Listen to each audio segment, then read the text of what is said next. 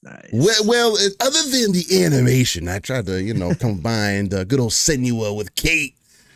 Kate, who gets the hate for being the Gears head. She is the newfound face of Gears, and I love every bit of it. Now, I do like the way they're taking that story, though. And people, hopefully you can hear us. Hopefully we're live. It says I can just end the stream right here. I can see you. I can see you. Can you see me? I can see us. Oh, okay, you can see us. Here's my question. Am I naked? Are we live or are we backstage? I think we're live. We're live. Okay, real quick tech question then, right? Because you just told me what time you got on your screen. Yes. But I'm actually on YouTube. What does it say? Like we went live, our faces went live at like 9:02. Oh, okay. So it's 30 seconds behind. I guess that makes sense. Shout out to YouTube Studio for starting 30 seconds behind. It's behind or early? It's probably going to be 30 seconds behind. It's probably 30 seconds behind then, if that's the case. Okay. So my timestamps, will they be off if I'm not? Well, I mean, again, we don't do exact timestamps anyways, but if I do 9, like this is how I always do it. So if I do 9 as our starting point for intros, when you upload it, it'll actually be at like 9:45. Like you I said, adjust. No, it'll be 9 exactly on the YouTube video itself. If anything, you can just get it as close as possible. I do tend to go back through. I don't make it all perfect, but at least for when the show starts, I do make sure that timestamp is 100% on point. Right when the trailer starts. Okay. So hey, you get it as close as possible. I'll go in and make sure it's where it needs to be. Because I usually do when our right around the time our faces show up, like or a little bit before. So anyways, sorry, Phil. So you're getting behind the scenes shit here. No, but I was just bothering me because I was looking at the time on YouTube and I'm like, well, I see us, we're live, but that's not the time Steele was giving me. So, hey, well, if that's the time that you're saying, it's great. Ideally, it sounds like it's probably 30 seconds behind, so I'd probably keep that in mind. But other than that, hopefully we're live. In Blue Moon FC, we're going to have so much 30 FPS talk today. We're going to be dipping in 30 FPS. Yes. Let's go. 30 frames, no lag. Let's go. Standard. 30 frames is a standard. BTS podcast, behind the scenes. Yes, Nam. We're going to talk about how much of a standard the 30 FPS needs to be, that everybody is just, you're asking for too much. You should stop asking for things. Why did you believe the marketing? Your console is never going to be a PC. That's right. They got rid of the guy who said it eats monsters for breakfast. So everything's good now.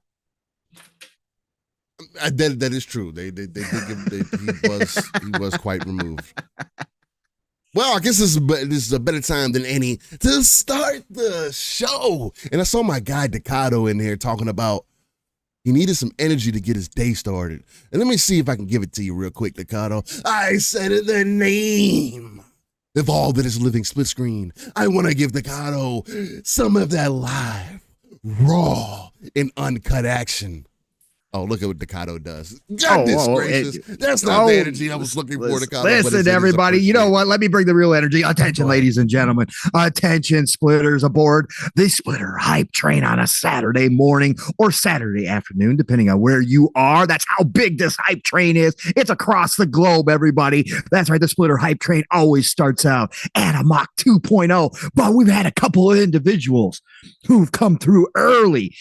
They've added 20 new splitters. That's right. 4 new carloads of splitters this morning. And they dropped off a couple bags of coal. We're going to start with the Bold Alpha Wolf Pack, who was in here early. That's right. The Bold Alpha said, oh no, folks, the hype train at Mach 2.0 on a Saturday morning isn't good enough. We aren't getting the towns fast enough. We've got to get that sucker up to a Mach 3.0. So the Bold Alpha Wolf Pack got on the court with an easy 10 dunk. He jammed that thing through and dropped off a couple bags of coal. So we got the furnace burning hotter at that Mach 3.0. So if you all are just boarding right now, please pay attention to the screens above your head. It will show you how to properly buckle those 4-point harnesses. That's right. Strap them down tight. I almost said twite, but tight. So you do not fly off this train. That's right, Bold Alpha Wolfpack with the 10 bomb. And then, of course, as Steele just alluded to, his brother in Cole Arms came on through. The one and only Decado said that ain't good enough. I got another couple bags of coal. Let me show you how it's done with the windmill. Easy 10 dunk on the court. And he gave us another 10 bomb as well. And of course, as that happens, as the new people just got on board and just started taking their seats on those 4 brand new cars, we had another car added because the one and only legendary Yobi said, Mach 4.0, thanks to Decado, that ain't good enough. We got to pick up some more peeps. We got to get through these towns quicker. We got to lay down some new track. So the legendary Yobi got on the floor with the easy 5 layup and said, let's get this up to a Mach 4.5 on a Saturday morning for all these splitters, because we all know the goal is 69 to keep this show ad-free. Everybody's favorite number, 69. It never changes. But Yobi said, I got that 5 bomb for you. Here's another bag of coal. Let's add another car to the train. Oh, and Yobi said, that ain't good enough. I don't like those 0.5 numbers. Yobi said. And attention, ladies and gentlemen, please, again, pay attention to those screens above your head. We are now at a Mach 5.0. And you know what that means. It's very easy to get sucked out the windows at this kind of speed. So buckle up, everybody. Another car added. All you new splitters, welcome aboard to the hype train, live, raw, and uncut on a Saturday morning or afternoon, depending on where you are, because Yobi followed his own layup with another layup. That's right, a nice finger roll on the court and another bag of coal to get the train up to an easy 5, Mach 5.0. Choo-choo, motherfuckers. Choo-choo, let's go. You guys are incredible. Thank y'all. Well, that's what I'm talking about. Ladies and gentlemen, that is one way to start off the show. As Bold says, 30 members off the top of the dome. I want to say thank you for all the new splitters. Shout out to MF Great for being a member for a month. To the splitters saying choo-choo, mother flower. That's one way to say it too. Hey, I like it. I like it. I love it. Yes, Yobi, WrestleMania is this weekend. Actually, I'm not even going to front to y'all. Real quick side tangent before I actually introduce the show. I'm not even a side tangent, but it's a side note more so. I really like the fact that they're bringing the Attitude Era back to the wrestling. I think that has made it much more interesting and appealing, especially in today's age. If The Rock is doing anything right, and I know people are kind of up and down about him right now, if he's doing anything right, I think him coming back to wrestling and giving the persona that he's giving after he's had like kind of the opposite kind of persona is kind of refreshing. I'm not even gonna lie to y'all. I mean, Rock's not the greatest actor, but damn, is he good at wrestling? Is he good at fucking acting and wrestling? They've been doing their thing with that. This is probably the most that I've actually been interested in a wrestling thing since probably 2008, maybe. So crazy. You get somebody in there who's smart and has a plan. Who understands. Understands. It's like bringing Dion what it means. I just college football I don't do wrestling anymore, right? I did wrestling back in the day, right? Long time ago, right? It's been decades since I paid attention to wrestling, but obviously This community is full of wrestling fans. So I see it, in the posts all the time. And I do watch clips, and obviously just through osmosis from scrolling through X, all the damn time. Like I understand some of the things that are going on. Like I don't get all the storylines, but I do understand. But I watched the interview with Triple H the other day. Somebody posted it yesterday. Yeah, bro. Triple H. He was on with one of the Pauls. I always forget which one. I think it was Jake. But anyways, his show. I forget the name of it. But anyways, it was an interesting interview because they were talking about the business and how he is laying out the storylines and how they still don't. They're not the full boat kind of Attitude Era, right? Because where everybody's swearing, right, all the time. Because he said Triple H is like, he gets it. He's like, when you do something all the time, whether it's blood or swearing, it doesn't have impact. It loses impact. He goes, so now, and he was specifically talking about The Rock. He's like, when you got The Rock come in and he, says fuck, people, whoa, okay. Yeah, it shakes people up. And he's like, that's the impact that we're going for with the storylines and how we are building up these moments. He's like, I'd rather watch an action movie that has a lead up to one gunshot that is so impactful. You sit back and you're like, holy shit, I didn't see that coming. Right. Oh my God, I can't believe that happened. Then a bunch of people firing off guns all the time. Nonstop. He goes, and not hitting anybody.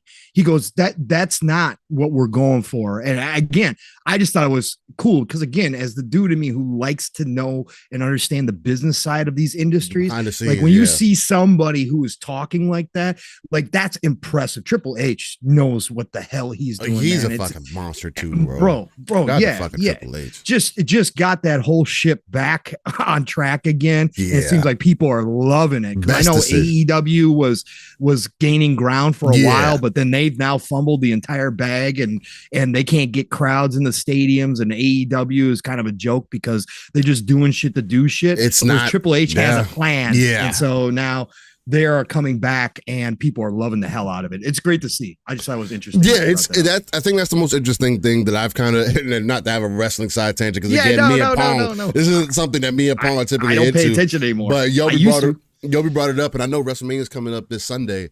It's just really dope to see, because as somebody, again, we know that wrestling has a certain amount of fakeness to it. But it's dope seeing the behind the scenes. Like, even I watched interviews with like Kurt Angle and stuff like that, and you just see the dedication and the effort that they put towards the art was actually a lot more than even I assumed. That shit is an art in itself. There is no goddamn way that, especially back then, they were doing shit that they shouldn't have been doing. Like, right?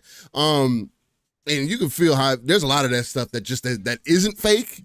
But of course, when they do it to each other, there is that certain level to it, and you can still see it sometimes. Not everybody sells it well, but bro. Yeah.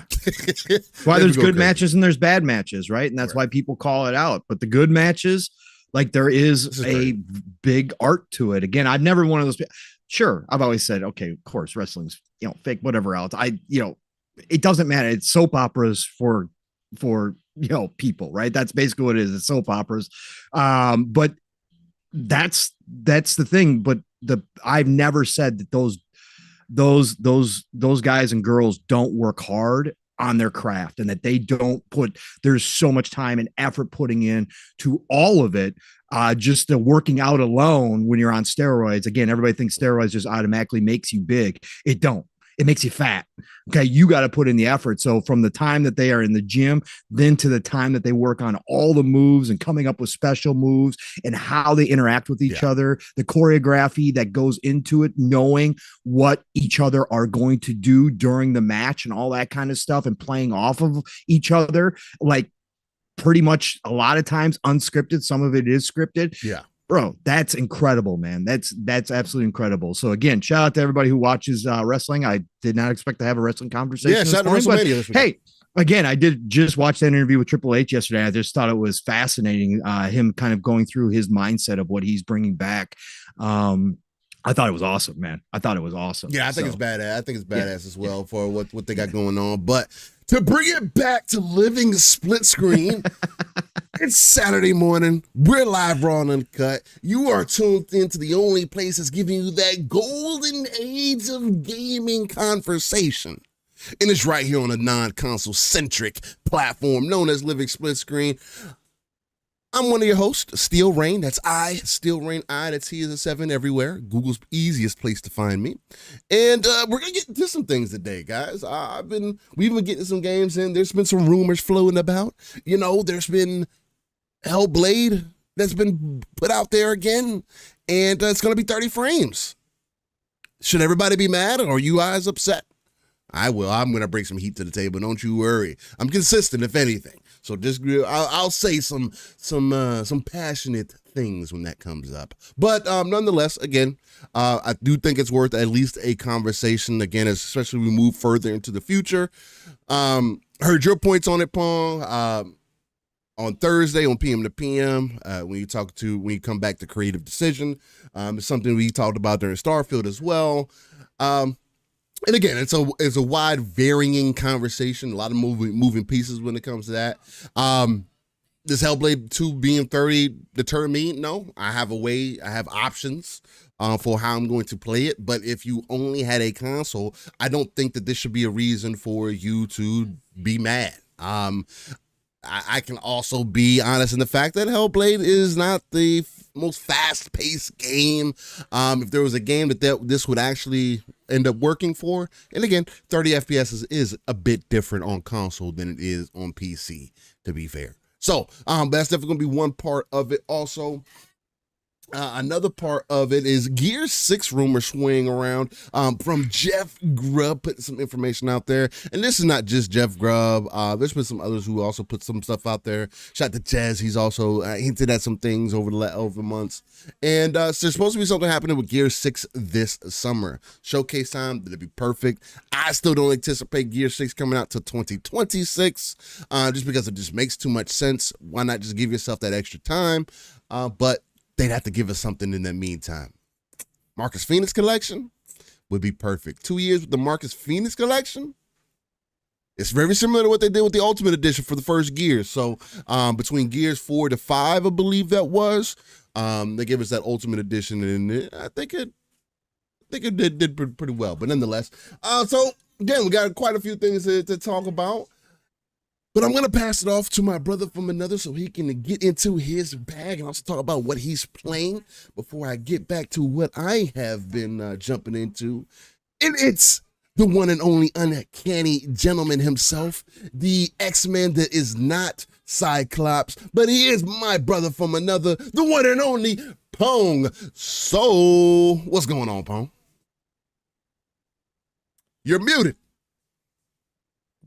Damn it. Yes. Damn it. Welcome, everybody, to another episode of Living Split Screen. Great Saturday morning, starting it off, again, as only Steele and I can do with just some random wrestling talk, some random intro stuff. Just, yeah, this is how we roll in. People listening first time, maybe you're listening in the future. Yeah, welcome to Living Split Screen. This is how we do our shows. We are not structured. We just kind of let it flow. That's what we do around here. But no, it's great to be here. Great to see everybody showing up in chat. Obviously getting the hype train going already early this morning. Appreciate you all so much for joining us on another Saturday for man, what's going to be a interesting conversation. There are some interesting conversations again that I already kind of had with Mav on Thursday, but there's a lot to talk about, and Steele comes with a different perspective, and I love getting my brain going early in the morning with some of this with some of this talk about the industry and what we're doing. But we've got some good, exciting stuff. Again, no doom and gloom here. Never has been, never will be. Things are evolving. And that's what we do here is just kind of look at it as such, the games industry. And, we do a lot of Xbox talk because Xbox is always in the news because that's what people like to talk about. So, but we're going to definitely talk about that, Steele. But first things first, I am on a crusade for 2024, everybody. So that's right. Sun's out, shades on, everybody. Please. If you are driving, if you are the driver of a vehicle, I don't care what it is, and that sun is out, get your sunglasses on, everybody. I went on a rant on Thursday night. Listen, I drive an hour and a half to 2 hours every single freaking day, morning and then the early evenings, right to and from work. Okay. And I see how terrible a lot of drivers are. But what makes it even worse is the sun. And if you are driving a car, if they're going to mandate that I have to wear a seatbelt, my passengers have to wear a seatbelt, then it should be mandated in 2024 that everybody should have to have a pair of sunglasses on when the sun's out. So sun's out, shades on, everybody. This is an important PSA for everybody. Be safe out there. You're a better driver if you got those shades on. So that's my new crusade for 2024. I am on it. I want it on all the ballots across the country, every state and federal law. Let's get this going. And sunglass companies, if you make sunglasses, I don't care who you are, pull your money together and get into those lobbyist pockets. Let's make this happen. We need sunglasses to be mandatory wear for anybody driving. So anyways, that's my 2024 crusade. Otherwise, video games wise, obviously we've talked for 2 weeks on Dragon's Dogma. Steele and I have continued on the Dragon's Dogma 2 train. That's all I've really been playing. I did check out Evil West last night. I had some stuff going on in the background. I didn't want to jump into Dragon's Dogma 2. I wanted to be able to get to bed and stuff after I had to leave Xbox Ultimate early to get some stuff done. But I did jump into Little Evil West just to check it out. So I did that as well. Dragon's Dogma 2 is game of the year 2024 for me. It's going to take a lot to beat this game. This game is crack. This game is everything I've ever wanted. I've already said enough on it. I'm not going to continue to bore you with Dragon's Dogma 2, but Capcom, hats off to you. Keep working on the game. Keep doing whatever or most devs do nowadays, which is continuously patch it, improve all the performance across all the different platforms, please. Continue to do so. Expand this game. When you guys are ready next year, announce some DLC because this game is going to be one of those games that, a decade from now, we are all still talking about. Those of us that are fans of it. This game is special. There is no other way to say it. I will continue to say that. This is a generational type game coming along. Okay. We've already had a bunch of them, which is rare. That's why I say this is the golden age of gaming, but Dragon's Dogma 2's up there. Again, this is on the GOAT list. This is moving up my GOAT list as I continue to play through it. I know, Steele, you just posted about it, and you could talk about it that you got your 100 hours in, got through it. I'm 70 hours in. Again, a lot of time in photo mode, 70 hours in. But at the same time, that 70 hours has not gotten boring, has not gone, oh, maybe I should just start doing the main quest line because I just maybe should finish this game. This should be one. Not at all. I'm just enjoying my adventuring. Evil West, interesting little game, throwback to the 360 era. I know some people always go, what does that mean? It just means that the game was not made with some high level, like, high level commentary on society. It wasn't made to be an emotional type, deep kind of experience. Okay. This is it's just a fun ass game. Again, I played through the intro part and then played into the next level, checking out the rifle because they slowly introduce you obviously to all the mechanics and the weapons and that kind of stuff and the enemies, right? So they're slowly introducing you. So I just played that much and played for maybe like an hour last night. But it's just a freaking fun ass game, and it's on Game Pass. No risk. Again, downloaded it. It's one of the games I held off on. It was a game I had interest in. But again, with all the games, with my budget, it wasn't one of the games I was going to buy. And again, people could say all you want. Well, if you really wanted to play, you would have buy it. Bullshit. That's not how reality works. That's not how the real world works. For some people, absolutely. They have all the expendable cash in the world, and they can go ahead and buy every single fucking game. But for somebody like me who enjoys so many games and really does have interest in why I don't just buy games. What's up? That was interesting. What happened? We have OBS, disconnected, and then it's reconnecting now. Okay, maybe it's YouTube. Okay, I see us still live. Okay, we're still live. Yeah, it says we're good. Yeah, go ahead. Yeah, we're good. Okay, cool. So I'm just saying those comments are not what actually happens for a lot of gamers, especially gamers who have a lot of interests like I do. It just does not work that way. So it coming to Game Pass was perfect. Downloaded it, checked it out for free. I will say this: all the comments, all the articles that were written when that game dropped about the quality mode versus the performance mode. Quality mode, yeah, it's crispy, looks good, right? 30 frames. That's a stuttery, jittery 30 frames, man. That ain't for me. And we're going to have the 30 frames conversation. I don't mind 30 frames, but I was like, yo, no, we ain't doing this. So I went over to performance mode, lock 60, smooth 60. But does it look like sometimes you have Vaseline smeared across your screen because of the graphic downgrade? Yep, it sure does. Well, yeah, and they also have the other thing too is a lot of these games are doing film grain on default. Like for example, Dragon's Dogma, it doesn't have a film grain option to turn off in game, but you can turn it off if you get into the file, which I definitely did because I did that, and I installed a reshade, and I installed some other things to kind of clear it up because Dragon's Dogma does the same thing. Mine's it's crispy, weird. But I'm it's weird. But, so again, FSR3, I've seen some little things here and there, but for the most part, it's crispy as hell. Well, it's just little things. Like you still have film grain on, for sure. Yes, but if I got you to turn it off, you would notice the difference. But if you still getting the clean image, that's what it's about. Yeah, no, and Ducato, I hear you. Again, obviously, again, as I play more and more on PC, 30 frames is noticeable. But like I said, with Starfield, right? Starfield, I played more than half of my current almost 400 hours on Xbox, and that 30 frames after 10 minutes was actually pretty well done. Like I'm not going to say that Todd was lying when he said our 30 frames is pretty good. It is. There's differences. There are clear differences. Yes, there are. And when I go to PC and go back, absolutely. Freaking, of course. And one of the main differences as well is that 30 FPS has always been different on consoles. Yes. We are now coming to a place to where, I mean, again, while Evil West is interesting to hear that it's visually, you can tell that there's a difference playing on that quality mode. That shouldn't be the case, right? On console, the only reason I will ever excuse 30 FPS on console is just because that has been something that has traditionally happened, and 30 FPS on console has traditionally looked and felt different than 30 FPS on PC. Sure. Because if you do that if you put your shit at 30 FPS on PC, it's fucking noticeable. It is extremely noticeable. Oh, and it's noticeable on console, bro. It truly is, and that's why I don't downplay people saying it's and it depends on how we learned, frame pacing and all that kind of stuff comes into play. And if you work at it like Bethesda did with Starfield, you can make a smoother experience at 30 frames, right? It's a fact, but a lot of these devs don't. And again, Evil West was freaking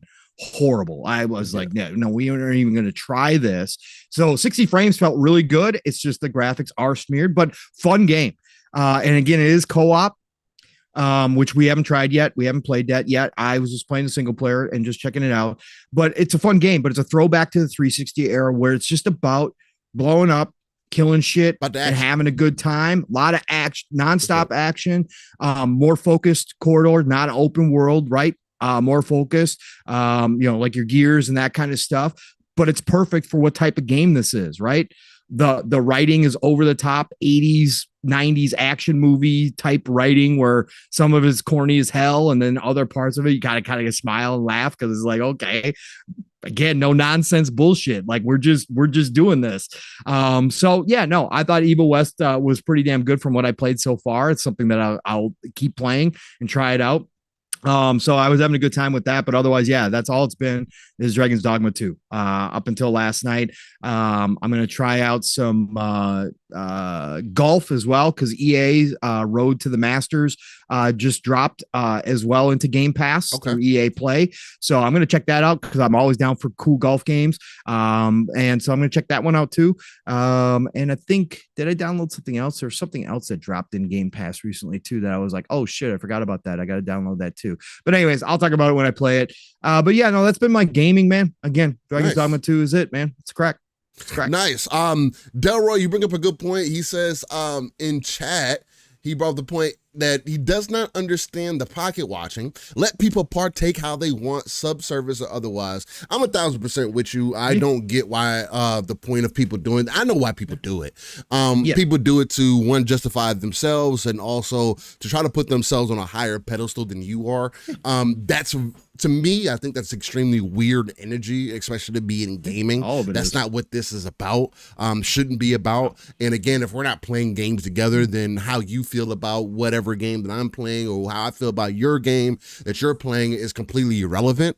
Because if we're never going to play together anyway, then this kind of defeats the purpose.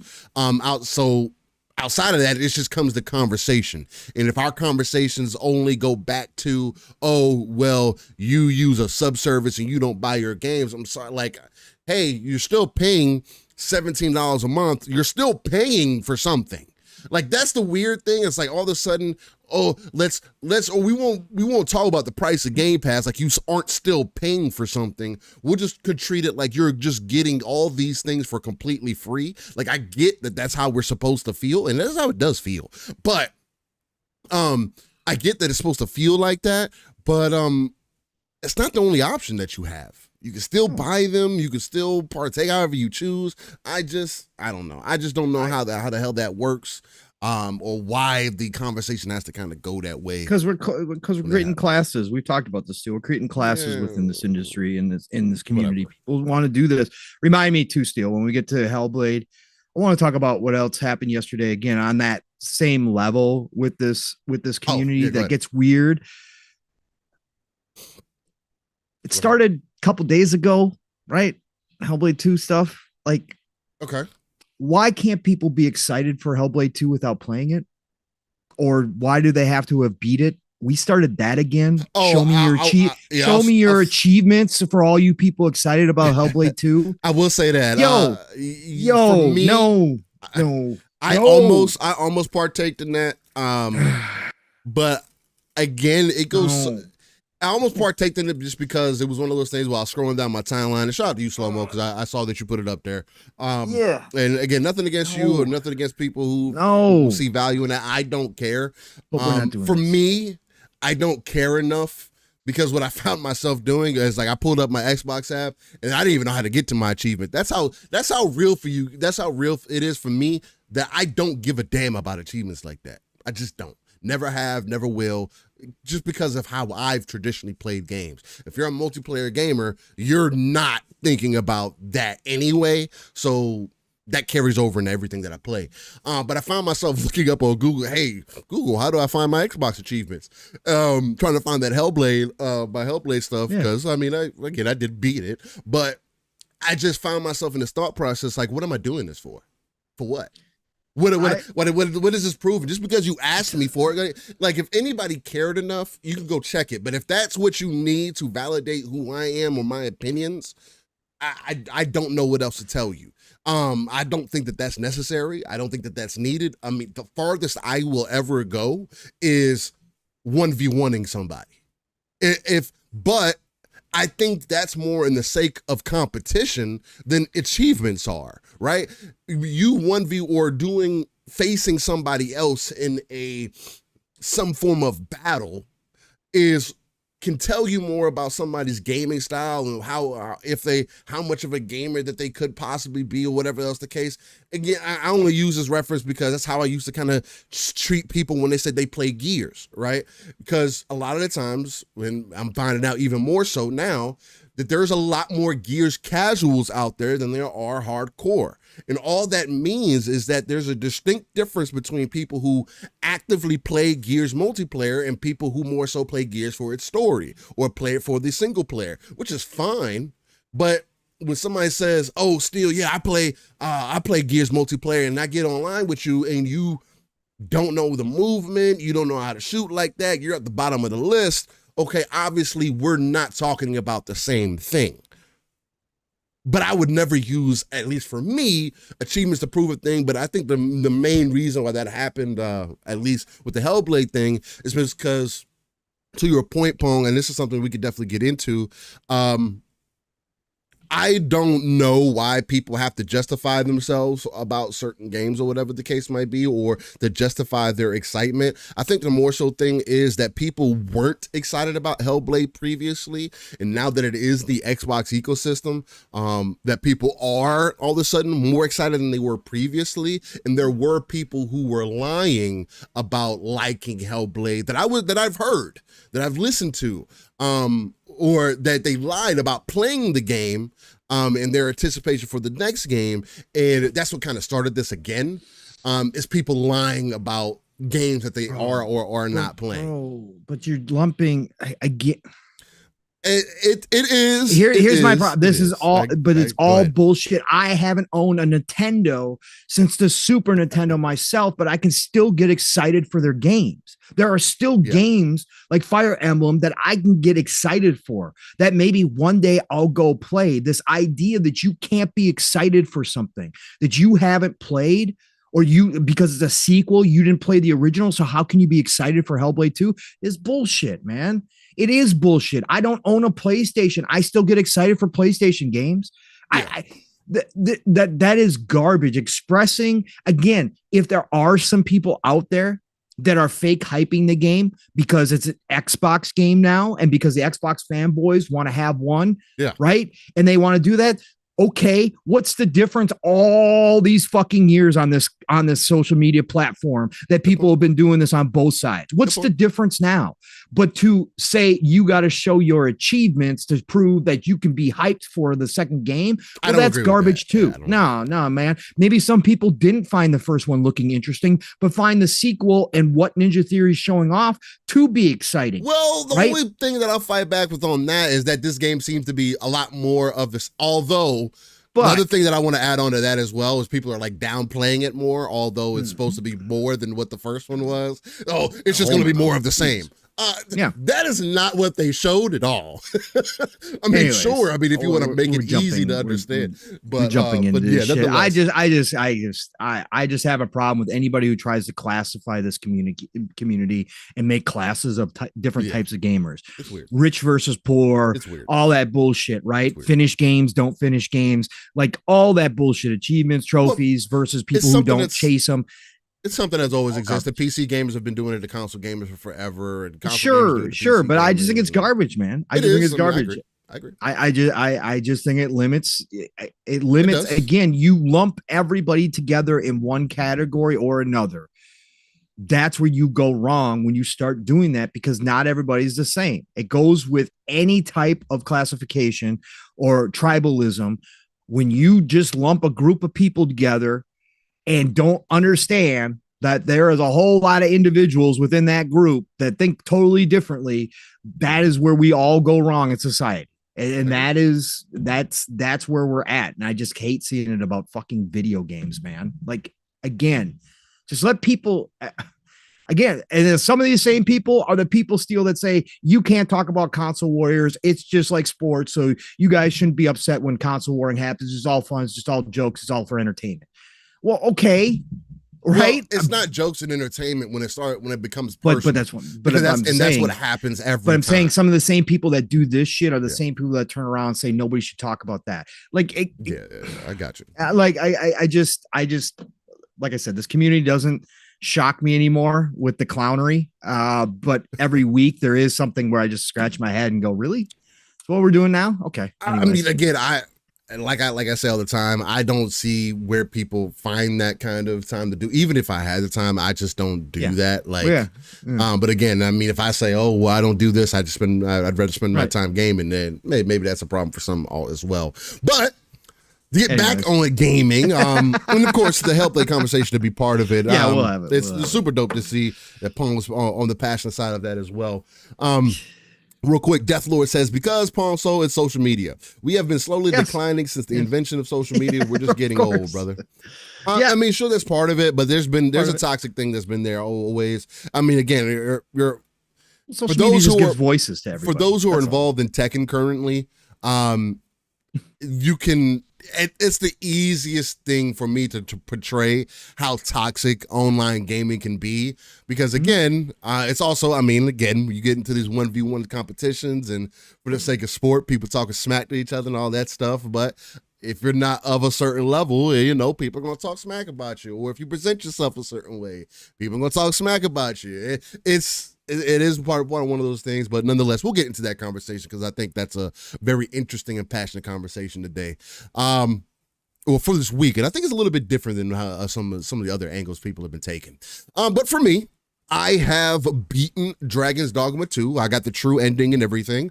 I only beat it the one time. I'm only probably going to end up beating it the one time. And mainly because from everything that I've researched, sure, New Game Plus does offer you some, I guess, stronger equipment and stuff like that.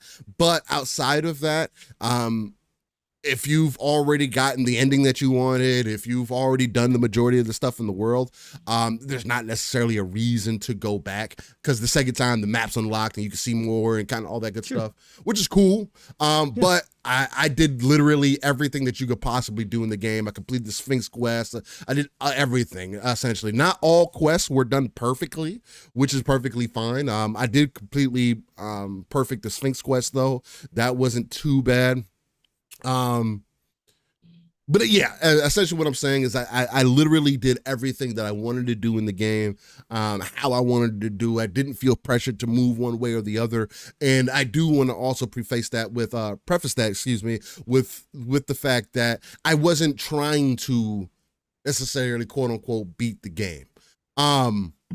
I did get to a certain point before I got to the end game, quote unquote, content, which not everybody's going to experience, which is also going to be interesting how that conversation goes, because the end game does give you about, I would say, depending on how you play it, I'd probably say it can give you probably a good 10 to 20 hours if you decide to re-explore the world under those conditions that you find yourself under. But overall, at almost 108 hours, every bit of my experience has been memorable. The feelings that my pawns gave me, and I made this in this my post last night. The feelings that I got from my pawns is a feeling that I have not had since Mass Effect, and I don't know if there's going to be another game that's going to give me that same feeling again. And the pawns weren't even that as engaging as I would say your partners were in Mass Effect, but because of the banter, because of the assistance, because of the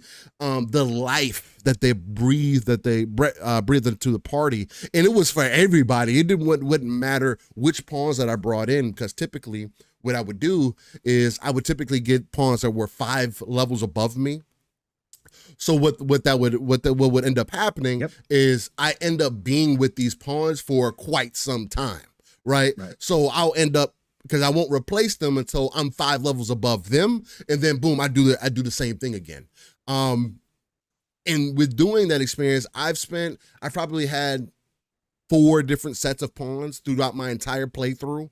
And so every group of pawns that I've had has been extremely memorable. I've only ever got the plague twice. It never activated on anybody or anything like that. One, it was accidental, because a pawn came through a portal, one of the rift portals, and it's one of those where it's like super leveled up and it gives it to you for free essentially. And I brought them on board because they were so much more higher than the pawns that I had, and that's when I got my first message for the Dragon's Plague. So I had to chuck them out and had to replace them. And then the next time, I was just completely bamboozled. I didn't see the signs. But they brought me in, and she started talking a little smack, and I was like, yeah, no, I'm just gonna clear out my whole party, and I brought them all, and then I brought them all back. So there was a little bit of that going on there. But nonetheless, Dragon Age, Slide says it gave a similar Dragon Age feel to it. I agree. I didn't get that feel from Dragon Age Inquisition. I tried to play Inquisition. I don't get it. It does not pull me in. Not the way that Dragon's Dogma did. And I think, and of course I can be honest and say mostly it's because of combat, the way that the game feels to play. Whereas, and I've played almost every class in this game, especially as a warfare. I had 5 different weapons, so if I ever needed to levitate, I could pull out the staff, levitating, using the Mystic Spear Hand. Mystic Spear Hand and Thief were my main 2, and I used the skills from those 2. And kept that bow on me as well. And then I got ended up getting my heavy weapon, which was a big ass hammer. I think it's in this gameplay. And then I got a big ass sword later on. But overall, with the screenshots and stuff that I've taken, if anything, I may end up going back just to take more screenshots, just to roam the world and just get some pictures, because it's, for me, the way that I established how much of an impact the game had on me is how many pictures that through me taking pictures. If I'm taking pictures through my experience, there's something special that is there. That's rare for you. Of course, you're not necessarily a photo mode. Not necessarily. I hadn't got that since like probably Armored Core, probably. And shout out to Kato. He says Magic Archer augment for strength and magic plus Trickster is damn buff equals roided pawns. Yeah, and there was something broken about maybe it was just me. The warfare is supposed to help you level up all those classes, and maybe because I changed my armor and stuff out while I wasn't getting those the experience towards those. I don't know, it's really debatable me going back because of how much I got from my initial experience. And I typically don't replay games unless they're giving me some form of value. Again, Dark Souls was traditionally known for that. You go through your next playthroughs, you're getting better gear, and you're going through your different stories. You had to play it multiple times to unlock different versions of the story, where Dragon's Dogma is more so just about the choice that you make towards the end. That really forms the ending for you. And for me, it's an extremely special game. It's definitely in my game of the year. I'm giving it a 9 out of 10 easily. I'm the only reason I'm not giving it a 10 out of 10 is because of performance and some of the other smaller issues that happen within the game, as far as like adventuring and stuff like that. The enemy variety, I would have liked some additional enemy varieties, some additional trolls or some goblins and stuff, like some different looking ones. I think that would have been really dope. Maybe some elemental based ones. I think that would have been really dope in this world. Other ways for you to kind of enhance that experience. But as somebody who literally trudged every path, looked through most nooks and crannies, and felt like I got a solid overall experience as far as going on an adventure, This game comparatively, and I'm coming off of Skyrim as well, is leagues better than what I was even getting out of Skyrim at the time. Now I won't be returning to Skyrim. Again, I had over 2,000 plus mods in there, and put about 40 hours into it or whatever. And I had a really good time with what I was playing out of Skyrim, and it's really pretty and really impressive. And Dragon's Dogma did give me that thought, like, oh, maybe I do go back in and try and get my full playthrough in. But no, there's certain games that just I need to move on from. Again, time is a thing as well, and I don't know, throwing my time at another big game like Dragon's Dogma, especially with the way that it grabbed my attention. I don't know if I'll be able to how long I'll be able to have that kind of time. So again, I can't recommend the game enough. This game is not going to be for everybody, to be quite frank, but it was a game for me. And I can't wait for expansions. I can't wait for additional DLC. I really do hope that they do a Dragon's Dogma online. I really do. They had one. Yes, they did. It was only in the East. I really do hope that they bring Dragon's Dogma online to the West, even if it's Dragon's Dogma 2 online, whatever they need to do, because this game just makes too much sense to be able to go adventuring with my buddies, especially having the opponents. Or however you end up treating that. There's just so much greatness to be had here, and I'm super glad that Capcom decided to make a number 2. Again, I'm not going to be as critical of the story in totality. I will say there is some story there. There's definitely less than there is even in Elden Ring, in my comparison, to be frank. And there's not the depth that even Elden Ring has. It's not like, sure, you can go get a YouTube video and there's probably some things that people could break down for you and give you some additional details for, but not on the scale of like an Elden Ring. So that is kind of unfortunate. That's another reason I'm giving it a mark off. It's because of that fact. But other than that, thoroughly enjoyed the game. Loved every bit of it. And yeah, man, I might just jump back in and just take some pics and stuff. But so there is that.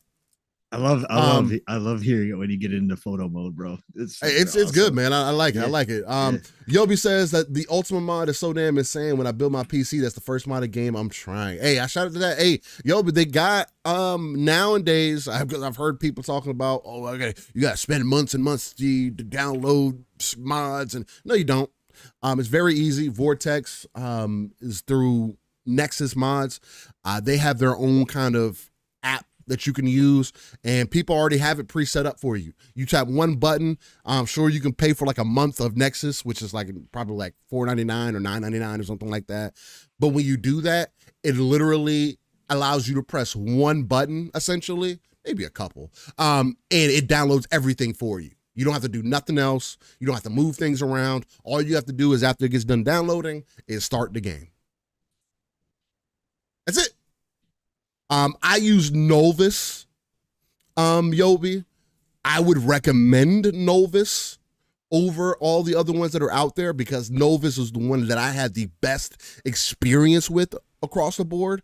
As far as just being able to kind of like push and play, or just press a button and just get into the game and easily start it up. So that's what I would recommend. And again, but that's a personal preference for me. Other than Dragon's Dogma, the other thing that's been in my rotation again, Call of Duty started its new season.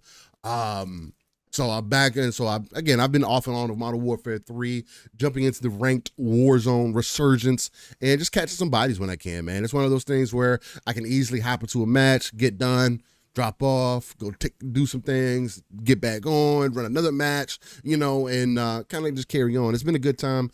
I am always in a constant place of finding engaging PvP games to play, and I'm very picky about my PvP games. I'm mainly looking for a good third-person PvP game to play. I always think about going back to Gears of War, which again, we're going to be talking about that today, but I'm not in a place where I'm trying to wait 3 to 5 minutes for matches, especially with how I want to play. I mean, sure, I could probably get into a private match, but it's just not what I'm looking for right now, right? for me to get back into Gears, I'd have to jump back in with like a squad of people that are motivating me to get back into it for real. Because again, I mean, Gears is like riding a bike, but you know, when you've been away from it for some time, see how people play, connection issues, and all that stuff. It's just, it makes me good. But I still love it nonetheless. So there is that. What else did I get into? I did try that spaceship game that I sent you last night. Yeah. I was gonna ask you about that, bro. What is that shit called? I can't remember the name of it.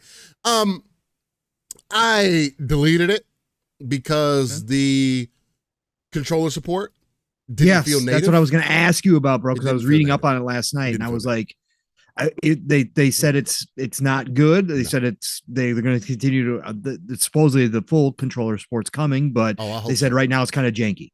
Yeah, so, I mean, once the controller support actually drops, maybe Spaceborne 2 is the game. Spaceborne, yeah. Once the controller support drops, maybe I'll try it again at that point. But yeah, I'd rather try that jump ship game than this game. Especially because it comes across like it was made by one dev. It is heavily AI influenced.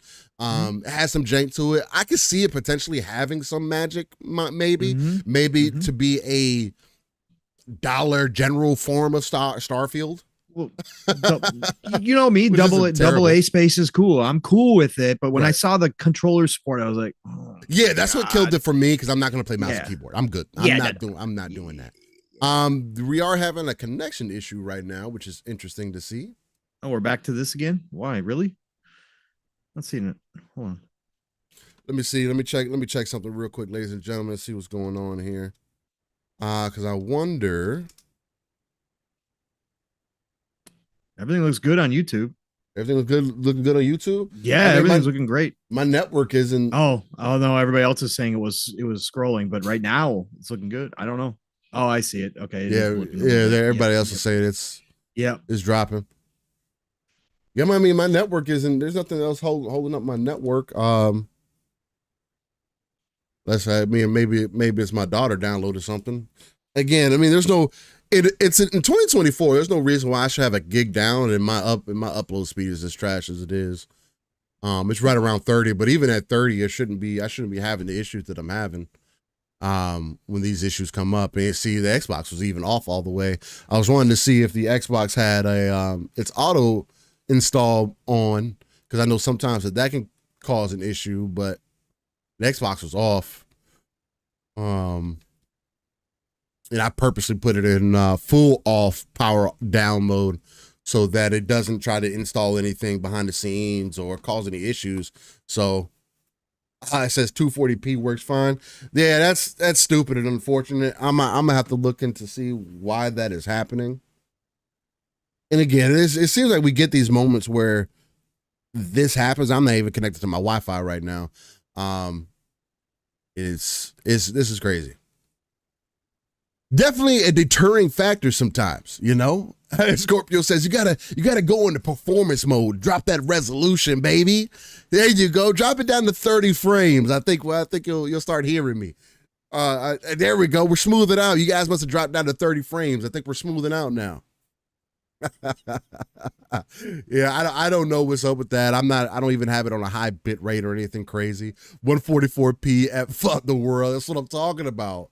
Hey, she on Netflix and Crunchyroll. She did get on YouTube, but it shouldn't cause that big of an influx, man. It's so stupid. Fiber does need to become standard. I don't have fiber available in my area, which is super unfortunate because I would definitely choose fiber. If I had fiber, we wouldn't be having these issues. It wouldn't matter because you would get that constant speed all the time. And when you get fiber, you can also get higher upload speeds. But until then, they don't have fiber in my area. You know what's crazy about that? I did door-to-door sales for fiber optic for AT&T U-First.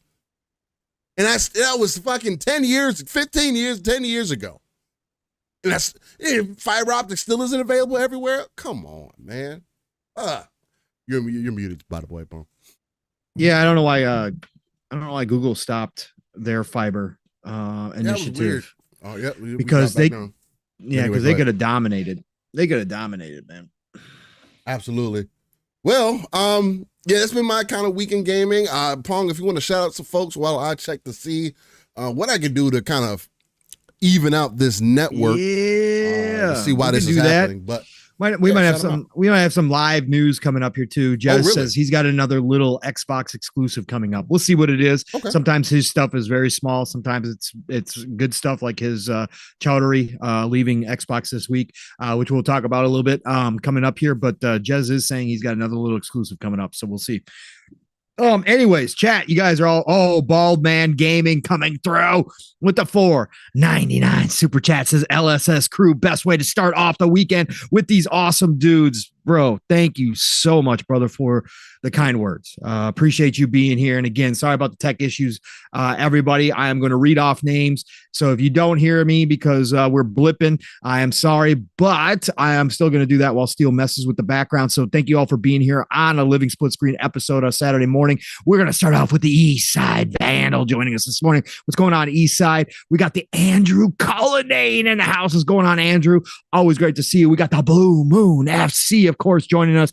Brother, great to have you a part of the show. We got Def Leopard in the house. Love to see you, Def. Thank you for joining the chat. We got JB1521 in the house. What's going on, JB? Says using those PlayStation services will get you every time. Sometimes it does. We got the Fahim Scott in the house. What's going on, Fahim? He says, thank God for Verizon. Yeah, if you're using that Verizon network, generally speaking, pretty damn good, although I still had problems with Verizon in my area. But I hear you, Fahim. Delroy's in here. What's going on, Delroy?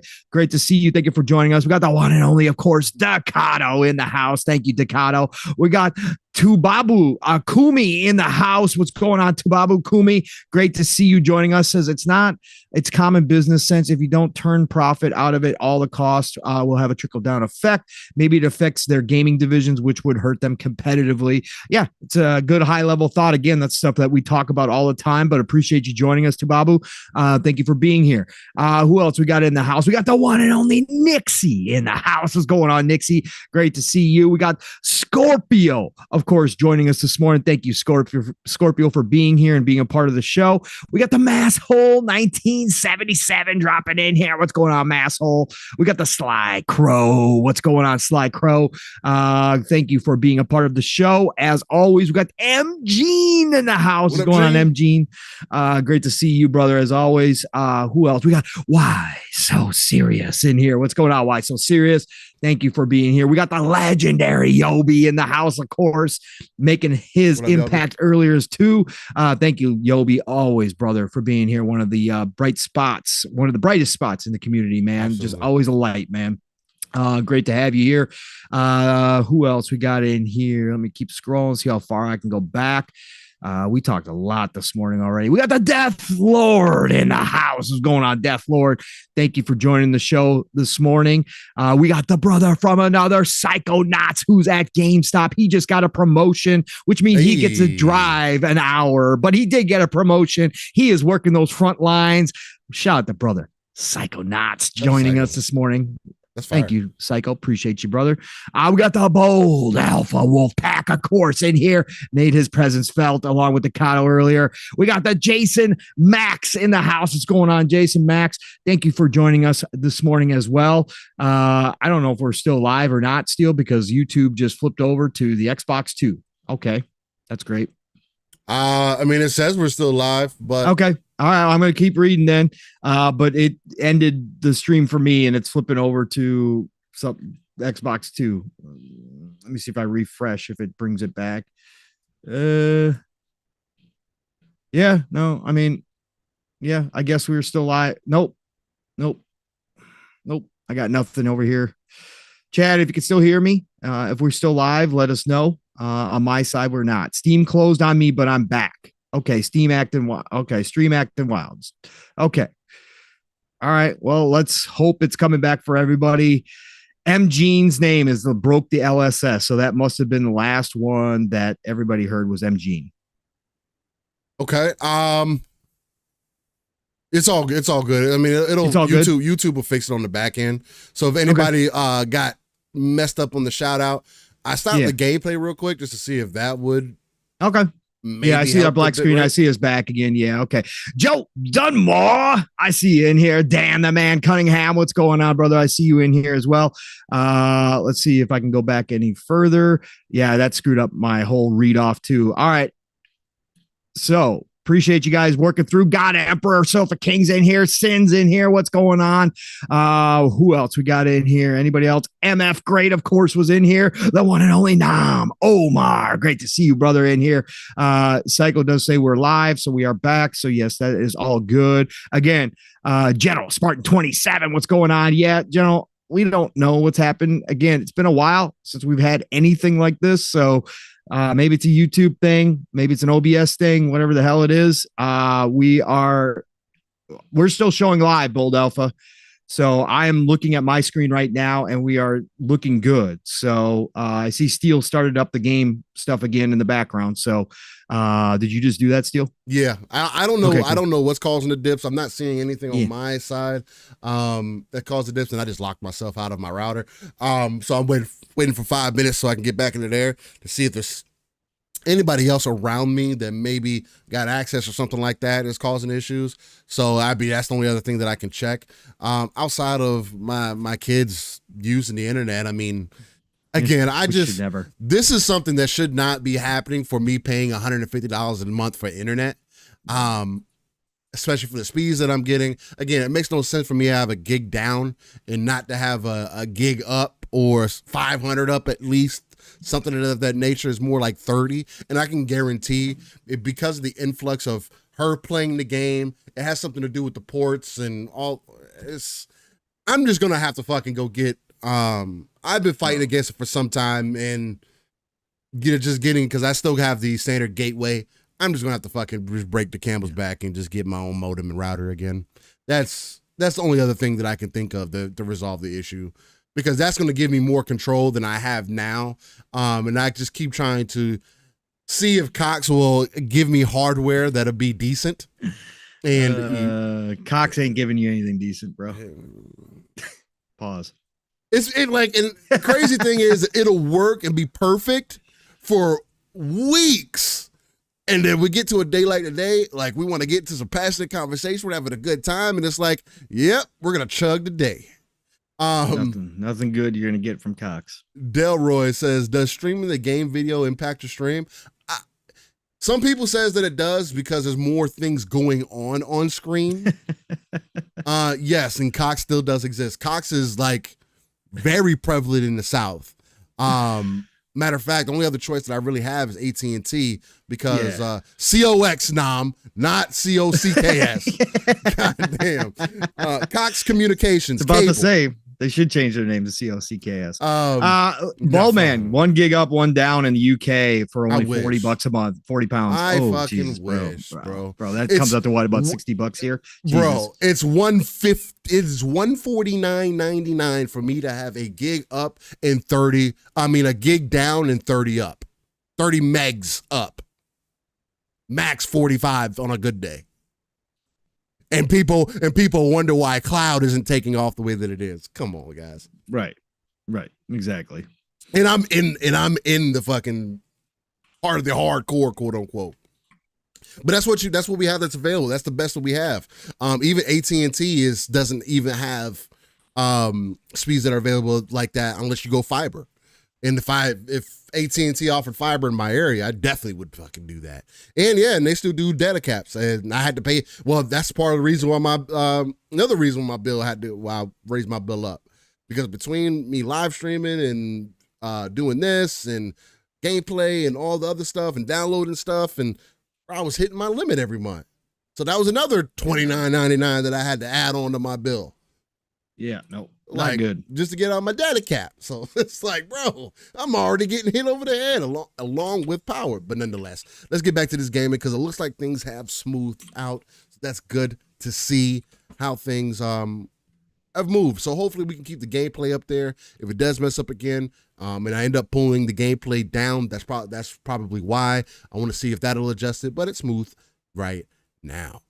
Well, Paul, right. You got a shout out. You got your shout outs out. Yep. Are you ready? this upcoming week of gaming. Let's go. Still give me the time though, because YouTube glitched out, so I got no times anymore. It probably won't be accurate, but now, live, it says it's been an hour and 15 minutes. Okay, perfect. Hour 15, upcoming week.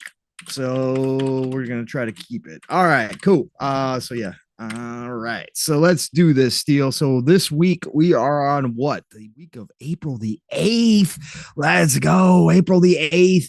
And of course, we take this from Game Informer for anybody who does not know. Again, not perfect. And again, if there is something that you are aware of that you know, please shout it out in the chat and Steel will try to grab it. Yes. Doesn't happen very often, but there's always going to be smaller games that they miss on here for sure. So we're going to start off on April the 9th, Steel, with Botany Manor. Botany Manor from Balloon Studios, published by Whitehorn Digital. This is a narrative adventure indie game style where you are going around. I kind of read up on this one.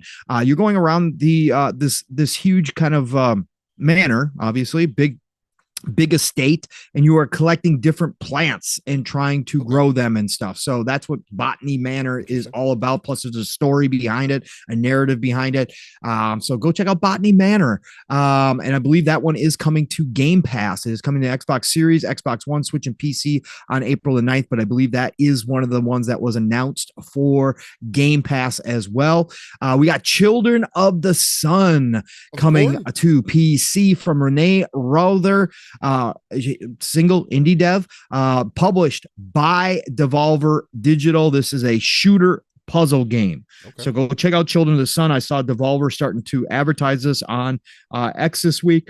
Excuse me. So Children of the Sun coming this week. Devolver don't miss very often. So go check that one out. Then we have Gigantic, the Rampage Edition, PlayStation 5, Xbox Series, PlayStation 4, Xbox One, PC, coming this week. This, of course, is coming from Abstraction Games, published by Gearbox. That's right, Gigantic. Is this the one that's returning, Steel? Yes. Mm-hmm. So this is the one. Is this a MOBA? Technically speaking, yes. Yes, it is a MOBA hero shooter game. It's a MOBA, but it's not. I think it's kind of an easier game to get. I thought originally that the game was really fun. I did drop off of it because, I mean, again, my friend group wasn't playing it, so we jumped into other games. But yeah, when this game originally released, it was one of my mainstay games that I really liked jumping into, like solo, just playing with people. The characters felt balanced, the game felt balanced. It was fun. I'm gonna try it out again to see what they changed, to see if it's gets more engagement than it did before. I do think that this game has I might have to try this. I think we can have a good time. I think the Fun Spec fan, we could jump in there. I think it's more fun than like Overwatch, as an example. Okay. I think it blends. I think it's a blend. It's a good blend between Overwatch and a MOBA. Yeah.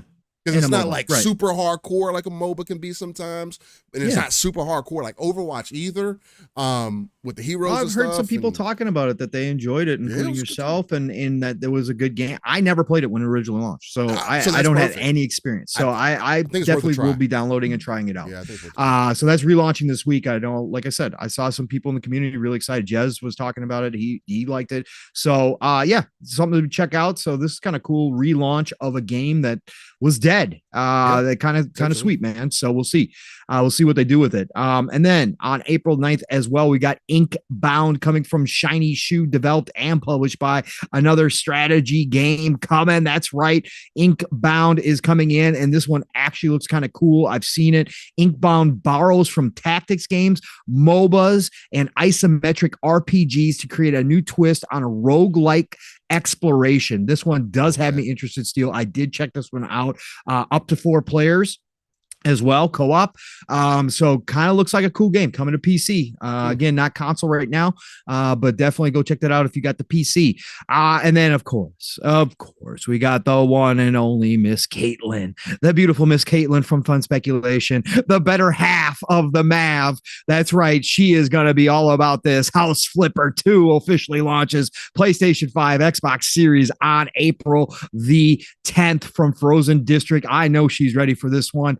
Let's go. Of course, it was launched on a PC on the 23rd, and of course, coming now April the 10th. So House Flipper 2 coming to console this week as well. Go fix up your houses. Let's do it. Let's Revolution coming to PlayStation 5, Xbox Series, PlayStation 4, Xbox One, Switch on April the 11th. This is from Buck, developed by Buck, published by Buck. It is a strategy puzzle game that has been out on PC since July 19, 2023, but coming to console on April the 11th. Go check that out. Let's Revolution. That is the actual name of the game.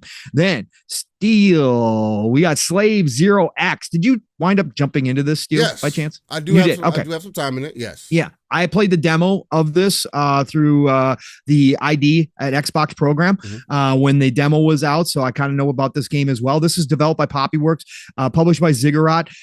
This came out on PlayStation 5, Xbox Series, PlayStation 4, Xbox One, and PC on February the 21st. It is now hitting Switch on April the 11th. Cool little, I guess you would call it side-scrolling beat 'em up, Steel, action slasher. Yeah. Cool little game, style. It's the successor off of first Slave Zero. And matter of fact, I don't know if there's still something that they're doing, but when I got the game, they also give you the original Slave Zero as part of your purchase. Interesting. Okay, I did not know that. But yeah, Slave Zero X coming to Switch this week as well. Go check it out if you're looking for a cool little side-scrolling slasher beat 'em up type game with cool styling and futuristic stuff. It was pretty fun. Again, I didn't have the greatest time with it, but it was pretty fun. I had its moments for sure. That's it for this week, Steel. Is it? Yep. Well, shoot, there's no way. Oh, well, Ground looks like it's the next one on the list for PlayStation. Yeah, next week we got the PlayStation Switch launch of Grounded. Let's go. But we'll talk about that next week. Absolutely. Well, that was your upcoming games, ladies and gentlemen. Hopefully you found something in there that pulls your interest. If not, there's always next week. So we'll see how that goes. Well, Pong, where would you like to start this week? I mean, we were already kind of rattling to go about Hellblade and the many interesting conversations that was kind of leading us into. We might as well. You want to do it? What's the time? The time currently would make it 1:23. 1:23. So we'll just do a whole round of Hellblade 2 talk. Let's do it. We might as well jump into it. Once you set it up, Steel, with whichever direction you want to go, I'll be right back, and we'll jump into it. So I don't know if you want to talk about frames, if you want to talk about just the previews that came out. I'm going to start with the previews. I'm going to start with previews with Paul Tassi, the senior contributor to Forbes. And we're going to dive in from our article. Go ahead, man. Do your thing. We're going to start in with a Forbes article about Ninja Theory. Let me go ahead and pop you guys out of chat here so I can make sure I can still see what you guys are talking about while I get this pulled up for you all. So, show stuff. Here we go. And then we're going to get the window up here. Wow. There we go. All right. So, glowing Xbox Hellblade 2 previews hit. Ninja Theory co-founder leaves. Hellblade 2 is arguably Xbox's biggest exclusive of the year. And by the way, this is done by Paul Tassi once again. And it would be a Game of the Year contender, depending on how things go when it arrives on May 21st. Now, a series of previews of the game have just gone live from a number of outlets, and almost no one has anything bad to say. The previews are glowing, and it generates even more hype for the Xbox game during a time when Xbox very much needs a big exclusive win. While the original Hellblade may not have been a sales monster, it was a success. And Hellblade 2 is shaping up to be excellent, though will also not be a sales monster due to launching on Game Pass. Here's what outlets are saying. Polygon, the game which I played on Xbox Series X, looks stunning. Whether it's rendering the black, smoking slopes of an Icelandic volcano or the pale, haunted eyes of the Senua performer Melina Jurgen. But beyond that, Hellblade 2 has a tactical immediacy that seems to operate at an almost subconscious level. Ninja Theory's artists are seeking an emotional connection with the player that they believe can only form if the player thinks that what they are seeing is real. GameSpot truly cannot come soon enough. I can't remember the last time a game preview left me so excited to dive into the full experience. And then everybody's favorite, IGN. The battle demonstrated the increased variety of enemy types, the new foes emerging from the shadows to replace their fallen allies. They delivered both quick ranged attacks and heavy close-up blows that put my skills to the test. All this occurred while all hell seemingly broke loose around me, as innocent victims met swift and vicious demise, while fire, flames, and all manner is fire and flames, same thing. And all manner of horror filled each corner of the screen. It was thoroughly exciting and felt like an improvement over the original's rigid by comparison combat. Now, I saw some people say that the combat wasn't much improved. I don't know if this tells you that it wasn't much improved. Again, I wasn't expecting for this game to all of a sudden become God of War or become an action-based game. I just wasn't expecting that. I was expecting for it to be more in line with what the first game gave us, but more, right? And from everything that I've seen and what I'm getting from this article, it's telling me that we're getting more. They're going to continue. The previews broke almost at the same time. Another Ninja Theory story emerged that the studio's high-profile co-founder and creative director, Tamim Antoniadis, has left the studio, where he's been with the team since 2004, through Heavenly Sword, Enslaved, Devil May Cry, and the first Hellblade. Now, I do want to preface this with this. This person, the creative director, actually has 3 other people who are creative directors also for this same game. So I know some people were taking this in a negative way. And I mean, again, maybe there is some negative information out there, or he said some things that probably weren't favorable to the studio. I hadn't seen those things. I took this more so as he maybe, it was kind of redundant, right? He was probably in a role where his input maybe wasn't taken as, I'm not going to say it wasn't taken seriously, or maybe it just wasn't as needed, or maybe he saw this is where he needed to be. Again, since 2004, you spent 20 years with this team, with this company. So there could be a lot of it. And he founded it. So he got his money, Steele. Look at his Instagram page. This dude is an eccentric party animal. Okay, he was, and go back. I talk about this on Thursday on PM of the PM real quick. Just side tangent about Tamim, because Tamim is like, I just saw some negative things. I was like, I don't know if it's negative. I went, bro. This dude, I went back for Thursday's show on PM to PM. I was at work because I wanted to see, because some people were claiming that he left years ago. He never left years ago. He might not have been as hands-on as he once was, but people were claiming that there was an interview with him where he said that he left. He never did that. He was a part of the studio. In fact, he tweeted out during the Game Awards of 2023, December, when the Hellblade 2 showing happened. He tweeted out about it and said, we just showed new footage at the Game Awards of Hellblade 2. So he was still considering himself a part of the studio at the time. Okay. Right. This dude, but I went back through his interviews. I went all the way back. Like, I went back to the old interviews. I was reading some quotes from this guy. This guy is a creative through and through. There is no question about it. But when he joined and started making video games, right? Mm-hmm. He had ideas. He's an idea guy, and he has vision, right? And he understands what he wants, but he didn't even know how to write video games. He had to learn how to write video games. I remember hearing that, yeah. Right. So, and he did not enjoy the business side of video games at all, because most people, their projects, right? All of their projects had problems. All of their projects had problems with finding publishers, and money running out and time running out. Like, he was not long for that side of this business. Like, he did not like the business side of video games. He liked the creative part. He's the idea guy. Struggled. Okay. He struggled. His studio struggled. They had found success, obviously, with Hellblade 1 and all that kind of stuff. Right.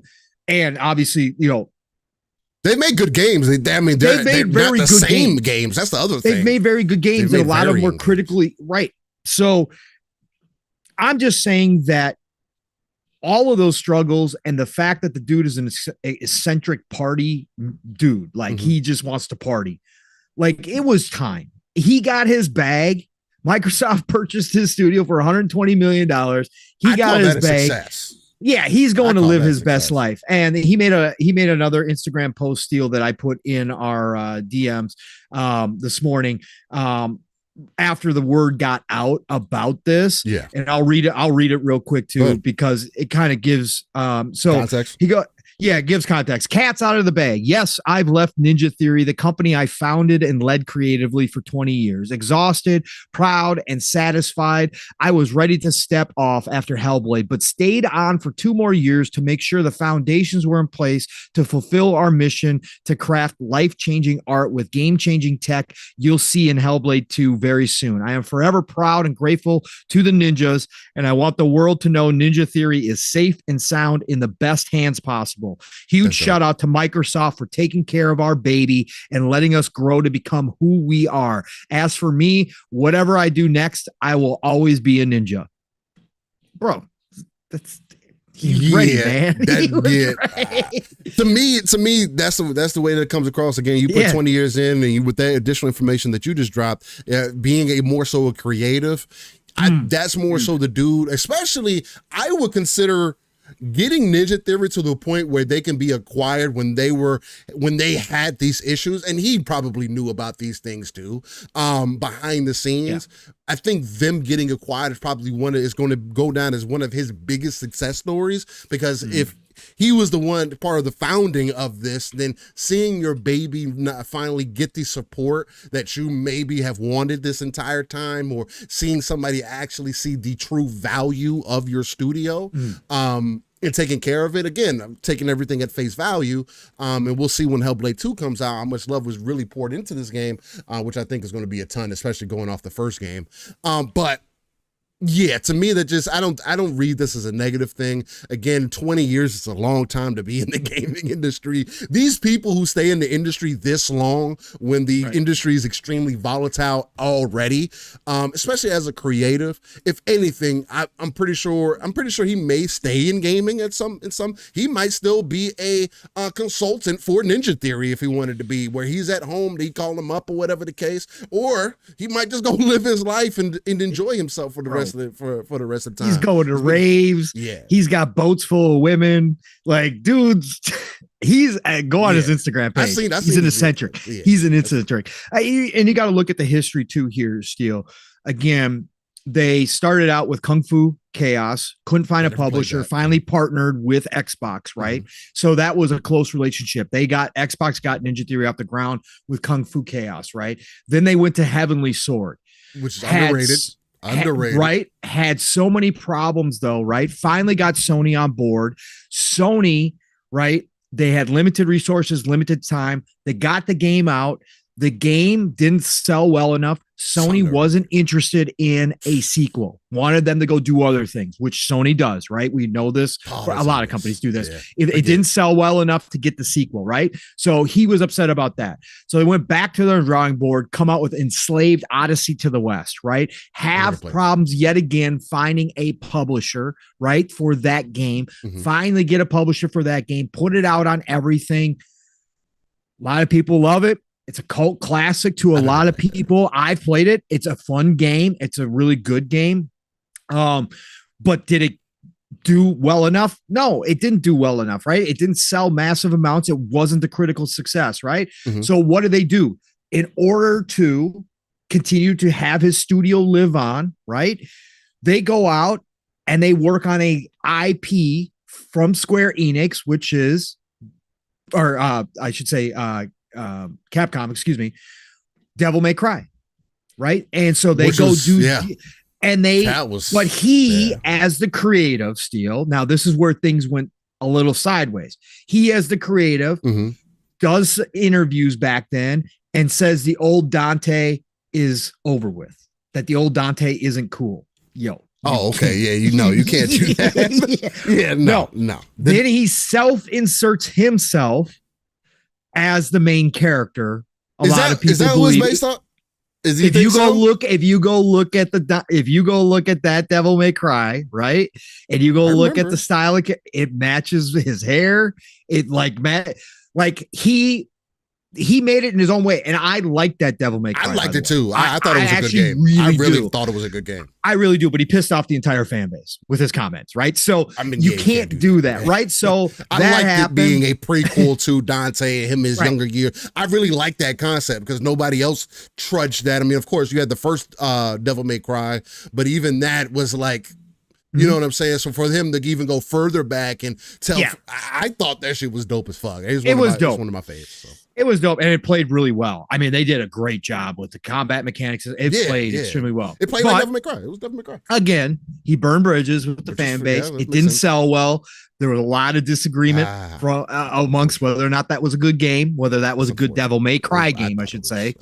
Right. So, but again, so they go through that, right? Then they go mobile still. Then they go mobile to try to survive. And they make a game called Fight Back on iOS. Okay. Damn, okay. Okay, whatever, right? Yeah, damn. Then they wind up becoming more of they work on Disney Infinity Marvel superheroes. That one was, okay. Then they work on the Devil May Cry Definitive Edition. Then they work on Disney Infinity 3.0, right? Then they make a game called Dexed, right? And then they finally get Hellblade made, right? And obviously we know that the story, Hellblade started out as a PlayStation exclusive, right? And then obviously went everywhere, and then they got acquired. It didn't sell well either. Yeah, that was part of the reason No. So this is kind of like, again, this is like their history is ups and downs and constant struggle, bro. Constant struggle. So this dude here, Tamim, again, shout out to him. He lived his dream, right? He created a studio. He had a vision for that studio to change how games are made. And let me tell you, he did push, obviously, a lot of the mocap stuff forward with his desire to make a realistic, heavy narrative-driven game.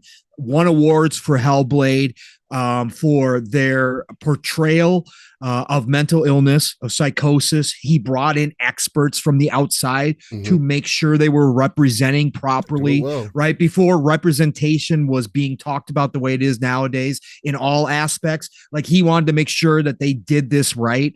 He wanted to bring perspective to Senua and what she was going through. They pushed sound direction forward in gaming and made sound a massive part of the total experience. Other games obviously did that, but with specifically Senua and the voices in her head and the environmental sound, they made sure that that was a focus of the game. So again, this dude did a lot, right? This dude did a lot in his time with Ninja Theory, got the studio sold, like you said, to Microsoft, knew that his baby was now taken care of. Right? Saw that his baby was no longer going to have to struggle, that Microsoft was now going to back them, give them the support they always deserved, made sure Hellblade 2 was on the right track, and said, that's it. We good. I've had enough.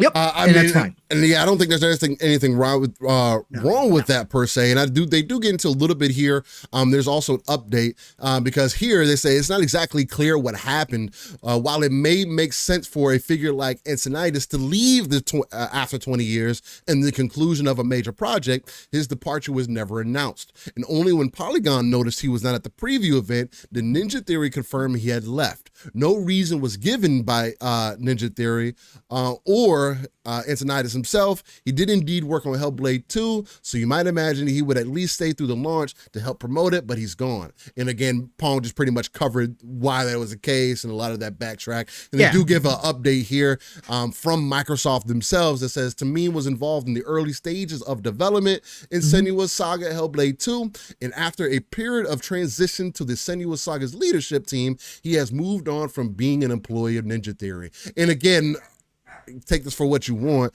He is one of those people that seemingly, and he probably had a team this entire time working with him. Of course he did. But he has 3 people that are working in his stead that know exactly how He had it. How they came up with him. They know how all the baselines of the studio need to be ran.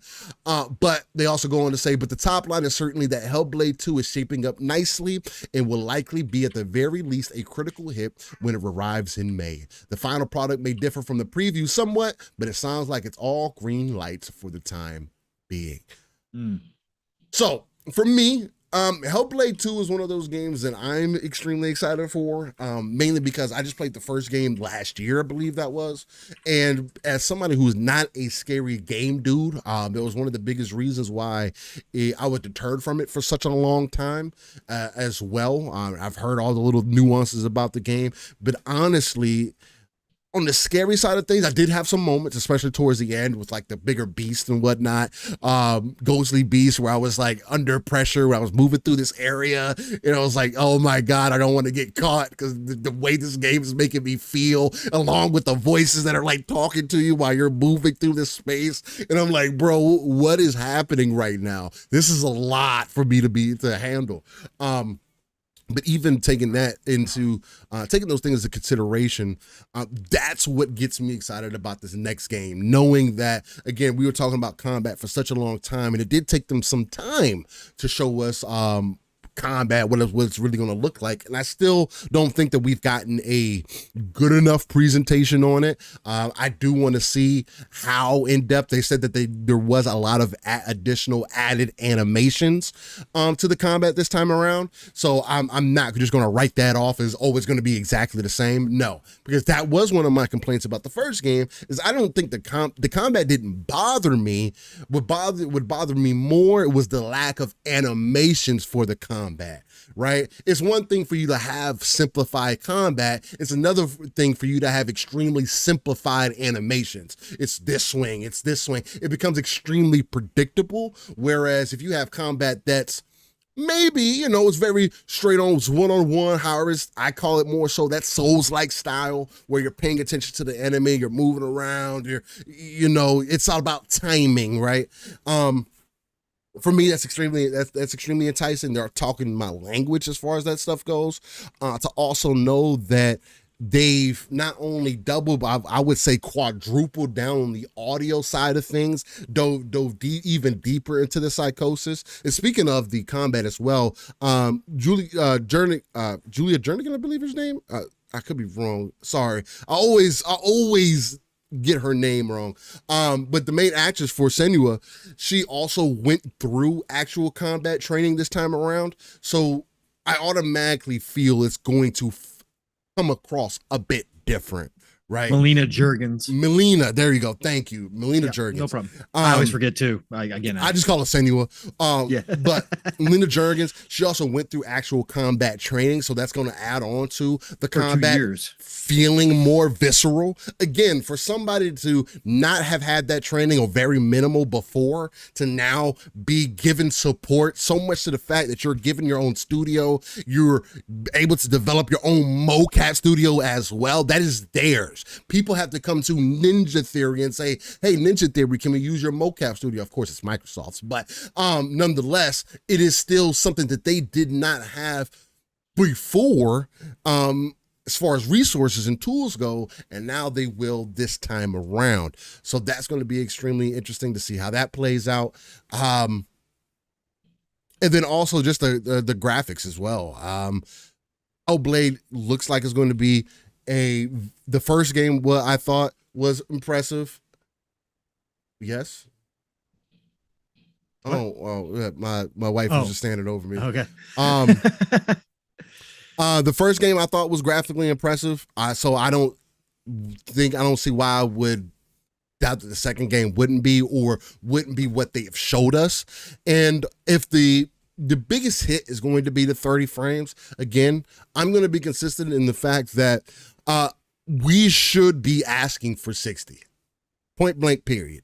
1080p, 60 frames, bare minimum at least, just because we're in 2024. 1080p has been around since 2007, more so on a like global recognizable level kind of thing where everybody has had it.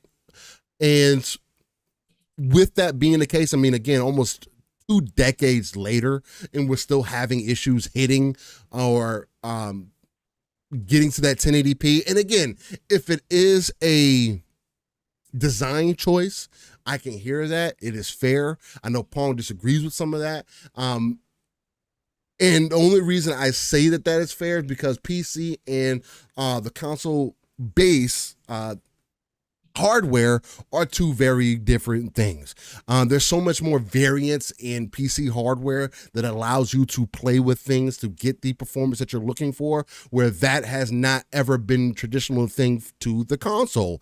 And yes, we have gotten more options, but it does leave the choice in the developer's hand for however they choose to decide to make the game. Now, again, the frame rate is not tied to the animations, or else the game would be locked across the board if it was tied to animations, and that's why it's at 30 frames.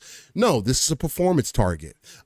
They want to hit a certain level of fidelity and do not want to give people an option to play at a lesser fidelity for their reasons, whether that be the frame rate still not where they would want it to be, and to get that additional visual fidelity across. Again, you see games like Final Fantasy Rebirth that do give you that option, but you're playing at a suboptimal 1080p. I think it's at like 900p actually, which is not ideal or should not be acceptable either. Again, us getting these games and that bare minimum not running at 1080p and you building around that, 1080p 60 should be the basis of all of these games, right?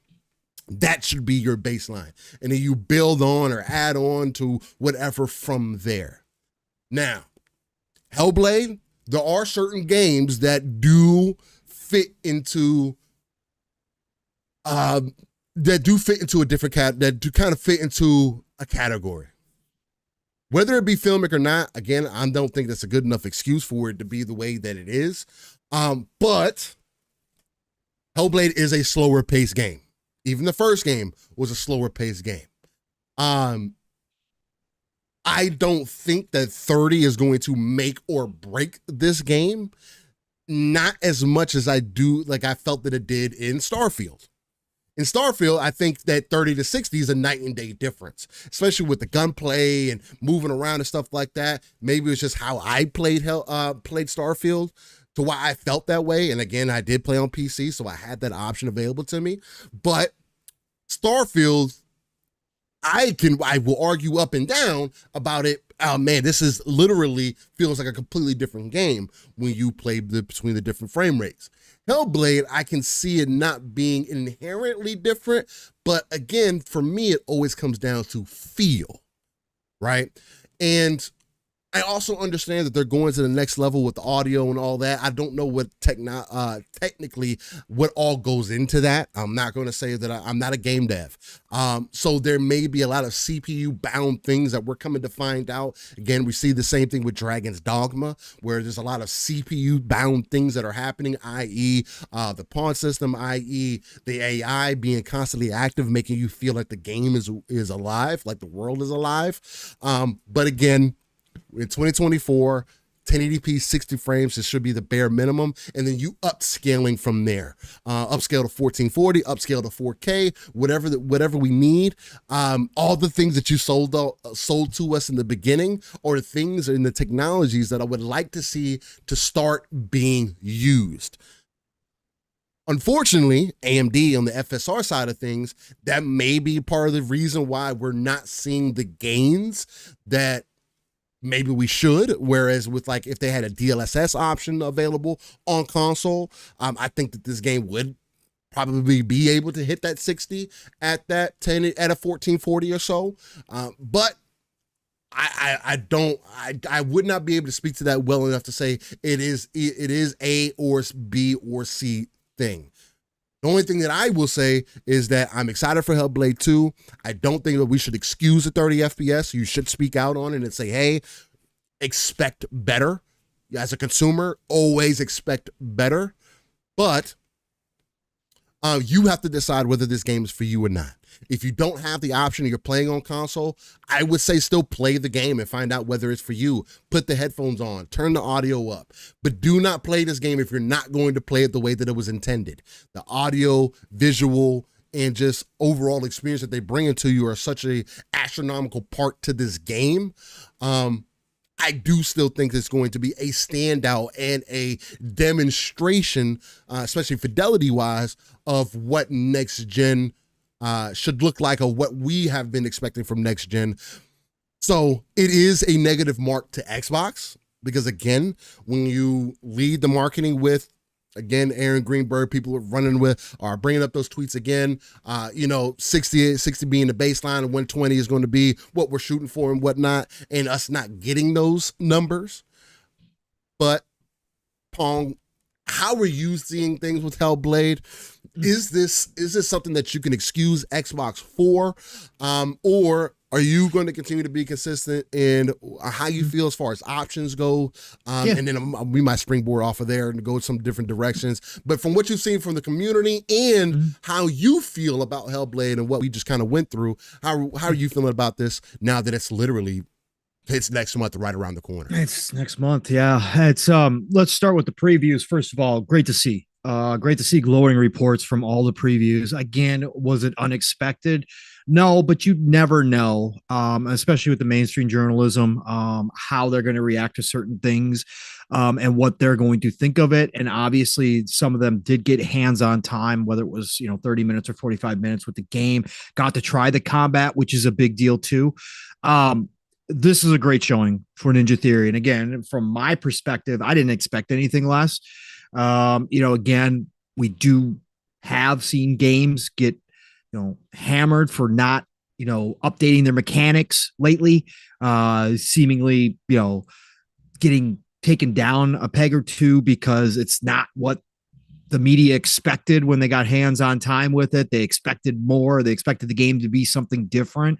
And obviously early on, when we first heard about Hellblade 2 being developed and Ninja Theory, expanding, there was some speculation, including us, that was maybe thinking that they were going to go bigger, that the game was going to be a more open world. So. Maybe potentially even the combat would be a little bit more than one-on-one, right? That we would have some moments.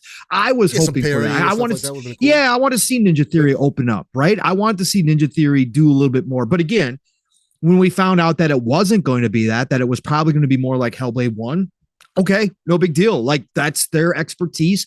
They want to stick with that.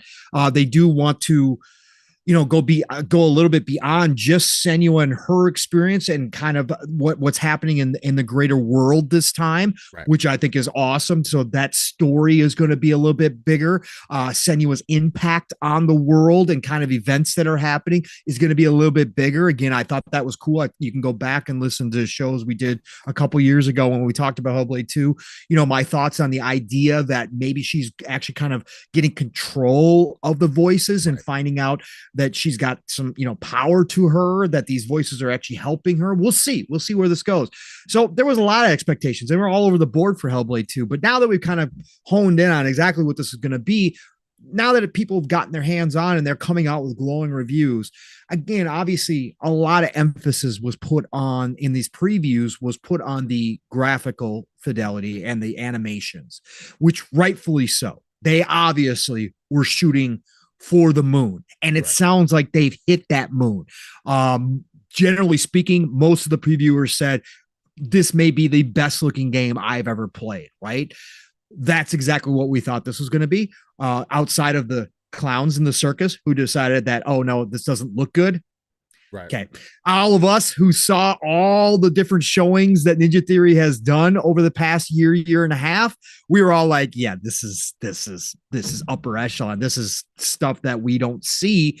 And we knew that because they took us on a National Geographic tour of Iceland and how they took, so much video and pictures of rocks to make sure that they got that right. We knew that they were going for this. So the fact that the journalists have recognized that they've hit that the game plays that way, that while you're in action, it looks that gorgeous, just like we've seen, that's great to hear. Combat wise, what was interesting out of the combat, not the one-on-one again. We kind of figured out that that's kind of what they were going to do, is they're going to go back to that style again. But the fact that the reason why Melina and the others had to go through combat training for 2 years was because they're not animating the combat. This is all mocap. Yeah, it's all mocap. It's real. It's like, yeah. The combat actions are mocapped into the game.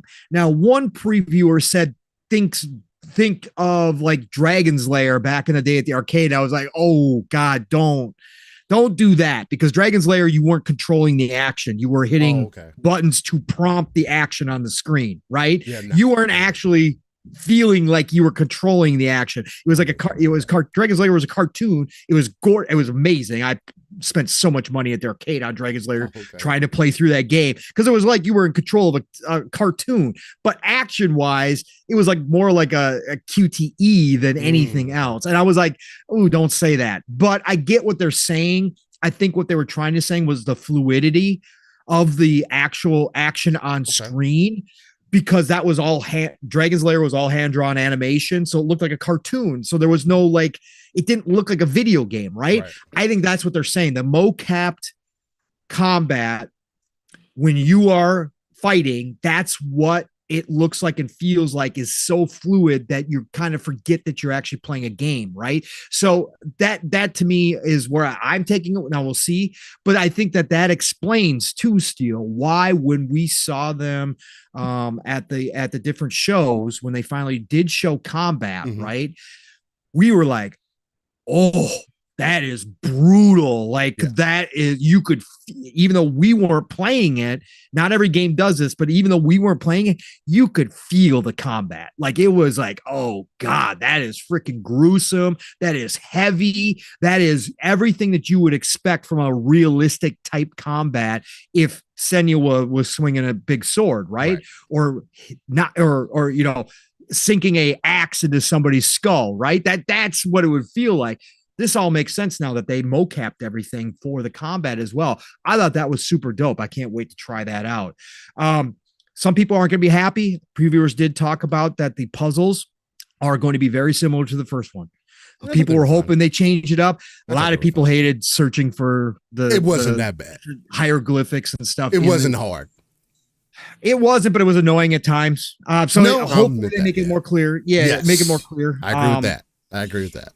Because some of that was like, yo, what are we doing? It's abstract art. There was some of it. Some of it was like you had to get just the right angle, and it wasn't very clear sometimes. I mean, some of them it did stump me for a little bit, but it wasn't. I was expecting something much worse, and it was not that as bad as people were trying to make. No, but I can see how some people would get frustrated with it, because it was kind of annoying. So some people are going to be happy with that. I'm cool with it. Again, I did have some issues. I did have some moments where I was like, come on, guys, this is lined. Come on, this is obviously lined up. What's going on?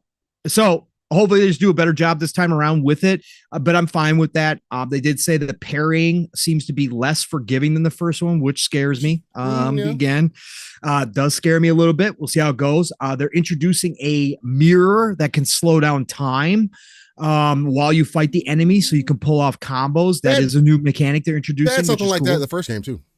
Kind of, yes. They had the other thing, but they're using a mirror this time. And people did say it's a little bit different than the original, according to some of the previews. So everything from the previews talks, again, I've never been the dude who's been like, oh my God, I can't wait for Hellblade 2. Like I'm 80% of the way through Hellblade 1. I got to go back to it. I do plan on finishing it before next month. It's not very long, obviously, and I'm very close. So I'll go back. I'll re-download it and play it through the last 20% to finish it off. Again, for me personally, the voices tweaked with me. They made me tweak out. I had to stop playing every 30 to 45 minutes and take a break. It's the only game where I've had to do that, like on a consistent basis. Like I would legit feel like I was hallucinating because of the voices in the game with headsets on. And I do want to play with headsets on, because I played it without the headset, and it was fine, but it was nowhere near. And I was like, no, I'm actually missing out on a part of the game. That's very rare for me too in a video game. But again, because of what they do with the sound, and like Steel was talking about, we've talked about before, they're taking the sound to a whole nother level. Watch the trailers with headphones on. Yeah. Some of the trailers they've done at these shows. They it's another level. And again, the environmental sounds and stuff that's happening, I don't want to miss that. So I have a feeling that this is going to be another slow progress for me when this game does come out. I'm not going to be able to do it in one sitting like a lot of people. I'm not going to be able to play through it for long periods of time because I imagine I'm going to have the same, maybe even worse effect this time around. But I do plan on going through it. But I've never been the dude who's been ultra hyped. But did all these previews solidify that I do want to play this game? Obviously, yes, absolutely 1000%. I can't wait for the visual feast. I can't wait for the sound feast. I can't wait to see where they're taking Senua and what all of this means and what they're bringing into the world with the giant. There's going to be giants. There's going to be Draugr. So they're bringing in a lot of mythology into this as well, as far as the creatures go. I can't wait to see those moments. I want to play those moments. I'm hoping the combat isn't too rough on me. The first one, I did have my issues. I'm not going to lie. I had times where I had to play through it multiple times to get through a battle, but I'm just hoping that it feels more fluid. So previews knocked it out of the park. Again, A+ here for Ninja Theory. They obviously have put the time and effort into this. We expected nothing less. There's some people still trying to say it's whatever. I don't care that it's a shorter game. I don't care about any of that nonsense. They're not pricing it at full price game. I think the way they're pricing it, Steel, with the shorter experience, with the visuals, this is what Mav was talking about too, with the visual fidelity. This is going to be a game, especially on the PC side, that people are going to want to play. It's going to hit that sweet spot, Steel, where it's not a huge time commitment, but it's a visual feast for those people with the high-end PCs that are going to be wanting showing it off and be like, holy shit, look at this. This is crazy.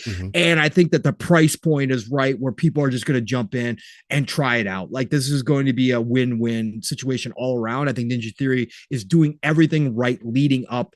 The previews are part of the marketing. For all the people that are complaining about no marketing again, we've certainly had our criticisms of Xbox.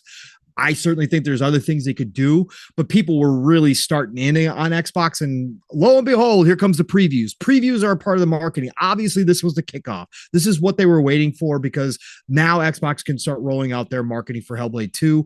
I think this is a showpiece for Xbox. Obviously, at the end of the day, this is going to showcase the Series X.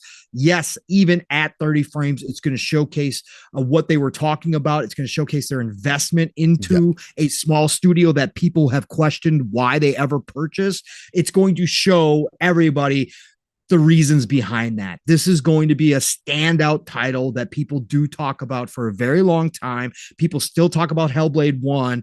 And as Tamim, I think it was Tamim who actually had the quote back in the day when he was talking about Hellblade 2. Yes, it was Tamim. I read his interview a couple years ago where he said, we feel like Hellblade 2 is going to make Hellblade 1 look like an indie title. And I think that is ultimately strong.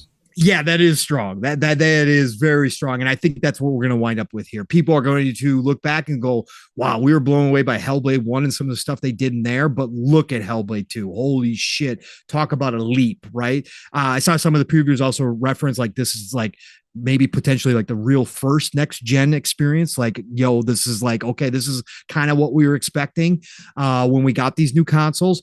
So all's on the up and up. Right. It's all on the upswing for Ninja Theory. This is easy. This is an easy pathway to launch. I think it's going to be a big launch.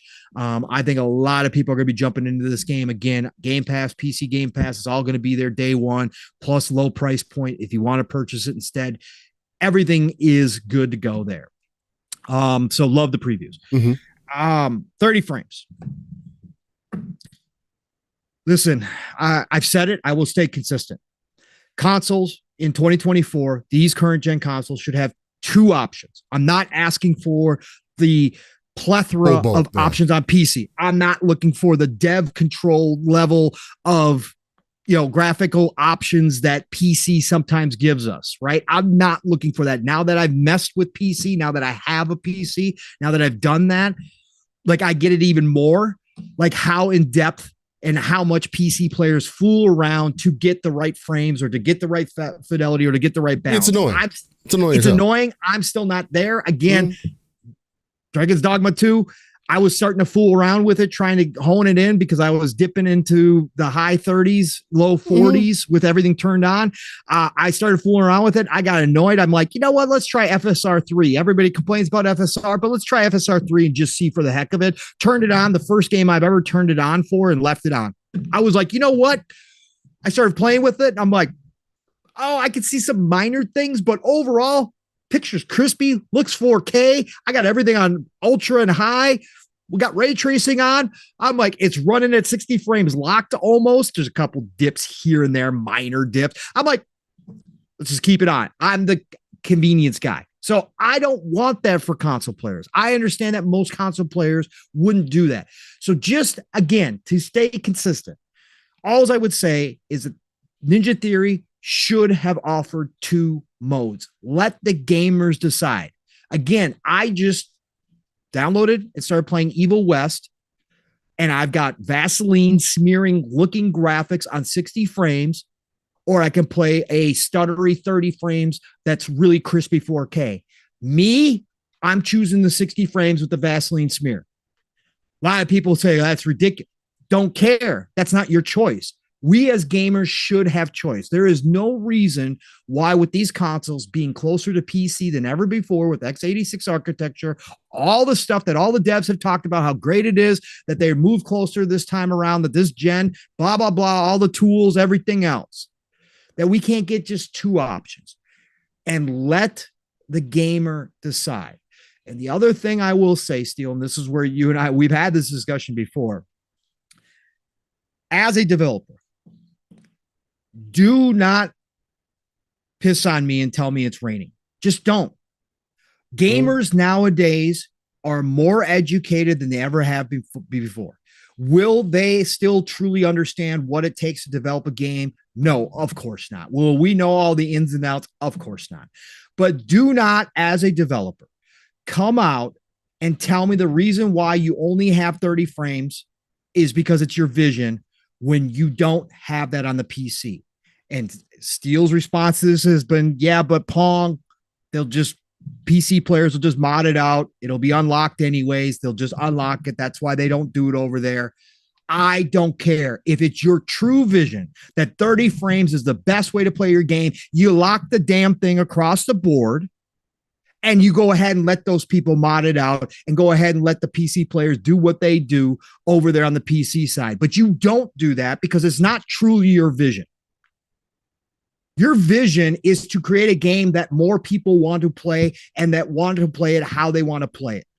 Your vision is that you have consoles that potentially would take too much dev time, too much extra effort because you don't have unlimited resources, you don't have unlimited time, that you can't put the work in to give a second mode or to get it to run at 60 frames. That's the truth of the matter. Okay? Your vision is not that it's only played at 30 frames for the life of the game. Okay. That is not any developer's vision. Okay. That is a bold-faced bullshit lie. Okay. Even Todd Howard, I called him out on it. Okay. Again, that is not the case. You allow everybody to play on PC however they want to play it, whether that's at 900p at 180, 240 frames, or whether it's at 4K and 40 frames. Whatever their rig can do, you allow them to play it at, and it doesn't change your vision at all. Mm-hmm. Okay? I just think that is it's just an excuse. Don't piss on me and tell me it's raining. Just come out and say it. We didn't have the time. We didn't have the resources. The consoles just aren't able to be easily made to do that. Because again, Ninja Theory's original vision for Hellblade 1 was 30 frames, Steele. What did they do down the road? They patched it. They patched it. And they might do it again for Hellblade 2. Probably. Right? They might do this. Again, I just don't like the upfront talk about this. I've always been consistent with this. This is for every dev. Again, Bethesda's one of my favorite devs of all time. I called Todd Howard on his bullshit. When he was in that video saying, well, at times it ran at 60 frames, but we just wanted to make sure that we kept the cinematic feel at 30 frames, so we locked it down. Bullshit, Todd. Bullshit. Give us the unlocked version. If it's that bad, people won't play it and they'll go to the 30 frames. That's how we do it. We're educated consumers. We can decide for ourselves how we want to play a game, but give us two options. That's it. Two, a performance mode and a quality mode. If you can give us more, great. Lots of games do, but just two. And I don't think that's asking for too much. I don't think that that's overboard in any way, shape, or form on these consoles to just offer two modes and allow the purchaser of your product to decide how they want to play it. That's it. Again, if everything was locked down to the exact same stats across PC, across console, I would not criticize you at all. The PC players go mod it out, go break it, go open it up. That's on them. They decide to change your vision just like the modding community does in every game on PC that they mod for. They change the original creator's vision.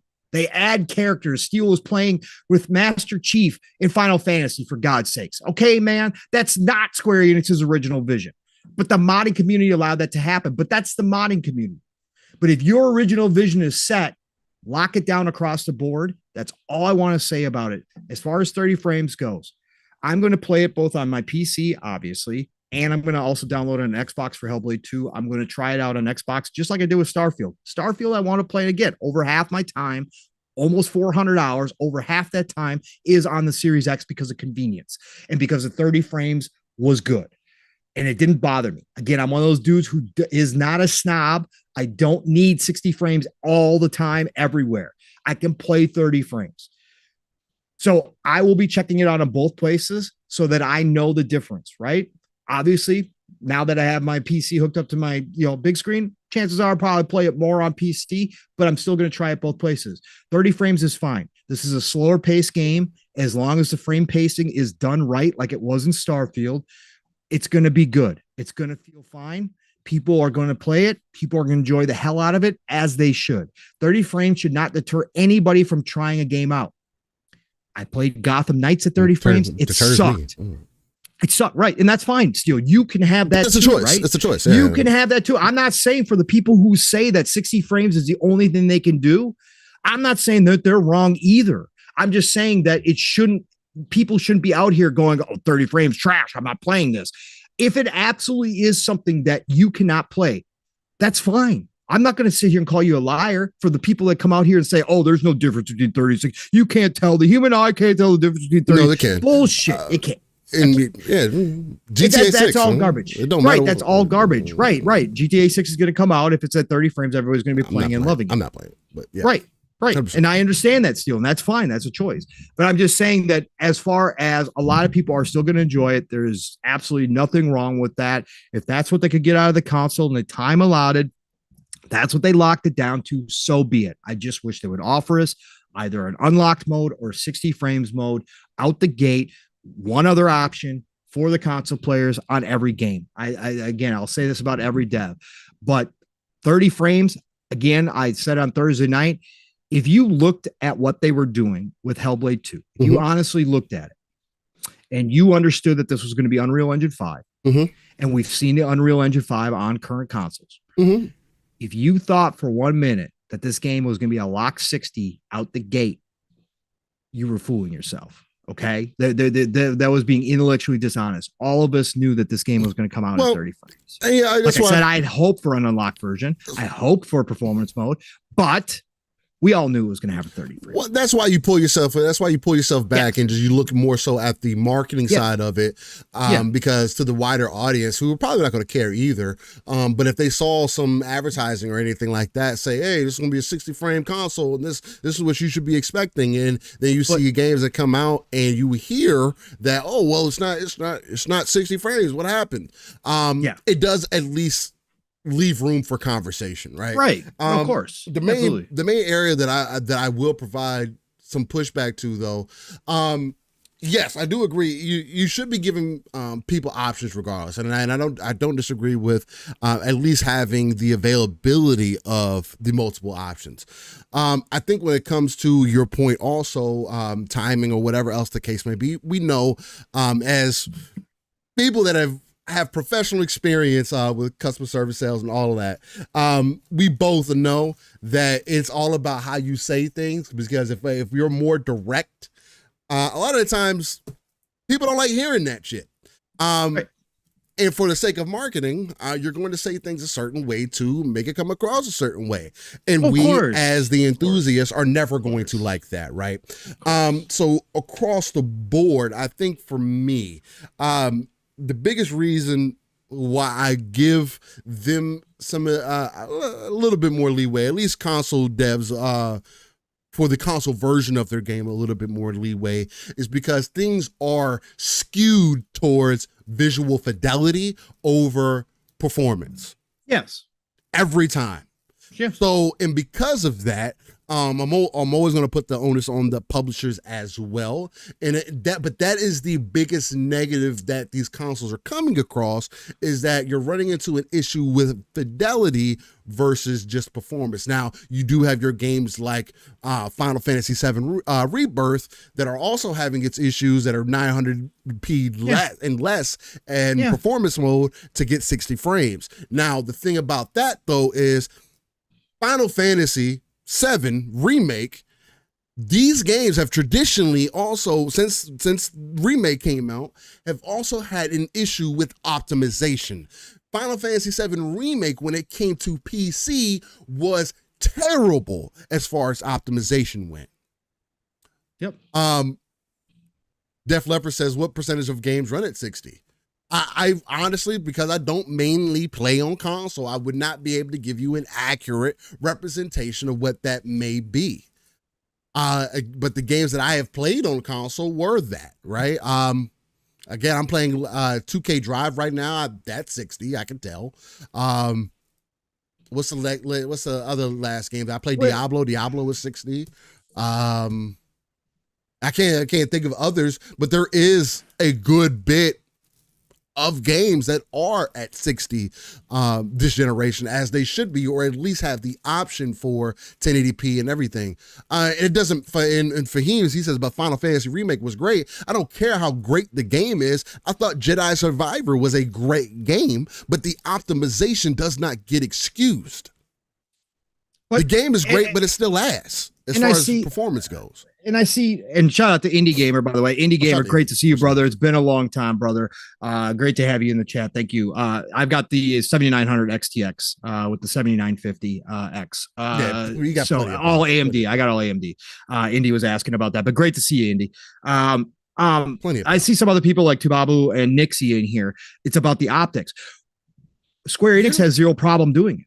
So why do other devs have a problem doing it? I don't think that you have to come out and promote and just like be like, oh, these consoles are so limited, we couldn't get anything done. I'm not talking about like that kind of talk, but why do other devs are able to drop their resolutions down to 900 or below to get a performance mode? And there is no massive backlash outside of the normal people on the console war side that talk about it, or Digital Foundry talking about it. That's going to happen anytime you do it. But look what happens with the 30 frames. The same conversation comes back around again. Again, offering two modes and saying, hey, we're going to leave it up to you. We obviously had to make some sacrifices to get it to the performance mode. But, that's up to you as the gamer, how you want to play the game. What is wrong with that? Other devs do it all the damn time.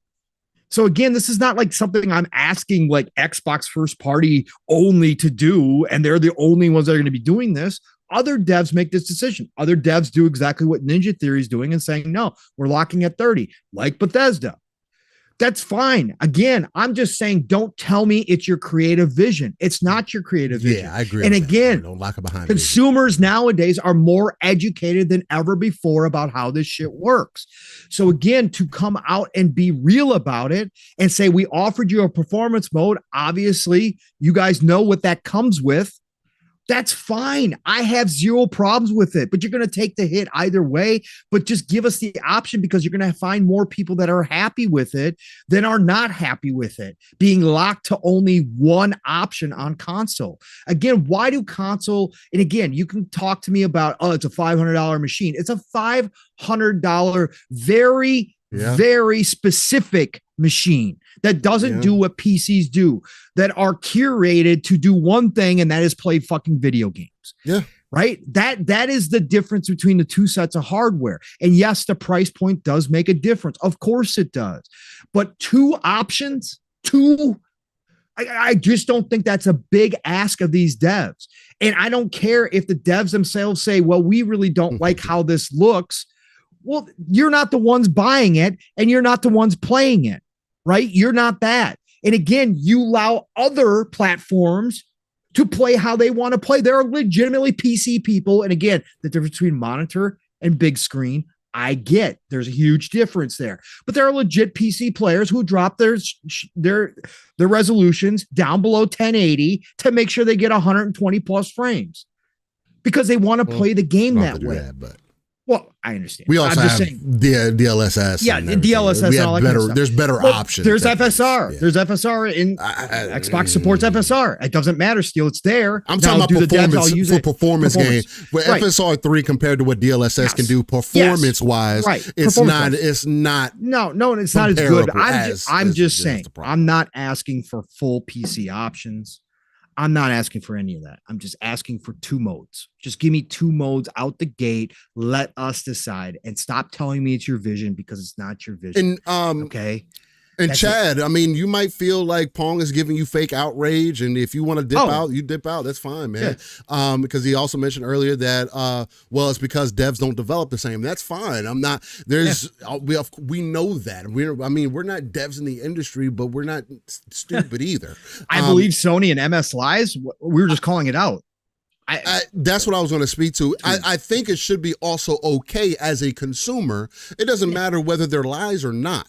If you're going to market something to me, then I am going to tell you about yourself when I am not getting what you advertise. As a consumer, you should do that, right? I'm not just going to not say anything about, oh man, they're raking me over the coals, so I'm just not going to complain. No, I mean, if it's something that you're passionate about, you should speak out and say, look, man, like Pong is doing right now, saying, hey, look, I think we should have bare minimum, have a couple options. Again, a performance mode is what I'm asking for. Maybe that does take additional development time as we continue to see, because Pong is not basing this off of just from random information that's out there. What we have continued to see, ladies and gentlemen, is they released the game at a certain way, and then 6 months later, now there's a performance mode. 6 months later, now you're able. Oh, you found something in the coding, and now it runs better. Again, Baldur's Gate 3 said all of these same things. It said that split screen or local co-op was going to be an issue because of the Series S, and because of the Series S, they were actually able to find 30% of a performance boost, which that's not minimal. That is a lot, and especially in the world of PC gaming. If somebody said, hey, my processor is 30% faster than your processor, that is a significant amount, right? So if you're gaining 30%, obviously there was something that could have been done to help with that optimization. It's just like Dragon's Dogma. Dogma, sure, it's 30 frames, and sure, it's processor intensive, and there's so many other AI and all this stuff happening behind the scenes. But that does not dismiss that the game is lacking optimization, as most games that release day in, day outside of Hi-Fi Rush, as an example, are lacking optimization. That is the biggest problem that we've been coming to. Now, again, my only counterpoint is that, and I mentioned it earlier, is that the reason why you can't lock it on PC is because there's too many options on PC. Whereas your console, it is exactly this. A PC player has the capability of You can't do this on console. On console, you can't change the resolution down to 1080p and then it upscales and then it does what blase. There is tools that they've put in the console to help supplement some of that, but it's not the same thing as that you get on PC, where I can purposely, like Pong's point was saying, I can purposely turn down the resolution, I can purposely turn down the shadows, I can purposely turn down SSAO, I can turn down screen space reflections or whatnot. There's certain things that I can turn down that will give me those performance gains that, again, console players like Pong who want that convenience, you're not going to get access to before the sake of getting an optimized experience. And again, I think it would have been easier. I think it would have been better for them to say, hey, to give you the most optimized experience day one, this is what we're giving you. Not to write it off as creative vision, because when you go to vision, to Pong's point, and it's hard for me to argue against that, because when it becomes vision conversation, then you need to hold to the totality of your vision. If that is your vision, then the animations need to be tied to your vision, right? The animations should be tied to 30 frames.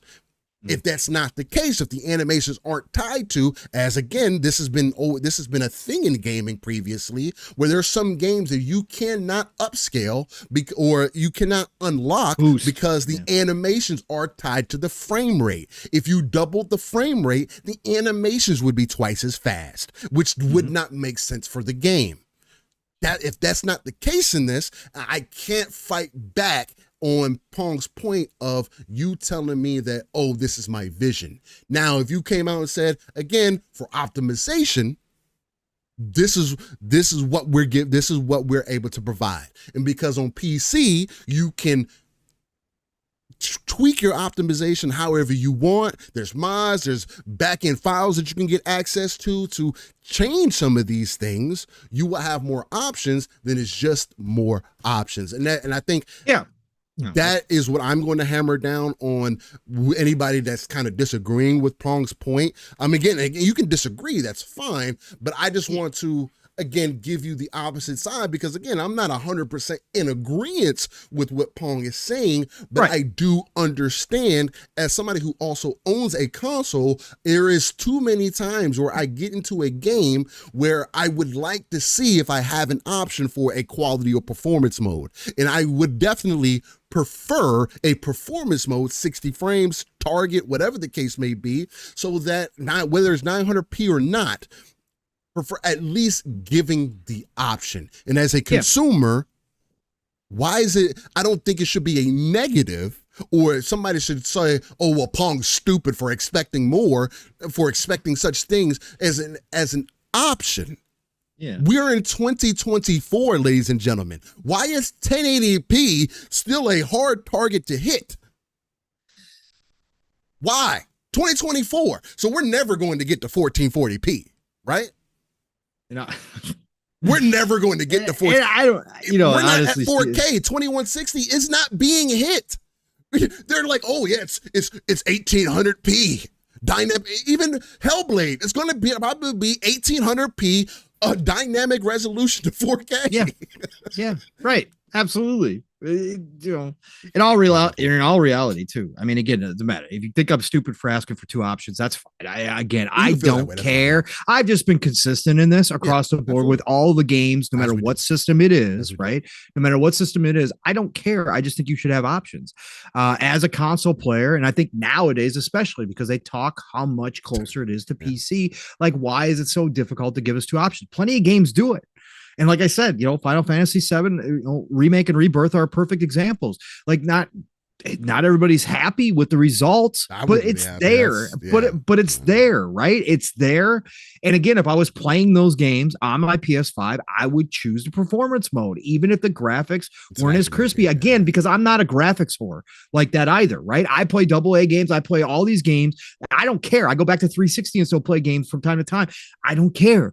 Like, sure, do I love pretty graphics? Do I love what Hellblade 2 is showing off? Absolutely. Am I going to have my mind blown when I go? Absolutely. But is that necessary for me to enjoy the game? No, it's not. That's why I'm playing Evil West the way I am, because it's not necessary. So I just want the option.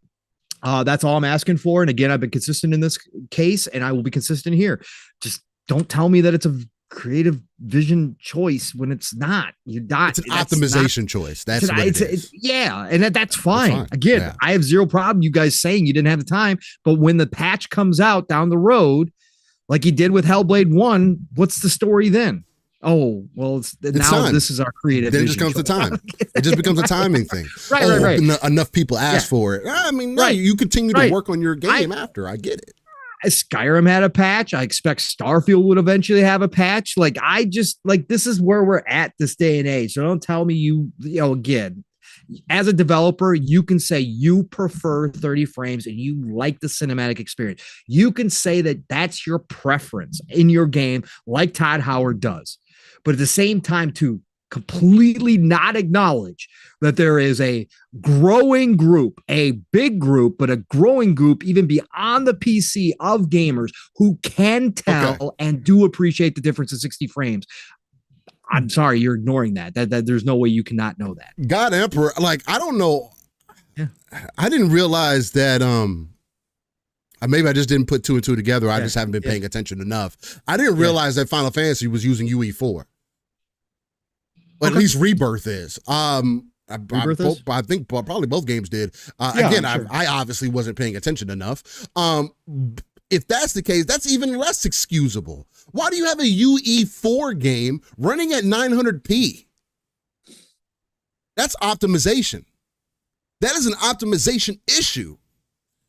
There is nothing else to excuse that. We're on UE5. How long has UE4 been out? You act like there's not people who don't work on that engine every day, like that engine hasn't existed for some time. There are teams that are not even the size of Square Enix who are releasing games on UE4 that don't have those optimization issues. I'm not saying that they're big games or whatever the case might be, and it could be AI and all this other stuff that CPU, whatever. But UE4 and the games looks like Vaseline at 60 frames. What are we doing? Oh, right. And whatever. The modding community shows that a lot of times it's optimization because the modding community 100%. Will go in and fix these games, right? Mm-hmm. Again, it's like if modders aren't a part of the dev team, but they can go in and work on these engines and work on the game and get them to do things that the dev claimed weren't possible. Like, yeah, come on. In the same week. That's what also makes it funny. Like, again, it is what it is. I understand the business side. This is something I spoke on. I think the pipelines in these teams need to be fixed. I think the publishers need to go back to the drawing board, and the dev teams need to go back to the drawing board and figure out where it's all broken, because the pipeline is obviously broken. They aren't having enough time to finish these games properly. And if that means, again, smaller experiences, going back a little bit to the old days, working with smaller teams, fine, so be it. I wish they would fix the pipeline and get these games out more optimized. Is any game going to come out perfect? Chances are absolutely not. There are some examples where they've been pretty perfect, but that's few and far between. Do I expect every bug and glitch and problem to be caught up front? Of course not. There's too much coding. Hopefully AI will start to help with that. But right now, is it possible for a QA team, no matter how big, to catch everything? No, of course not. So I'm not expecting perfect games, but I think there are just some instances where I'm like, a little bit more time in the oven to really work on performance-wise and optimization-wise would have gone a long way. Star Wars, Jedi Survivor, perfect example of that. Yeah. Like, it just, again, somewhere the pipeline's got to be fixed. But again, this isn't outrage. This is the same passion and criticism that I give. Yeah, no, but I'm not mad that Hellblade 2 is only coming out at 30 frames on a console. Like, again, if I was only a console only player still, I'd be downloading it. Again, the one game where I've said that I refused to play it prior to owning my PC and that it was going to be console only was Redfall. And that's because it's a first person shooter. And I was like, there's no freaking way you're going to put out a first person shooter in the 2020s and only have a 30 frames mode and tell me it's good. Like, bro, that doesn't work in fast paced shooters, especially. Again, Hellblade 2, different style game. I'd be downloading and playing this if it was a console only. And I would have the same criticism I have right now, but I wouldn't be like going, oh, this game's trash, 30 frames. I'm never going to play this game. Yeah, that's another good point. I mean, if we were only console gamers, right? Yeah. I would deal with what I had, right? I mean, because again, not everybody's fortunate to have every single system. And again, I know people treat the conversation like, oh, if you don't like it, just save up and get a PC. That's not everybody's reality. And I get that, we could just slap people in the face and say, oh, well, yeah, you should just get yourself together. See, but then that's when it becomes personal and why I then disengage from the conversation at that point, because now we're not staying on topic. Because now, I mean, sure, you could argue with anybody, oh, well, if you can't afford to get a PC for performance, then you need to worry about real life. Bro, that is not what we're talking about. That is not the point. You are dismissing the issue, and you're just dismissing it by telling me that that somebody is broke or can't afford something. If you can't send me some hardware so I can improve my situation, then let's not talk about the situation. We're talking about games, right? Now, if that's where you want to take the conversation, then some people can just dismiss themselves, which I should suggest people to do instead of trying to argue about why you don't or do it not, or try to prove things to somebody. You don't have to prove shit to nobody. If all you have is a console, then take the experiences that you have for what they are. If all I had was my Series X and my Series S in the living room, guess what? That's what I'm going to be playing. If it was 30 frames or not, guess what? When I wasn't playing on my PC primarily, I was playing games. I was playing Black Desert Online in the living room, or when I was getting home, when I was working overnight and everybody was sleeping, I was getting home early or whatever the case. I would sit my ass out in the living room and play on my Series S or my Xbox One X at the time and just play Black Desert Online. It was fucking 30 frames. Or other games, whatever other game that I wanted to play. It was fucking 30 frames. Whatever I get on console is what you get on console, and you should, but that doesn't mean that you can't ask for better. And that's one of the concepts that I don't personally get. Yeah. Just because I don't have the option, why can't I ask for better?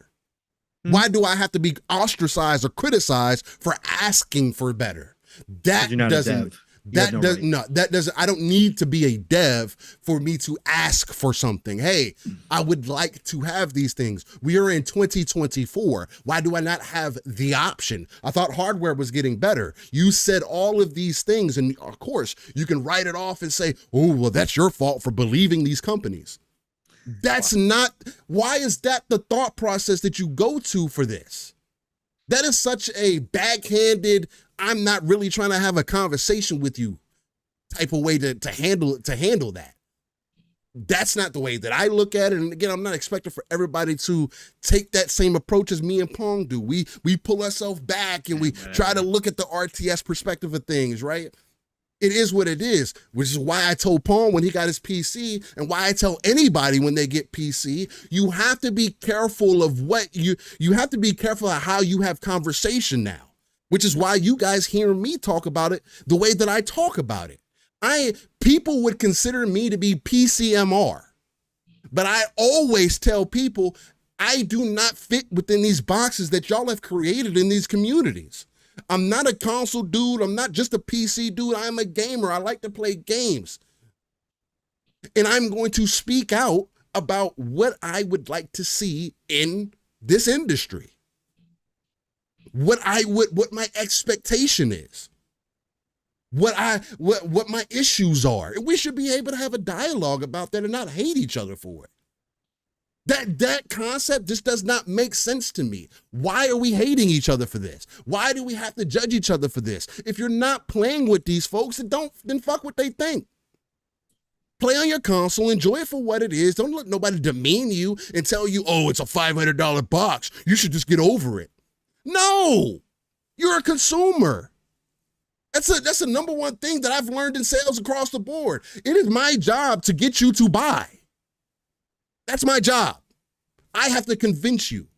If I can't convince you, then it is what it is. If you have questions that you come up to me afterwards, or if I sell you something and you got questions and I still got to handle your account, I still got to do the work. I have to then clarify if I said something wrong. I have to fix those things. That's what Microsoft should do. As a consumer, you should tell these guys, look, this isn't fucking good enough. And like Pong's point, don't piss on me and tell me it's raining. Just figure out a better way to say the shit.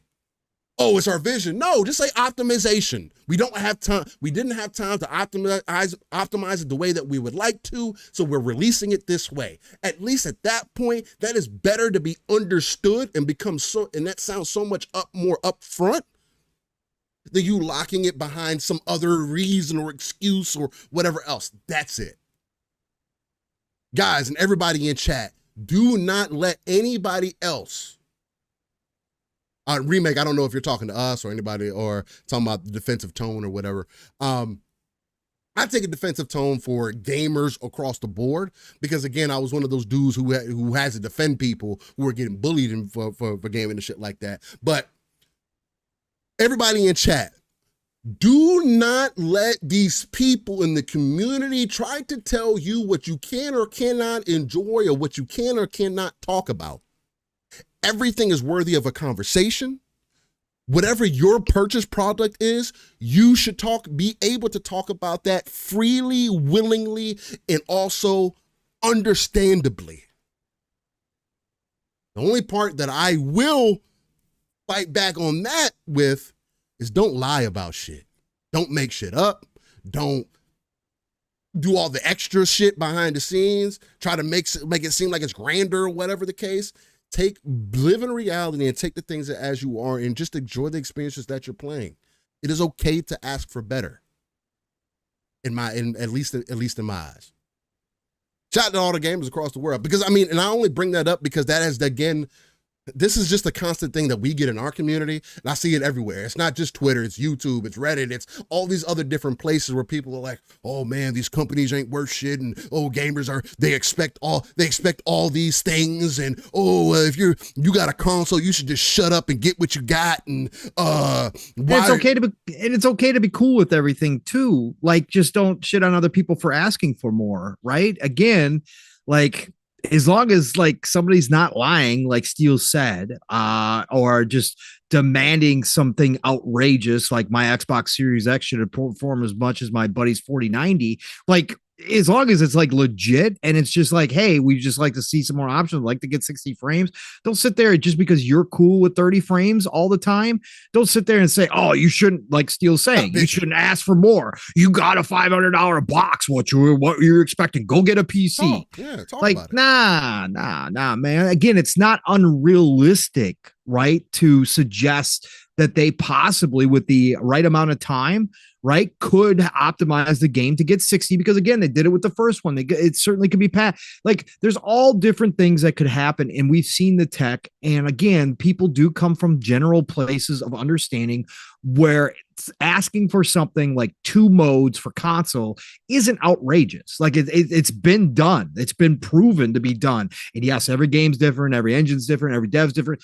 That's all true. But the point of fact is that it can be done in a lot of instances, and to ask for it and to say, I would rather play this at a higher frame rate than the 30 frames. There is nothing wrong with that at the end of the day. Again, if it gets personal, if they're attacking the devs, if they're saying they're lazy, if they're saying they're stupid, that kind of stuff, if they're going, of course, that's the nonsense, right? But just, again, if you're cool with 30 frames, you're cool with 30 frames. I'm not going to tell you you're crazy. That's fine. Again, most of the time, I don't have a problem with 30 frames either.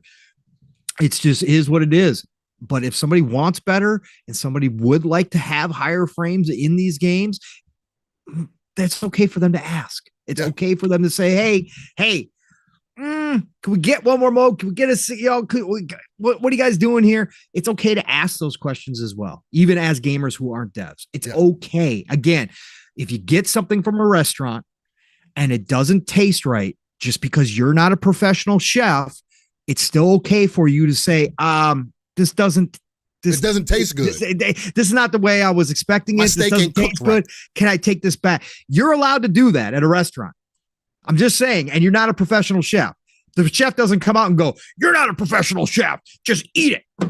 I made it. Yeah, I'm no. a professional. Eat it. No, bro. Come on, man. When you're a consumer, fortunately, unfortunately, because I've been on both sides. The customer is not always right. No. Other than what they tried to tell you, they're not always right. But you got to pick and choose when you fight that battle. So yeah. Anyways. We did get some exclusive news on the heels. Yes, it just popped up. I've been waiting for it. I was go Seal. On the heels of that conversation, I think this will be a good way to transition into something kind of related, but maybe not so much. But this is coming from Corden of Windows Central. It's hot off the presses, ladies and gentlemen. Let me get into this show stuff screen so you guys can see what I'm talking about. You're muted, Paul. Still give me the time. The time is 2:44. 2:44. Jez exclusive. Exclusive. Shout out to Jez. Windows. Jez been doing some journalism, folks. Jez has been up there, man. He's always one of the best, bro. Yeah. He actually does investigation and does actually look into things. He does good work, man. Stuff. Yep. Excellent work. So here we go. He says exclusive. Xbox President Sarah Bond has set up a new team dedicated to game preservation and forward compatibility. You know what that means? Look at that. Because they've already been doing this. Yes. So you know what this means? Yes. This is a forever thing, ladies and gentlemen. All the fear that you had about your library, this might be the answer. So it goes on to say, I will say, Steele, just real quick, for those of you that were wondering, and Mav was actually asking about this last night too, again, and I think Thursday we kind of had conversation behind the scenes. Sarah Bond had made that post about talking to her team, and she had shown herself in front of a green screen, and people were wondering what that was. Sounds like that's what this was, because go ahead and read the article real quick, Steve. All right. So it says, what you need to know per emails received by Windows Central, confirmed by Microsoft as genuine. Xbox President Sarah Bond recently briefed her whole team on a wide range of topics.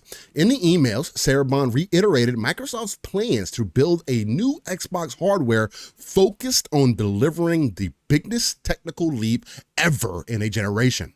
Sarah Bond also revealed that Microsoft has set up a dedicated team for future-proofing our digital Xbox game libraries across future hardware paradigms to further build on Xbox's strong history of delivering backward compatibility.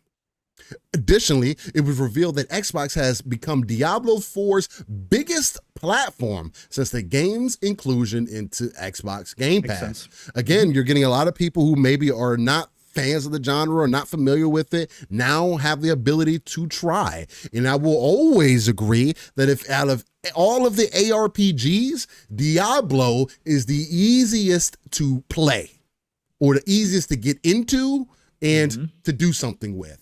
So if if it's reaching the casual audience, seems like they're on the right track. So let's move on from here. Sarah Bond was promoted to Xbox president a few short months ago and kickstarted something of a reorganization to streamline Microsoft's gaming org to position itself for the future. With ABK now required, Xbox has become something of a gaming powerhouse with huge platforms across Xbox console and cloud, PC gaming, mobile titles, and subscriptions.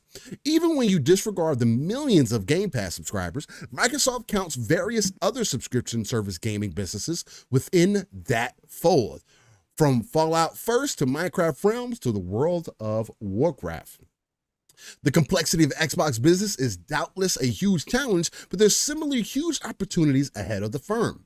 To that end, Sarah Bond recently sent out an email to rally her troops while also sharing some interesting bits of news in the process. Microsoft has confirmed to us that the correspondence is genuine. It's been nearly 6 months since we came together as an organization. Our collective achievements in that time frame are tremendous. Everyone should feel incredibly proud of what we've achieved and excited about the opportunities ahead, Sarah said. We are moving full speed ahead on the next generation hardware, focused on delivering the biggest technological leap ever in a generation. Sarah also touched upon Microsoft's innovation in gaming AI, to be a big part of Microsoft's vision for the Xbox future. We were recently told, that departing Zimtech lead and AI innovator Kareem Chowdhury was known within the org for putting players and developers first. And it seems that that influence will continue driving Microsoft's thought process on the tech. We are innovating in gaming AI, focused on delivering player-first, developer-first value for discovery, engagement, and creator velocity. Further in, Sarah describes how Microsoft is continuing its work to integrate Activision Blizzard games and Battle.net into Xbox Game Pass and PC. Again, this is a reality of the situation, and until they really truly find out how they implement both things within each other, which again, for those that were kind of confused with the whole Game Pass app on PC and the Battle.net thing, it's pretty damn seamless. I log in with my Xbox credentials every time I sign into Battle.net. That has been a thing for quite some time, actually, for at least a couple years since I've been using it, since I've been playing Warzone heavily. That's the way that I sign into Battle.net. So, Microsoft brought Diablo 4 to Game Pass a short while ago. In collaboration with the Microsoft Store platform team over on the Windows side, Bond revealed that as a result of Diablo hitting Game Pass, Xbox has now become the #1 platform for the game. We are integrating ABK titles into our services, and we launched Diablo 4 into Game Pass, and Xbox has quickly become the #1 platform for D4 players. Bond reiterated some of the other games on the horizon for Xbox we are integrating with Battle.net, all while launching COD Warzone Mobile and preparing for the upcoming Hellblade 2, Avowed, and Indiana Jones and the Great Circle. Xbox builds a new team for game preservation in the future. In recent times, the preservation of games has become an increasing concern as the shift to digital licensing models and online services has made it easy for games to go permanently offline. This is something that me and Pong have continued to talk about. Pong has been hammering on the head, hey, we need to make sure that we start talking about and figuring out ways for us to have ownership over our digital library. So it's dope to see that they're they're not only touching on this, but it seems to be a focus. It's a particularly large problem in mobile gaming, where publishers and companies like Apple and Google have no problem wiping games from existence. The mobile gaming market is extremely fickle, and that is one of the easiest examples. And I think this is where we need to start, developers have to start figuring out ways. Now, I kind of hope that they do kind of outlaw like loot boxes and the gotcha systems and stuff like that, because it is gambling. You're literally gambling to get a chance of something. And I do think that there are better ways to make the money, although it's been kind of proven that people were spending that money. But when those games, when you spend thousands of dollars in a game and then it gets pulled offline, for me, I mean, it's all about that experience in the moment, but hey, you kind of have to address the future of that. Even core platforms like Nintendo are known to shut down stores, offering tons of games in the process. Microsoft itself is closing parts of the Xbox 360 store this year for new purchases. Although many hundreds of the most popular Xbox backward compatible games managed to escape the Xbox 360 and continue to live on Xbox One and X and S platforms, it seems that now they'll live on even further, which again, that is awesome news to hear. As part of the emails to her team, Sarah Bond revealed that Microsoft has set up a new and dedicated team to ensure that the future proofing of the current Xbox game library against future hardware paradigm shifts ensure that our games remain accessible long into the future. We have formed a new team dedicated to game preservation, important to all of us at Xbox and the industry itself, Bond said. We are building on our strong history of delivering backwards compatibility to our players, and we remain committed to bringing forward the amazing library of Xbox games to our future generations of players to enjoy. We have formed, he reiterates that there. he goes on to also say, because they paid a little bit of a tribute, it says, earlier this week at the goodbye party for Kareem Caldry, a longtime leader in Xbox, we shared stories about the obstacles we've overcome and the incredible things this team has done, Sarah continued. As I was listening to those stories, I realized that the team in Xbox embodies those same three qualities. You missed the previous paragraph there real quick, Steele, which gives a little tidbit. Sources tell us that Microsoft may have more to share publicly in this area around the annual Xbox showcase, which is expected to take place June 9th. So it sounds like they are maybe thinking about making this a public announcement as well and kind of explaining their plans for all this stuff as well, which would be cool. Yeah, add on to the hype. That would be really cool. Yeah, either around the showcase or at the showcase, it sounds like. Do they want to take up showcase time with this? I don't know, but this would be cool. This would be awesome. So, all right, cool. Sorry. Sarah Bond, I'm going to skip that next paragraph, just kind of touching on how this thing, Jess's last article that he did that was extremely, I guess, debatable for some people. Again, it was an opinion piece, which is fair for him to have. We're not going to get into that right now. But Sarah Bond touched upon the challenges facing the wider games industry, which we did get some news for this week as well. This has been an ongoing thing. As gaming hours are increasingly concentrated around a handful of so-called black hole titles, like Fortnite, Roblox, and Call of Duty, with the players getting increasingly reluctant to try anything new. The console market has also shrunk overall since its peak in 2008, leaving platform holders wondering where the next generation of growth is going to come from as costs continue to increase. It says, at a time when the gaming industry growth is flattening, ours continues, Sarah noted, emphasizes Microsoft's ability to diversify and pivot. Microsoft's knack for diversification has helped it leapfrog Apple to retake the world's most valuable company crown. Xbox has now become bigger than Windows itself, a fact that might have seemed impossible 10 years ago. Huge challenges remain, but like I said, similarly huge opportunities are presenting themselves too. With that, Paul, I mean, again, coming off of that, even that last statement, there was the information that we got this week, and I'm going to see if I can get that pulled up because it'd be kind of hard to do at the same time while I'm talking. But supposedly, new information has come out that not only has the console base not really grown since 2008. It's actually hasn't seen those numbers.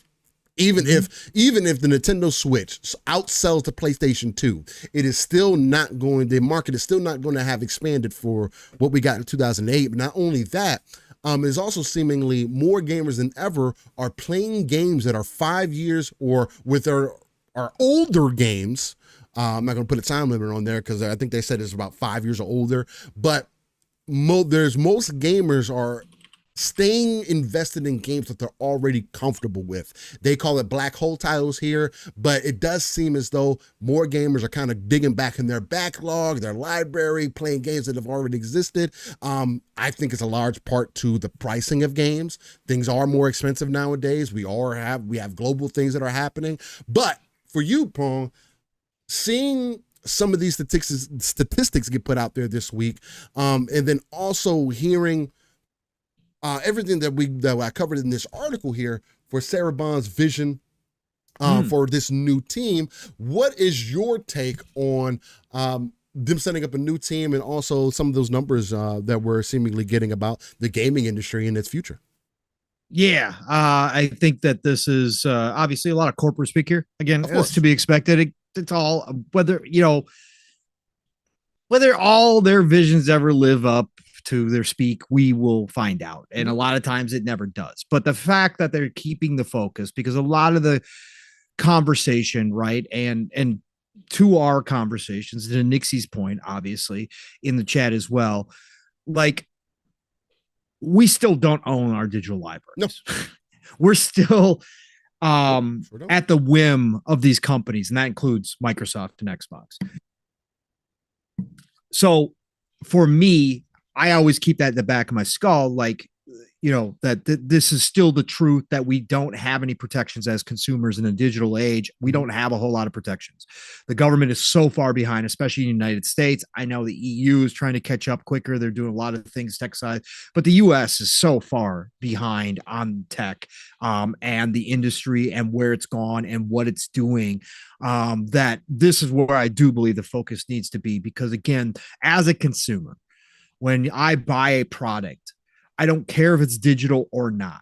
When I give cash, this is a well-established part of purchasing items. I own that item, and that is mine to keep. And again, in the digital age, that has gotten extremely blurred to the point of, again, Amazon, Google, Apple, Microsoft have removed items out of their stores, and we no longer have access. Sony, access to those items. That is wrong. I don't care what you ULA says that everybody's supposed to read. I don't care what any of that says. It's garbage to me at the end of the day. Okay. It's awful. And again, when it comes to games, I just want there to be some kind of direction, some kind of regulation. Again, I hate regulation, but when it comes to protecting consumer rights and purchasing rights, I think it's utmost important that if they ever decide to take down servers, that there is a back door that they can patch in where I'm allowed to play that game offline. I think that should be mandatory. I think that should be a given. I think that obviously, again, online servers, multiplayer experiences, that's a whole different story. Do I expect companies to have to, into infinity, uphold servers? No, I don't. I don't think that that's something that you can put on the companies, but I do think that they should be able to be played offline. Hearing Sarah Bond redouble down on the backwards compatibility stuff. This is something that a lot of people were worried about when the Xbox going third-party stuff came up. What's going to happen to our digital libraries? I brought up the concern, right? Obviously, what is this going to mean for the future? If Xbox does exit, how am I going to still have access to my games? If I don't have an older console, how am I going to play these games? If they are finding a way, and I'm just going to take her words at face value, right? I know it's corporate speak, so don't get me wrong. I'm not sitting here saying that she's flat out telling us 100% the whole story. But if I'm just going to take her words here, I think they're going to try to find a way still to preserve gaming no matter what happens to consoles, no matter what happens to how we are playing games in the future, that our Xbox library specifically will come with us no matter where tech goes. And obviously, if that includes AI, emulation, whatever it is, I think that that's what this team is concerned about, is looking at the future. And I think that specifically when it comes to near future stuff, I think the reason why she created this team, Steel, is because the smoke we've been hearing about them trying something new with the next gen of hardware is a fact. And I think they really got to work on it already to make sure that the Xbox library is going to work on potentially a hybrid system somehow, some way, that they get all these games to move forward, because it may not be the same type of architecture we're looking at currently. So I think this team was probably a necessity, but I think that overall their commitment to the backwards compatibility is solid. And I think that that is something, a core philosophy that they assumed underneath Phil, when Phil, that was one of the first things he mentioned, and they took the initiative to do the backwards compatibility program. I think that that is going to carry forward. And I think setting up a team like this that is going to develop a way to make sure that these games live on in the future, that's huge. Again, not every company is coming out and talking about this shit. Not every company cares about this shit. Nintendo obviously doesn't care about this shit. They want you to continue to buy their games, okay? The fact that I can own my library underneath Xbox and know that whatever the next gen brings, I will be able to play those same games on that system, on that hardware, is what matters to me the most. And I'm not going to have to rebuy the games. I'm not going to have to, oh God, I just lost access to all these games unless I keep my old console. Like that is a huge boon to the consumers. Now, again, doesn't mean we own it. Doesn't mean that they still can't pull shit.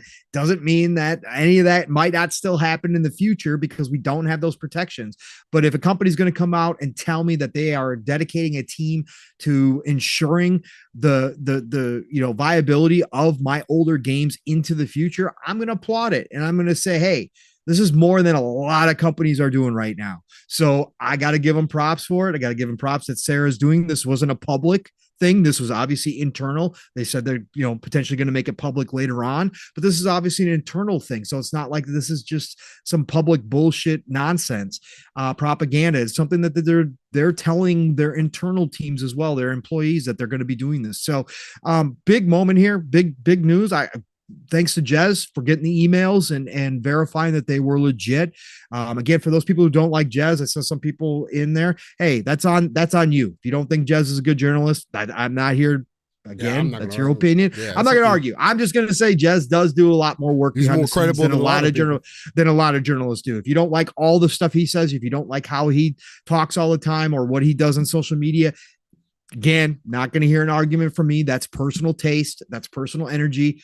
You decide how you consume it. But I'm just going to say, when Jez writes an article like this, it's generally speaking well-resourced. He's double-checked it. He doesn't always say things without knowing for sure. He will hint at things. But this time around, he said he verified through Microsoft themselves. The emails are legit. So this is something that they're pushing. And I love it, Steele. I love to hear this stuff, man. Again, how great it is, what it actually means at the end, we'll find out. But just to hear them talking about it is good enough for me. I like to see this stuff, man. It's a good article. Yeah, absolutely. Again, hearing that they're going in that direction. I mean, again, at least to me, it speaks that that they understand what matters. I know for some people, they're still questioning on whether Phil has been successful in his role, what he's really done for Xbox, I guess. I don't necessarily have those same questions, and there's not necessarily anybody else in the industry that I think would have steered it a better way. I understand, not everybody's going to be satisfied with what's happening, but this is dope. This is really, really dope to see. I enjoy articles like this, and hearing that Sarah Bond is seemingly picking up where Phil has left off at is another magnificent thing to me. And I know people are like, well, why are you excited about Phil 2.0? She's not going to do nothing different. And Phil didn't do nothing really. And again, I mean, if Phil saving Xbox is nothing, if Game Pass is nothing, if the amount of value that we're getting in our service is nothing, the only thing that we're going to go back to is, their first party output. Where's the games? Although all the games that we keep talking about didn't go into development until 2016, 17, 18, which is why you're seeing them now coming out. And again, maybe that's not what, and again, I hear you if that's not what you're used to, but you can't say that the games aren't coming. And if you don't feel like waiting, then invest in the platform that you feel is best for you. I'm getting plenty of value through Game Pass. Again, more ways to play than ever before. My library is ever expanding, and yeah, man, it's definitely an exciting thing to hear. So, all right. And apparently, the Throne of Liberty closed beta is out. I don't know if that is... It's through the Insider program on Xbox. It is. I just saw you and Psycho talking about the DMs. Yeah, it's through the Insider program. So if you guys are signed up for the Insider program on Xbox, you can apply to get in. I don't know how many spots are. I don't know how many slots are available. I just only know that it's through that. That's the only place that I've seen that it's available. I wonder if it's in the PC app, because I was looking for it, because again, I hadn't played Throne of Liberty myself. Throne of Liberty, for those who don't know, is from Amazon. It's an MMO. They did make some vast changes to it, because previously Throne of Liberty had combat to where you had to stand still to kind of do your moves and stuff. Now they changed it to where you are more mobile. But there are some things in the game that don't quite appeal to me. Again, Final Fantasy 14, World of Warcraft type combat, this doesn't speak to me anymore, especially revisiting Final Fantasy 14. I just couldn't get with it. Maybe Throne of Liberty is different. It's a closed beta. Maybe I get in there, try it out, and see what's good. I just don't have any genuine overall interest in it. It does look cool. I do like the fact that you can transform into animals and run around and stuff. That looked like kind of dope. And if you have the ability to fly, we can still fly, because I think that was another thing that they also tried to sell, or was in a trailer before, where you could turn into like a bird and you can fly to like different locations and stuff. I don't know if that's like something that's automated or whatever, but if you have those so you can free fly and stuff, I don't know, I might see what's good with that. At least get it into the library. That might be something I get into. But I see people talking about the Diablo 4 stuff already online too. When it comes to numbers, and it comes to like Xbox and Game Pass and promoting users, this is where it's a gray area stuff. It's a gray, and the corporate area, the corporate speak comes into a lot here, and we know this. Again, I make no qualms about saying that Microsoft certainly plays with numbers. Of course they do. Every company does. Yeah, every company does, but Microsoft's even got a little bit more to play with. Absolutely. Because of Game Pass numbers. The biggest platform for Diablo 4, is that because it's available to everybody? Is that because X amount of players downloaded it through Game Pass, right? How long did they play for? Like, we won't ever get the specifics. So, I mean, I know why they tout this stuff, and it's fine. It's corporate. It's a marketing beat for sure to say that your platform is the biggest one for Diablo 4, which is a huge game. It's cool to say that, but again, yes, when it's available on Game Pass, yeah, it's going to definitely boost numbers, right? It's going to definitely help your numbers, but that's one of the benefits you get from offering a subscription service like this and now owning an IP like Diablo 4. So good to hear it. You're not going to hear me touting it around like it's some big W or anything like that. It is what it is. Obviously, hopefully, monthly active users, which is a big stat nowadays, which maybe we'll touch on with Starfield. Monthly active users, having that many people on your platform and that engagement is a big deal for these companies. Every company's talking about it, because the more people play in your ecosystem, the more chance they have spending money in your ecosystem. And have Diablo 4 there available for people. What that translates over into those types of numbers, that's more interesting to me. But it is obviously a big marketing beat for them. So that's why Sarah's promoting it. So internally, and I'm sure we will hear it externally as well. So, again, cool.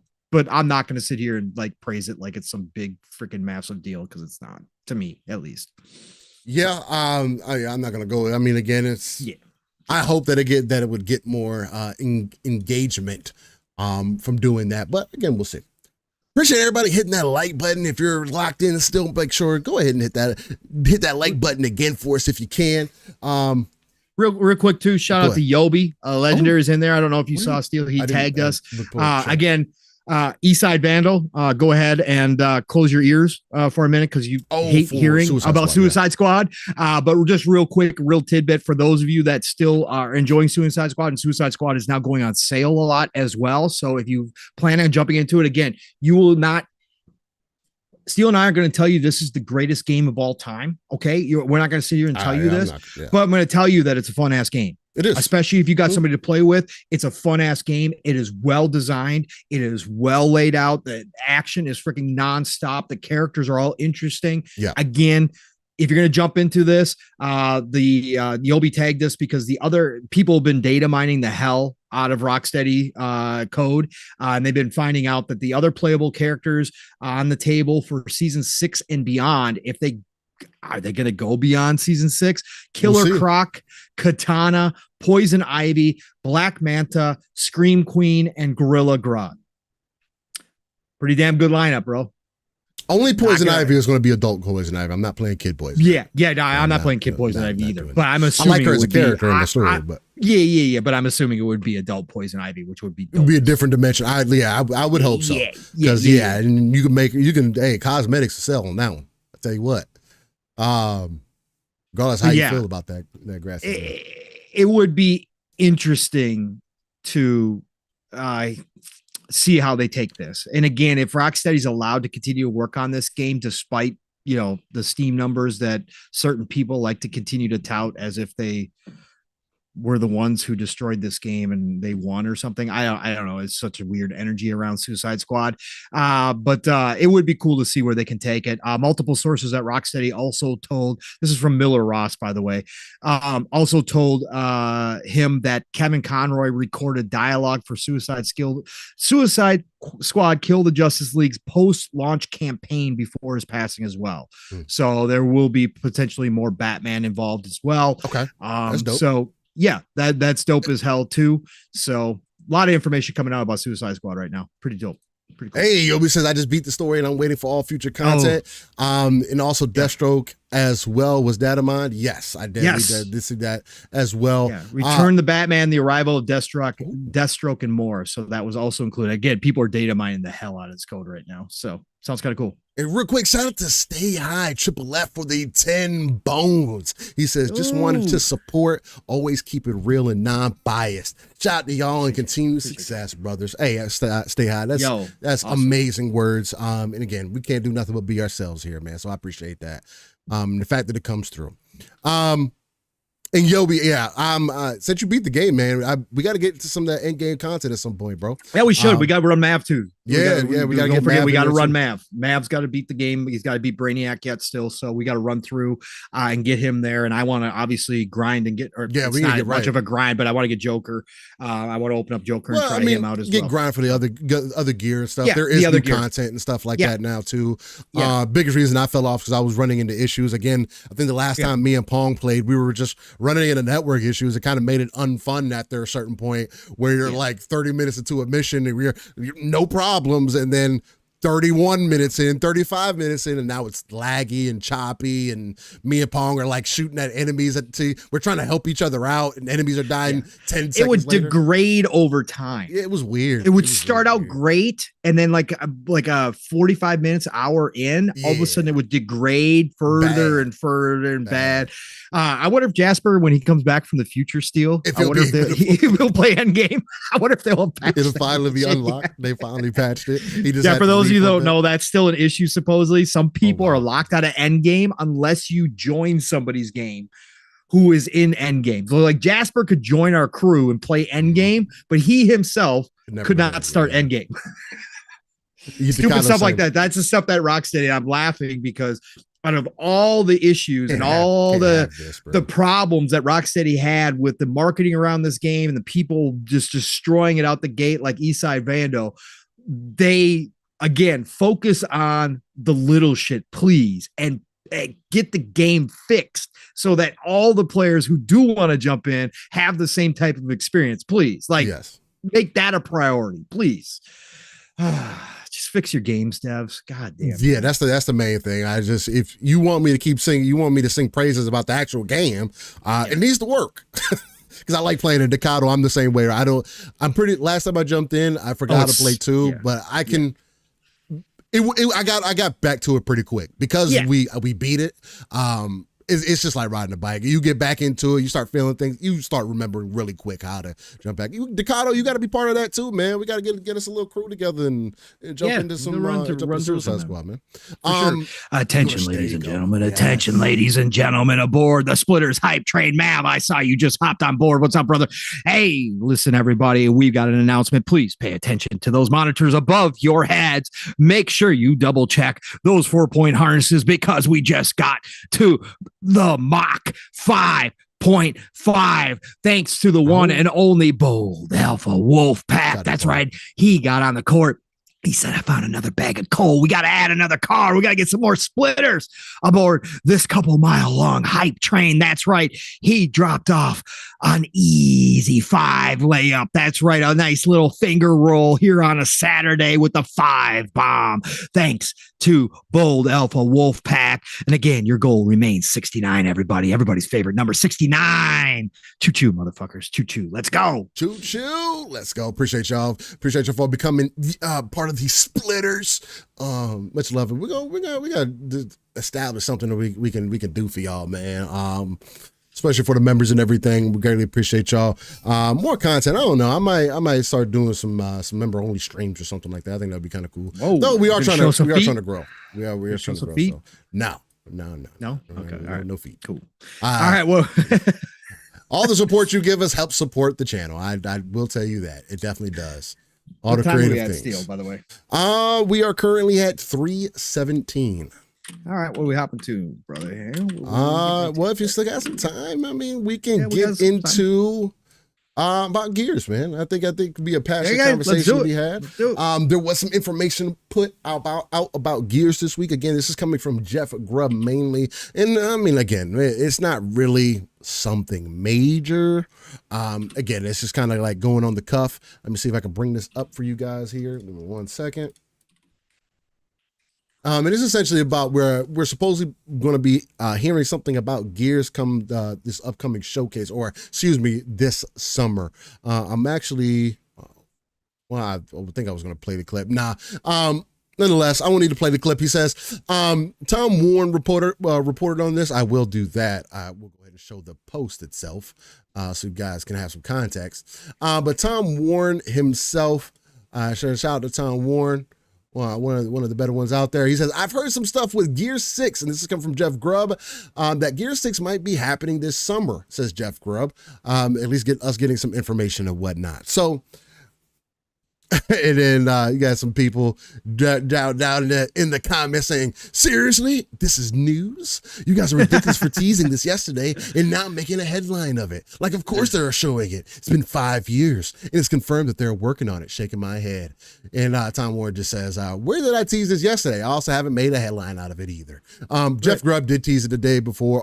Kind of funny to tease it, that there would be something about it on their show. Again, they're a business. They should do such. So I'm not going to overly crucify them for that. I will say, I do think that this opens a wider conversation about Gears in totality, right? It is time.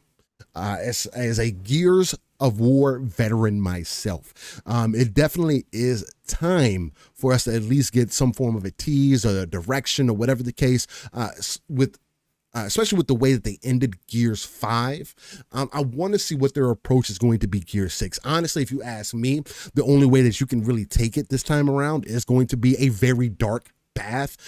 For those who are aware, I know some people, Pong himself, whiny kids and whatnot, into Gears 5, I think alleviates some of that. But I think what they're doing with the story with Kate, tying her to the Locust Queen and all that, her family, her lineage and all, is going to be a very, very interesting take. I still say, if there was a Locust Queen, why couldn't we have a king? And I think introducing something like a Locust King or something would be a dope way to reintroduce the Locust alongside the Swarm. So now you have multiple factions, although the Swarm and the Locust are essentially the same thing. Very similar in more ways than one. But having that extra enemy variance would be really dope, and getting it back to that horror essence, maybe removing some of the robot-ness of it. Although I didn't necessarily mind the robots. I do agree, though, that they don't necessarily add on to Gears. But I think if you can make them more so in that horror element as well, that would be a good addition. But Gears of War, I think this time break has been the greatest thing for Gears, because Gears doesn't need to, I'm not necessarily going to say reinvent itself, because I saw some people saying that, oh, well, Gears needs to become a first-person shooter, and no. There can be a spinoff that can be those things, but Gears itself doesn't need to do any of that. For me, there is no other experience that is comparable to Gears of War, whether it be play style, whether it be the way that the game feels when you play it, very visceral, very over the top, very over exaggerated in its movement. But there's no other game that's like it. The closest thing that I could probably draw comparison to is, I know some people say Uncharted. I never played Uncharted. And that's kind of unfortunate, because the multiplayer actually looked like it was kind of fun. But I mean, it is what it is. I'm going to choose Gears every time. But the closest other thing that I would probably draw is like maybe a Grawl, Ghost Recon type game that you can pull into. But even that is not a comparison that can be made when it comes to Gears. This time break, because they were more so on a 2-year cycle on Gears previously. Again, the mantra is Halo, Gears, and Forza. If there's one dev team that is going to demonstrate what the true possibility or potential of Unreal 5 is, or who's going to break the seeming curse of Unreal, it is going to be the Coalition. Gears of War has always been a standout game in IP to demonstrate what is possible in Unreal. Again, Gears of War essentially saved the Unreal Engine, and has allowed them to create Fortnite and all the other IPs that kind of flow through their ecosystem and everything. And if it is to be believed, because there's some things being thrown out there now, thrown out there in the background. The Coalition did give us a bit of a tech demo, right? Previously that I would say that we all thought was pretty impressive, and I actually believe that may be that may be how the in-game assets look, just because it's been consistent. Gears 5, when it was announced, it was a very visually pleasing game, and very technically impressive for at the time, especially for when you go to make that transition from single player to multiplayer. The frame rate has never been an issue, and it's always optimized it's always optimized to the T's. So for Gears, I do think that this is the perfect time to tease it, as long as you're teasing it with something else. At least for me, because Gears 2 and 3 have not made it to PC, I would love to see the reality of a Marcus Phoenix collection coming into existence for everybody, for the new people who have jumped in. Again, we've also are in an age of streaming. So I do think that this would be the time for Gears to get the most eyes on it than it's ever gotten previously. Because Gears, outside of the story, and I'll be briefly and I'll be frank, the story isn't anything that's like, oh, it's just the most amazing, life-changing experience that you've ever played. No, it's not that. And at the time, again, it was given its credit because of how graphically impressive it was. And again, I think the stories are good, especially going into 2 and then 3. I think that Gears 1 through 3, the story in there is it's undeniable for how heartfelt that entire story was, especially for something considered as a dude bro shooter, right?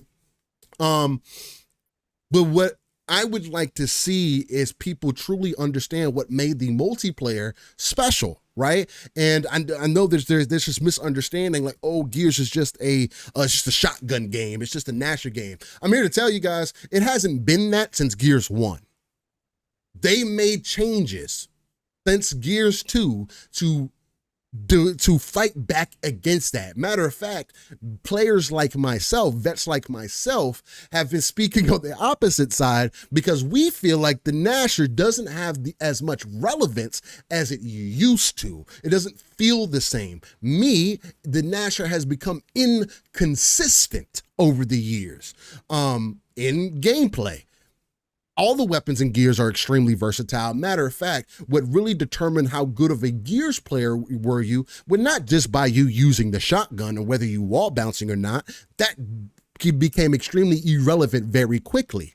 What demonstrated whether you were good or not is, yes, your reaction time and how, hey, swapping between the different weapons, because you're using your D-pad to swap weapons, right? So down on the D-pad, you get to your pistol. Left on the D-pad, you get to your Lancer. Right on the D-pad, that's the shotty. And then up on the D-pad was your nades. So you, in the heat of the moment, in the heat of the battle, you had to decide what's the best way to approach it. So if you're coming out of spawn, for an example, and again, I'm getting into a little bit of the nuances of it, because I want people to understand kind of what Gears is and why I think the nuances of it, I need it to be on PC and be brought to a wider audience today, because people have a huge misconception about what Gears is and how to play it.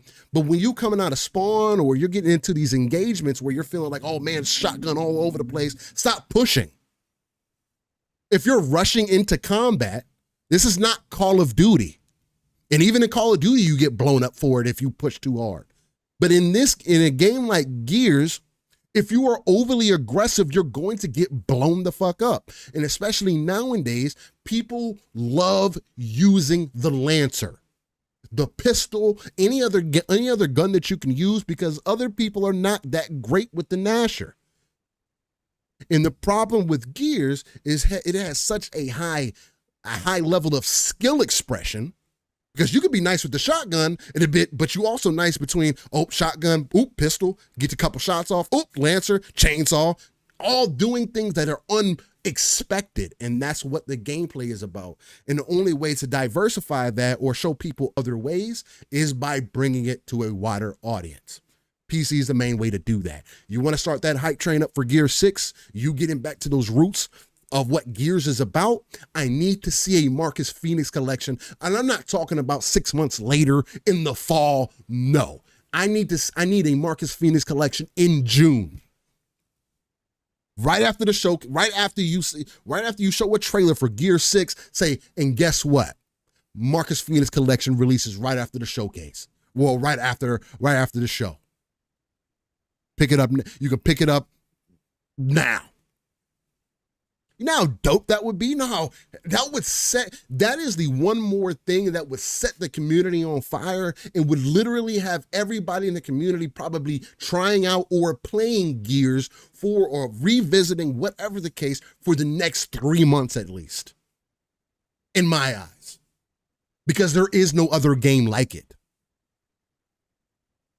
Chat, correct me if I'm wrong. Pong, correct me if I'm wrong. Maybe I'm stepping on the deep end. Again, I know I'm the multiplayer, third-person shooter dude and all these other great things, and I'm also a Gears vet, so I may just be extremely skewed one way, right?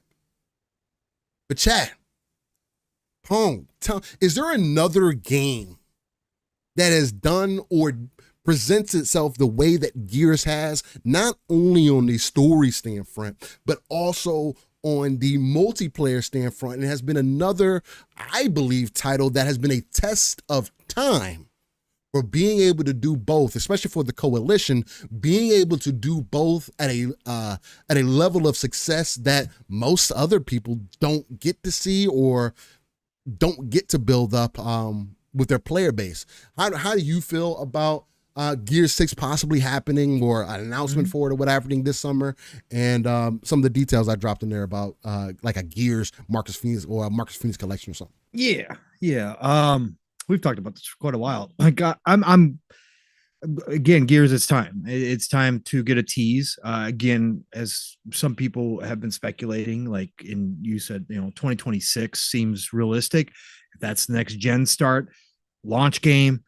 Gear 6, again, their launch lineup for next gen, it could be ridiculous, but you throw a Gear 6 in there, that's massive, right? And I talked about this on Thursday, and I brought you up a lot, Steele. I love when you get into your Gears bag, because again, I played a lot of Gears 1 through 3. Okay. I even played a lot of multiplayer back then. I was a multiplayer dude. I didn't mind the sweaties in Gears so much. I learned how. I was certainly not a sweaty, but I certainly learned how to wall bounce. Learned how to use a Gnasher. I certainly learned how to do some of the basics, getting into shoddy fights. Mav and I were arguing about this because Mav thinks you need to get rid of the Gnasher, and I'm like, hell no. That's one of the core things. There's so many other ways to get around the Gnasher, bro. Correct. And that's what I told him. I said people just never took the time to learn how to do it. So anyways, that's multiplayer. Single player. You guys, a lot of you in the chat have been here for a long time. You've heard me talk about Gears. I dislike the direction of 4 and 5. I hate the whiny kids. Okay. Flat out. I wish they never would have gone with these whiny ass kids. Kate is fine, but she's not even I don't like it. I don't like 4 and 5 as games. However, they were well-made freaking Coalition games, beautiful, obviously Unreal Engine 5 or Unreal Engine masters at what they do, beautiful, right? Hivebusters was in my bag. Hivebusters brought me back to the original trilogy, how it was set up, how it looked, how it felt, the characters. That was more closer to the original trilogy. But obviously they've got to finish Kate's trilogy. That's fine. They got to do number 6. Now we're hearing some smoke potentially that maybe they are going back to closer to the original trilogy with this one. Maybe we don't do the open world. Mav and I kind of had that conversation. They shouldn't. Semi-open world. They shouldn't. That was a waste. Unless you can fill it up. Yeah, I couldn't stand it. Don't get me wrong. I know why they did it. I know they did it. The skip was cool. The skip was cool in certain moments, like getting through tornadoes. But that's not what I need. I'm not gonna lie. I like the robot thing at the end too. Okay, and I hate robots. I hate the robots. Yeah, right. But I hate the robots. Anyways, they have a chance here to finish off Kate's trilogy. And take it back a little bit darker. There's still ways they could take it dark. There's still ways where, it would be fantastic. Again, I would be into that. If they how 5 ended, these whiny kids through some hell. Yeah. If they could put the whiny kids through some hell, I'm good with that. Let's do it. Put them through hell. Let's get this trilogy finished. I want to see what they're doing in Unreal Engine 5. People are already saying, Shinobi, whatever you think of Shinobi, I don't care. He put out there on Reddit or Reset Air or whatever it was. People aren't ready for what we're going to see. We've been hearing a lot of that from multiple people who have seen little bits of it behind the scenes. This is going to push the boundaries, especially if we're getting the next gen launch. It's going to be cross gen, obviously, but if we get a next gen console and they launch a next gen, we're talking about the Unreal Engine 5 will have matured by then. Coalition, the masters of Unreal Engine, right alongside Epic, the creators, like they are going to push boundaries with this game. So I can't wait. Hivebusters is still one of the most I will die on this hill, probably one of the best top 5 looking games that I've played this gen yet, and it's not even technically a this gen game. So I can't wait to see what they do there. I can't wait to see how they finish up this trilogy, but it's time for Gears to come back. For all the people out there saying Gears is past its time, we don't need more Gears, bullshit. Again, one of the pillars of the video game industry. I will fight against people all the time on this. Pillars in the gaming industry, games who have established themselves this way. That's the same thing as saying we don't need any more Zelda.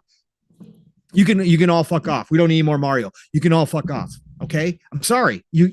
I'm not going to play this game. I don't agree. Gears needs to be around. Okay. Yeah. Gears needs to exist. Yeah. Gears is a viable especially franchise. With this much time between. It is, yes, absolutely. With this much time in between, Gears is a viable franchise that still has to be here. Still, take over real quick. I'm sorry. The wife left, so I'm taking care of the dogs. I'll be right back. I just got to let her in. Hold on. No, you're good. I think it's extremely to Paul's point. It is extremely important that they hammer it out right.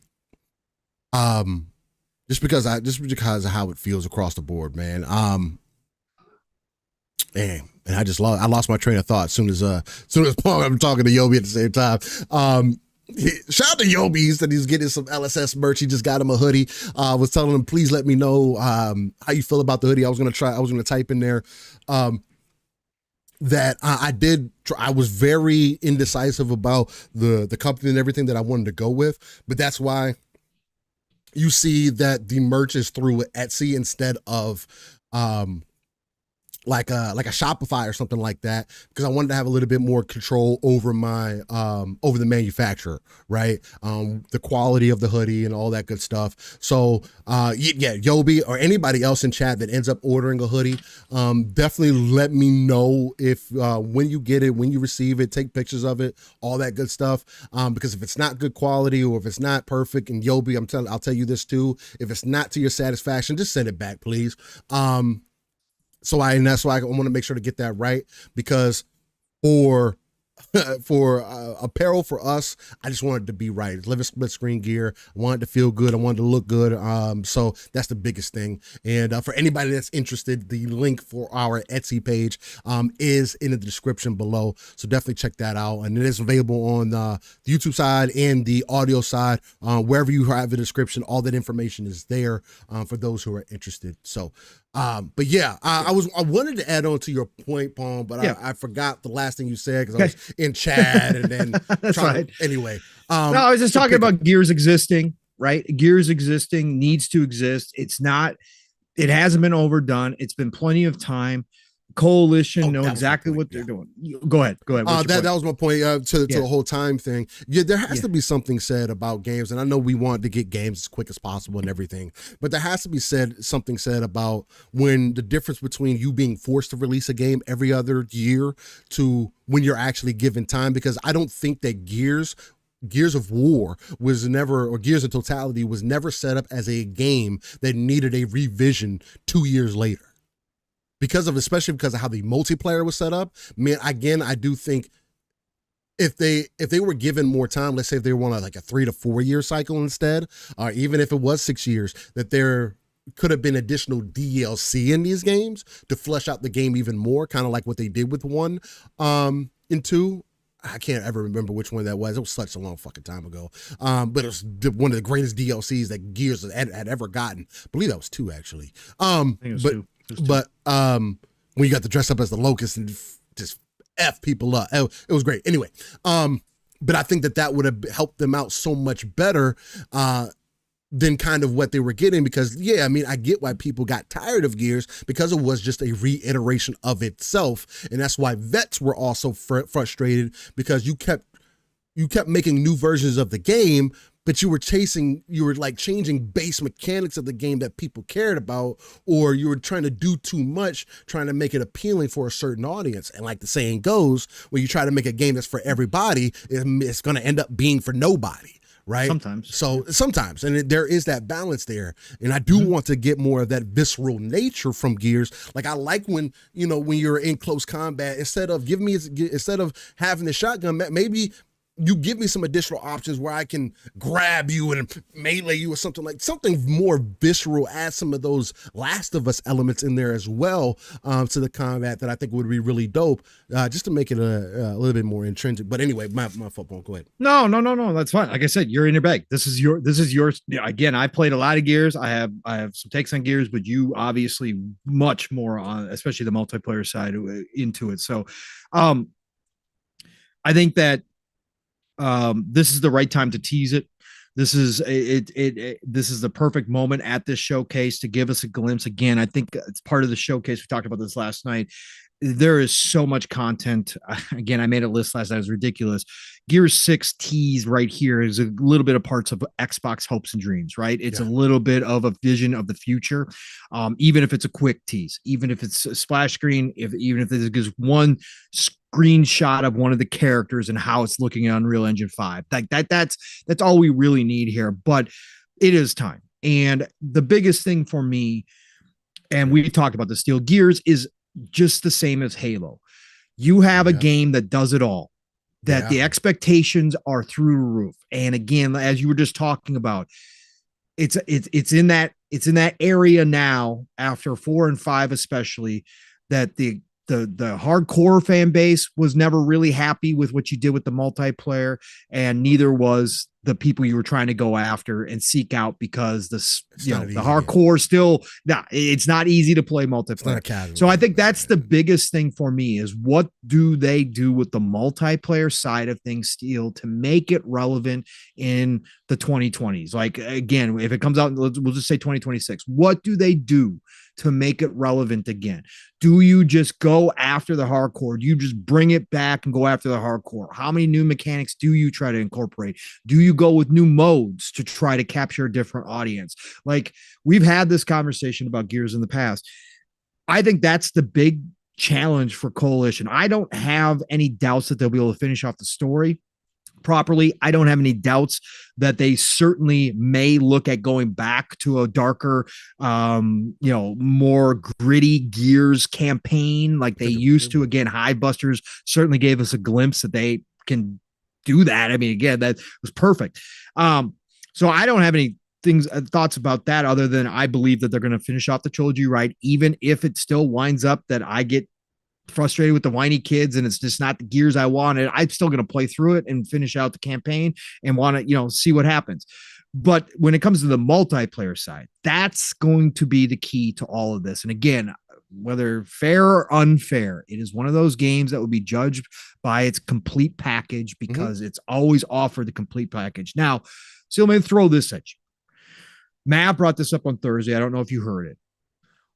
Do they go the Halo Infinite route?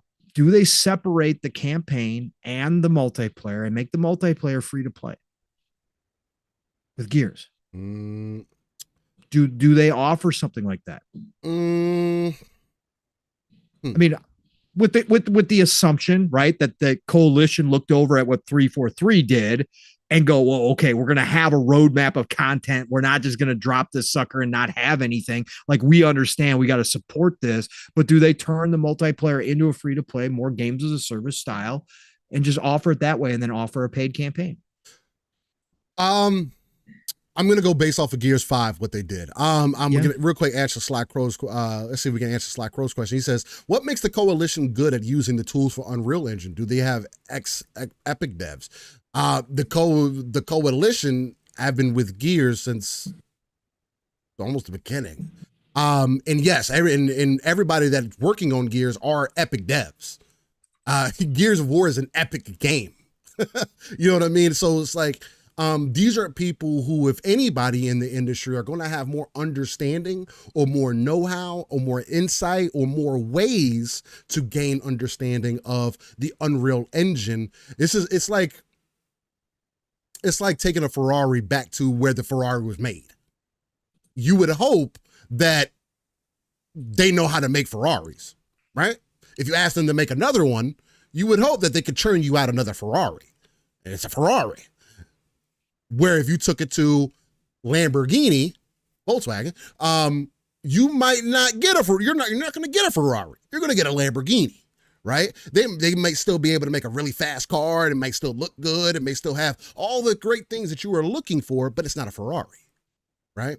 And I know that's not the greatest example in the world, but the coalition, my point with that is that the coalition have been with Gears since the beginning. They are a team that changed their name from Black Tusk Studios to be called the coalition because of how much care and love that they have for the franchise, for the IP itself. And because it is backed by, again, Gears of War is one of the biggest reasons outside of Unreal Tournament why the Unreal Engine is as recognized as it is. Now, Fortnite has become more towards to the forefront because they have started using that, and they're doing Nanite and all the other stuff. And they're using Fortnite as a way to demonstrate those things. That's a good way. That's a good comparison. Nixie says coalition equals Ferrari, NT equals Alpine Racing. Yeah, something like that. But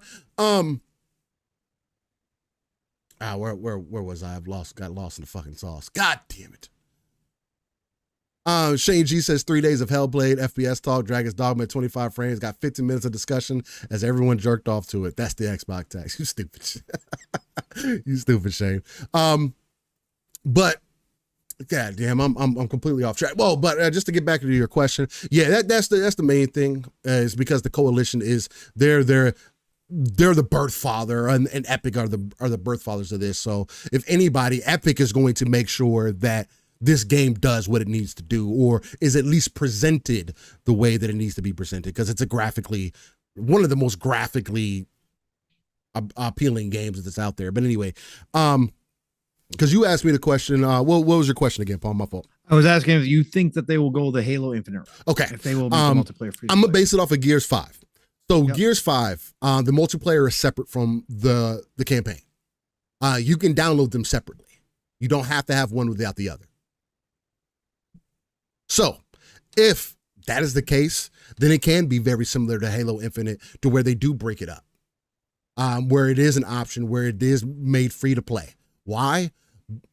The only reason that this would work is if they do what they did 6 months later with Gears 5, where they give you more ways, like, okay, hey, if you play the story, maybe you'll be able to get a couple characters, you'll be able to unlock characters, maybe you'll get some coins or whatever for playing on the harder difficulties or whatever, and you can unlock these characters. But what they ended up doing is either through gameplay, or if you decided that you wanted to buy characters, if you didn't have time to grind or whatever, through gameplay, you could grind to get coins to unlock characters. And yeah, it took some time, but it was well worth it, because a lot of the times your character was the expression of you. So you typically played one character for some time before you moved on to the next. So it felt kind of worth it to play that way. But then if you wanted to buy characters, you could if you wanted to. So them separating it out wouldn't be such a leap for them, because that's already something that you could do now.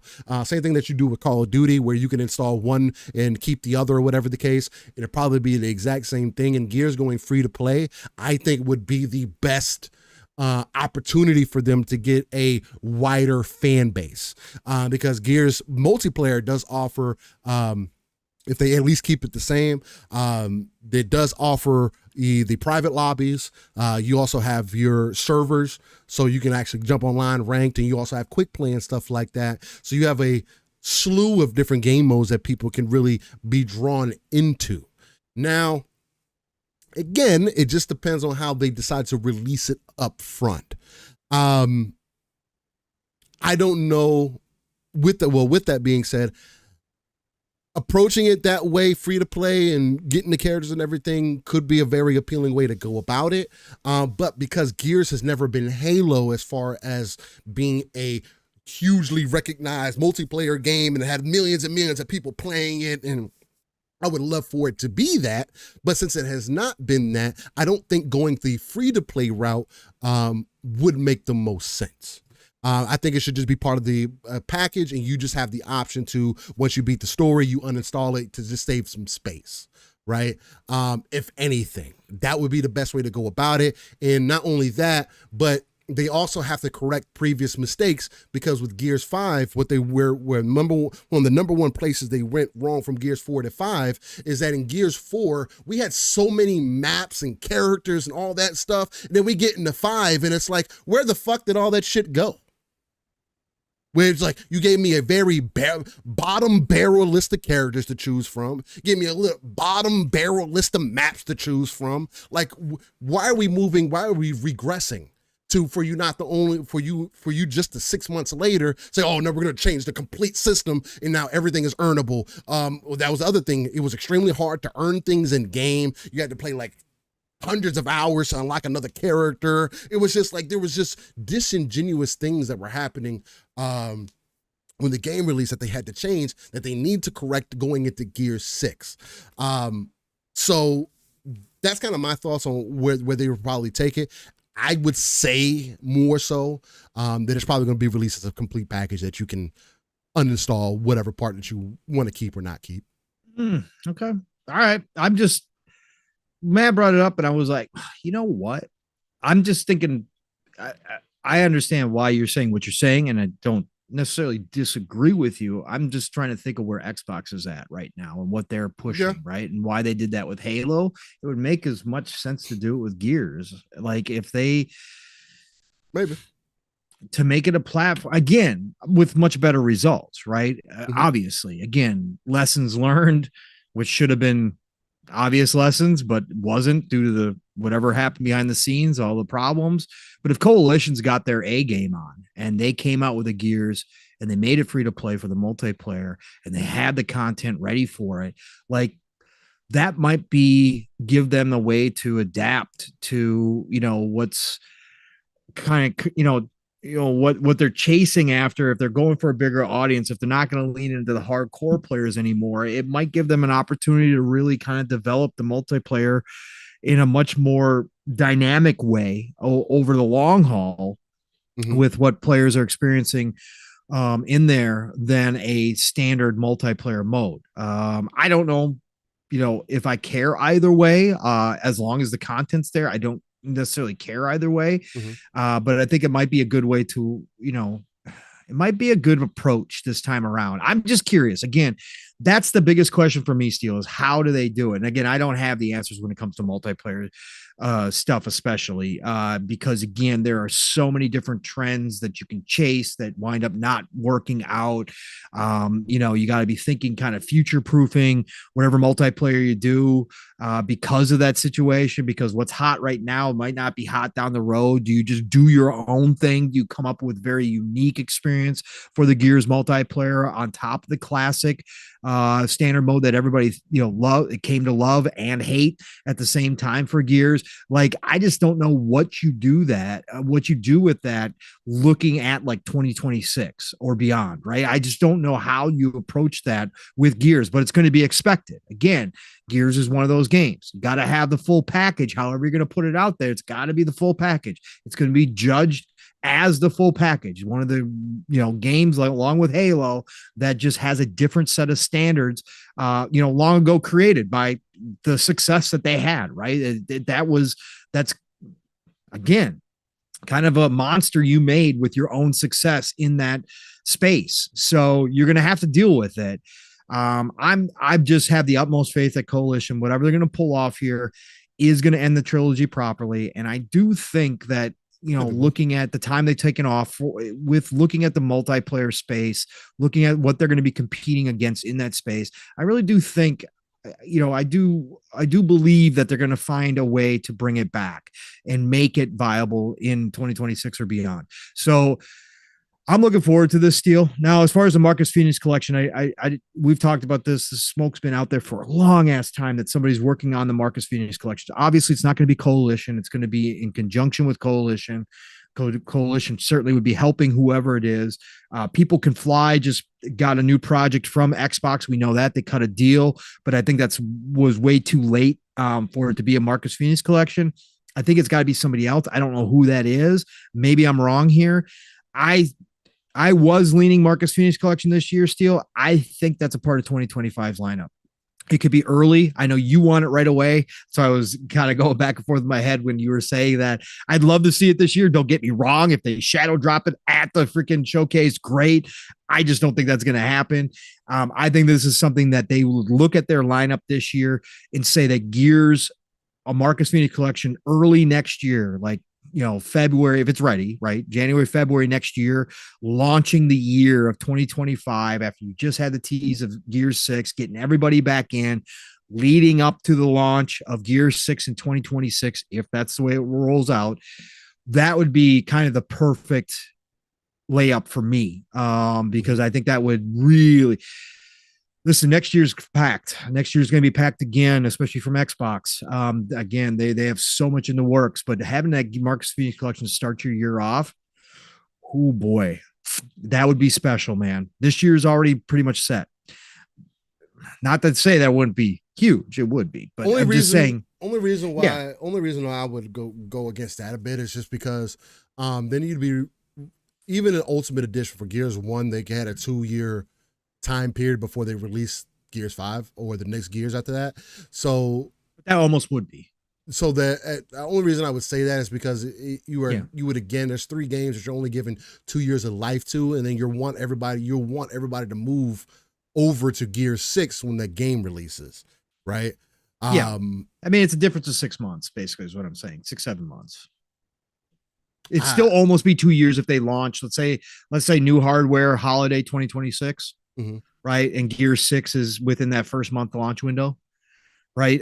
It would make, I'd be shorter than 2 years. I understand what you're saying. That's why I would want it sooner than later. That's all. Yeah. No, it's a valid point. I don't know. It's gonna be fun. No matter what, when we get this tease, because again, for the people saying Gears is dead and nobody wants Gears anymore, you're wrong. Again, flat out, you are wrong. Yeah. There is a huge base of players that have been waiting on a new Gears to put it on that PC. Will, I said they just need to put it on PC. Yeah, the original games you need to put on PC because, again, Gears 5 just has a bad flack. I mean, people try to use Gears 5 as the Gears 5 didn't do well over here, so why do you think that those original games are a completely different beast in totality? Yes, and they deserve to be there. And I think that's the biggest argument for a Phoenix collection is so that the PC gets them. Yeah, man, this is going to be a fun showcase no matter what. And Gear 6 being a part of it is going to be explosive. And there are going to be, especially, again, if they just give us a glimpse of what they're shooting for. I just need a Mad World trailer. That's all I need. Yeah. Takato said that in the chat. If they have a Mad World trailer, there will be a lot of grown men crying. Yes, absolutely. And I'll be one of them because, again, that if they launch the Phoenix collection, and they just redo, as we've spoken about, we had this idea long ago, Steele, and you just redo the Mad World trailer with the updated stuff. And if they go back and put in those scenes from the Mad World trailer that were never included in the original release, and that's part of the Phoenix collection, like they add that level into the Phoenix collection, like you legit will have everybody on board. Like there won't be anybody who'll be like, I don't need this. No, you will. You will be back. You will be back playing these games. You'll be back in multiplayer, getting sweaty, and it will be glorious if they do this right. But that Mad World trailer would be the absolute. It's such a home run It's not even funny. It's like the easiest layup home run you could ever find anywhere to just redo that trailer. Oh Absolutely. My God, bro. Ghost Wolf says, what about a prequel to Gears 1? That might be cool. Yeah, I mean, Judgment touched on some of that. And again, regardless of how people felt about Judgment in totality, it is the weakest one out of the Gears of War series, but they did do good with the story, I thought, in my aspect. And I would like to see People Can Fly maybe jumping more so into those prequels with the Pendulum Wars and everything. I mean, Gears Tactics did the same thing. Was kind of giving some more backstory, some before Gears 1 kind of things that were happening, if I'm not mistaken. I've actually been debating about playing Gears Tactics just as a fan, and I've been debating it. I've been debating it. But yeah, I think they should definitely jump into the Pendulum Wars. And I think that also could help some people who are maybe like, they don't like the whole alien kind of concept thing, where it is more human on human, right? You gives you more of the, because things weren't good in the Gears universe beforehand either. So it's like everything that led up to the Pendulum Wars, and everything that led up to Marcus getting jailed or getting put in prison for trying to save his father, for saving his father, whatever the case, would be definitely something else that would be ideal to get into. And the lore is huge. So once they end this trilogy, I want to see Gears continue. There's a lot, again, just like I say with Halo, there's a lot to explore. It may not be as well known as the Halo lore, but again, there's a lot of lore, and there's a lot of different ways they could take Gears, and a lot of different times within the Gears universe that you could actually do some really cool games with, even if they weren't like your prototypical Gears. Like they could break off a little bit like ODST with Halo. There's a lot of different opportunities here, and I want to see Gears continue. Gears deserves it. I'm sorry, it's one of those staple franchises that shouldn't die off, that should be opened up, and should have, even if you bring in other developers to bring their ideas to the table after Coalition is done, maybe Coalition, again, the Coalition wants to keep working Gears, great. I'm not the dude who says Coalition has to work on Gears because that's why they were formed. They've done enough in the Gears world. They can move on to something else if they choose to, if Xbox wants them to move on to something else. But I would love to see other visions. I would love to see other creators come in and try to work within the Gears universe. Just like I said with Halo, I'm all down for that. They're established. The original teams that worked on them and the follow-up teams that worked on them have done their duty, have done their job. They've established these within the industry as historic titles. Like, if other people want to try, it's not going to tarnish it. It's not going to tarnish what the originals meant. No. So, but yeah, man, what a great setup for the showcase if this is going to come to fruition this year for sure, along with the other things that were also teased again recently. So, you do a Gears. I'm telling you, you do a Marcus Phoenix collection. There's not going to be many games on the market that are going to be able to compare. On any side. Updated. That's what people are going to be talking about, and I think that would be such a great way to carry Xbox for the rest of the year as well, because I have constant engagement with that. You know what I mean? Again, revitalizing a game that's almost 10 years old. Well, it's outside of 2 and 3, but almost a decade. That makes more sense than me remastering or remaking a game that just came out.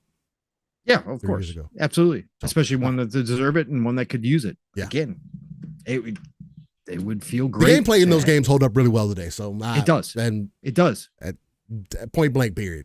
And if they were able to get him in Unreal 5, oh my God.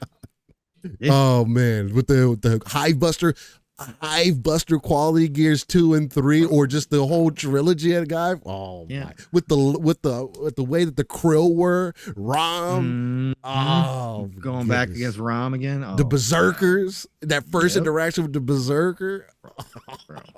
She was scary the first time. She was scary the first time. Stupid. Yeah, I still remember my first run-in with the tense moments, man, and be able to go back and play them through co-op again still with you now. That'll be really fun actually. Yo, I played on hardcore and everything too. Yep. So. Yep. I went through the first 2 on hardcore, single and co-op. I believe. They were fun. I finished both. Yeah, they were fun. They were.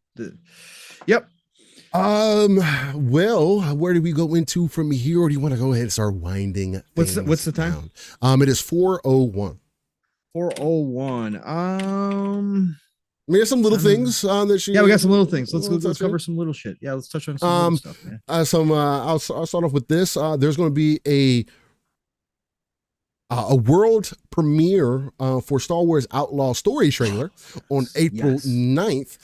Pong continues to get excited more and more. He keeps hearing and seeing about Star Wars Outlaws. He sent me some clips in the background because they did release some additional video and whatnot of Star Wars Outlaws. And I'll agree with Pong. I am highly interested in the experience that they're presenting here. Looks different, looks right up my alley, and also the time period where it's taking place. So, but how do you feel? How are you feeling about Star Wars Outlaws? Are you going to be there for the trailer? Oh, most definitely we'll be there for the trailer, sir. As long as the eclipse doesn't end us all, we're good. I will be there for the trailer. Star Wars Outlaws again. Next, right after now that Dragon's Dogma 2 has launched. That's my game of the year 2024. The next two are Avowed and of course Star Wars Outlaws. There's plenty of other games I'm hyped for, but those are my two big games so that this year I'm really looking forward to. And Star Wars Outlaws, again, every time I see it, again, the little clip that somebody did cut out, no commentary, no nothing, just straight gameplay that they posted. When I watched that trailer, and I watched it a bunch of times and watched it on the big screen, I sent it to Steel. It just got me so much more excited. Really this good. game, Detail. again, outside of Nyx, not you, Nixie, but outside of the creature Nyx, the stupid Disney-fied little creature we got to have with all of our Star Wars characters. Now, I hate it. It's so annoying, bro. I don't even care if he's good. I don't care if he's funny. It's just annoying as hell to me to have this little creature. We don't need it, Disney, with every single damn character in Disney. Anyways, outside of that, the gameplay and the atmosphere that they're creating here, the fact that we now know that we are going to be in the gray area of Star Wars. We are going to be doing some things that would be considered illegal. We are going to be, we're going to be on the cusp. Yes, we're going to be on the cusp. I love every single minute of what I'm seeing here. I sent Steel the video too, and I said, just look at the detail. Massive with a Snowdrop engine. Again, one of my favorite game engines. If you're going to have game engine fanboys, right? Snowdrop is one of my favorites, and there's a reason why. If you pay attention, and I talked to Steel about this, to the little details that they already are showing off in this game, the little details that Steel and I always talk about that a lot of game developers don't focus on because it takes a lot of time, that just makes a small difference. I was watching this video, and about the second or third time through it, I noticed she gets off her speeder in front of a bar, she's going to meet somebody at the bar after completing a mission, and she gets off her speeder bike or whatever they're going to call them in this one. And she gets off of it and she's walking across a dirt kind of road, right, in this little town. And she's headed towards the bar, and another speeder bike flies by right in front of her as she's walking across the street. And as this speeder bike flies by, it kicks up dust off the road, obviously, right? Because it's a dirt road. It kicks up dust. Now, in most games, yeah, you'd see the dust. It'd be sitting there. It'd be floating. You'd walk through it, whatever else. This dust kicks up, but there's wind in the game that's blowing stuff. And it kicks up, and the wind catches it and blows the dust towards her and the camera as she's walking across, because of course you're in third person view. So you see the wind actually affect that dust that was kicked off. And this was not like a pre-scripted moment. Like this isn't like a CGI moment. This is you actually playing the game. It's just little stuff like that I'm going, God, Massive is just going to crush this game. Sound effects, again, how this character is written so far, everything that I've heard. Again, she's a Han Solo type smuggler. She comes with that attitude. Like, I'm good with that. Like, this is classic Han Solo, not new Disney-fied Han Solo, but this is classic Han Solo from the original trilogy, when he's a smart, sarcastic asshole who thinks he is top shit. And she's got some of that to her. And so far, the writing's hitting with me. Star Wars Outlaws. I'll be waiting to see this new story trailer. Again, the fact that we're going to have space battles. We're taking off into space. We're going to different planets. Like, everything that they're doing here, Massive is crushing this from a old school Star Wars fans point of view. So, yeah, I'm all in, man. Can't wait to watch this trailer. for sure. Yeah, I'm definitely excited for it myself. It looks like it's going to play really good. Looks like it's going to be really good gameplay wise. So there is definitely that. Let's see what else we're going to throw in here. Oh no, I wanted to touch first. What was it? There's a Square Enix shakeup that's happening. Yeah. Longtime DQ producer Dragon Quest. Yu Miyake stepping down to head smartphone division. Near series producer Yosuke Saito tipped to take over. Well, that's for Dragon Quest. Okay, it makes. Supposedly the behind the scenes is that Dragon Quest number, what is it? Is it 12 now we're on? Yeah, Dragon Quest 12, I believe it is. Has run into some problems production wise. And they've had some issues. It's behind schedule.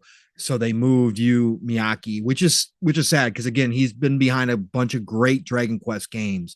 But obviously new leadership of Square Enix trying to really streamline things, makes sense. They're running into problems. They don't want these production problems. Production problems cost money.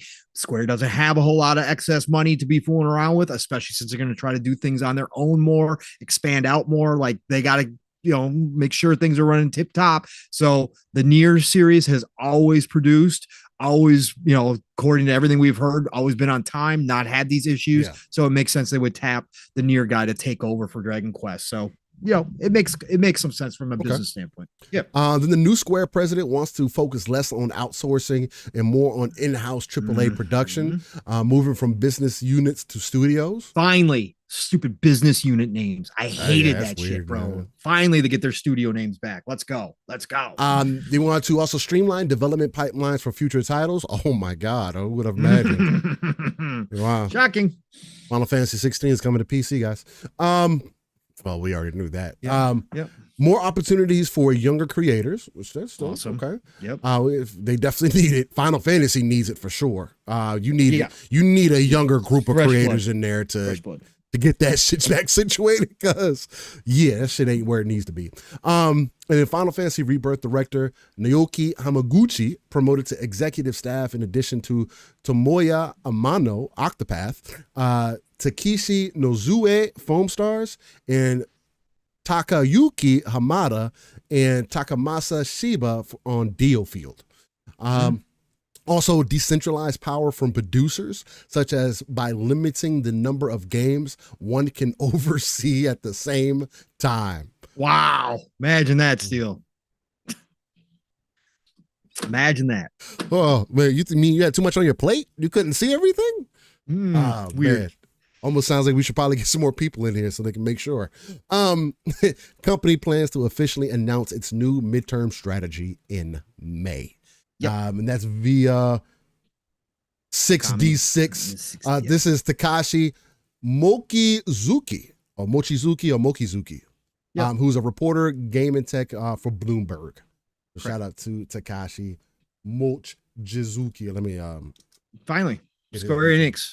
Finally, bro. I mean, again, this is what's been needed for a long time. They needed a shakeup.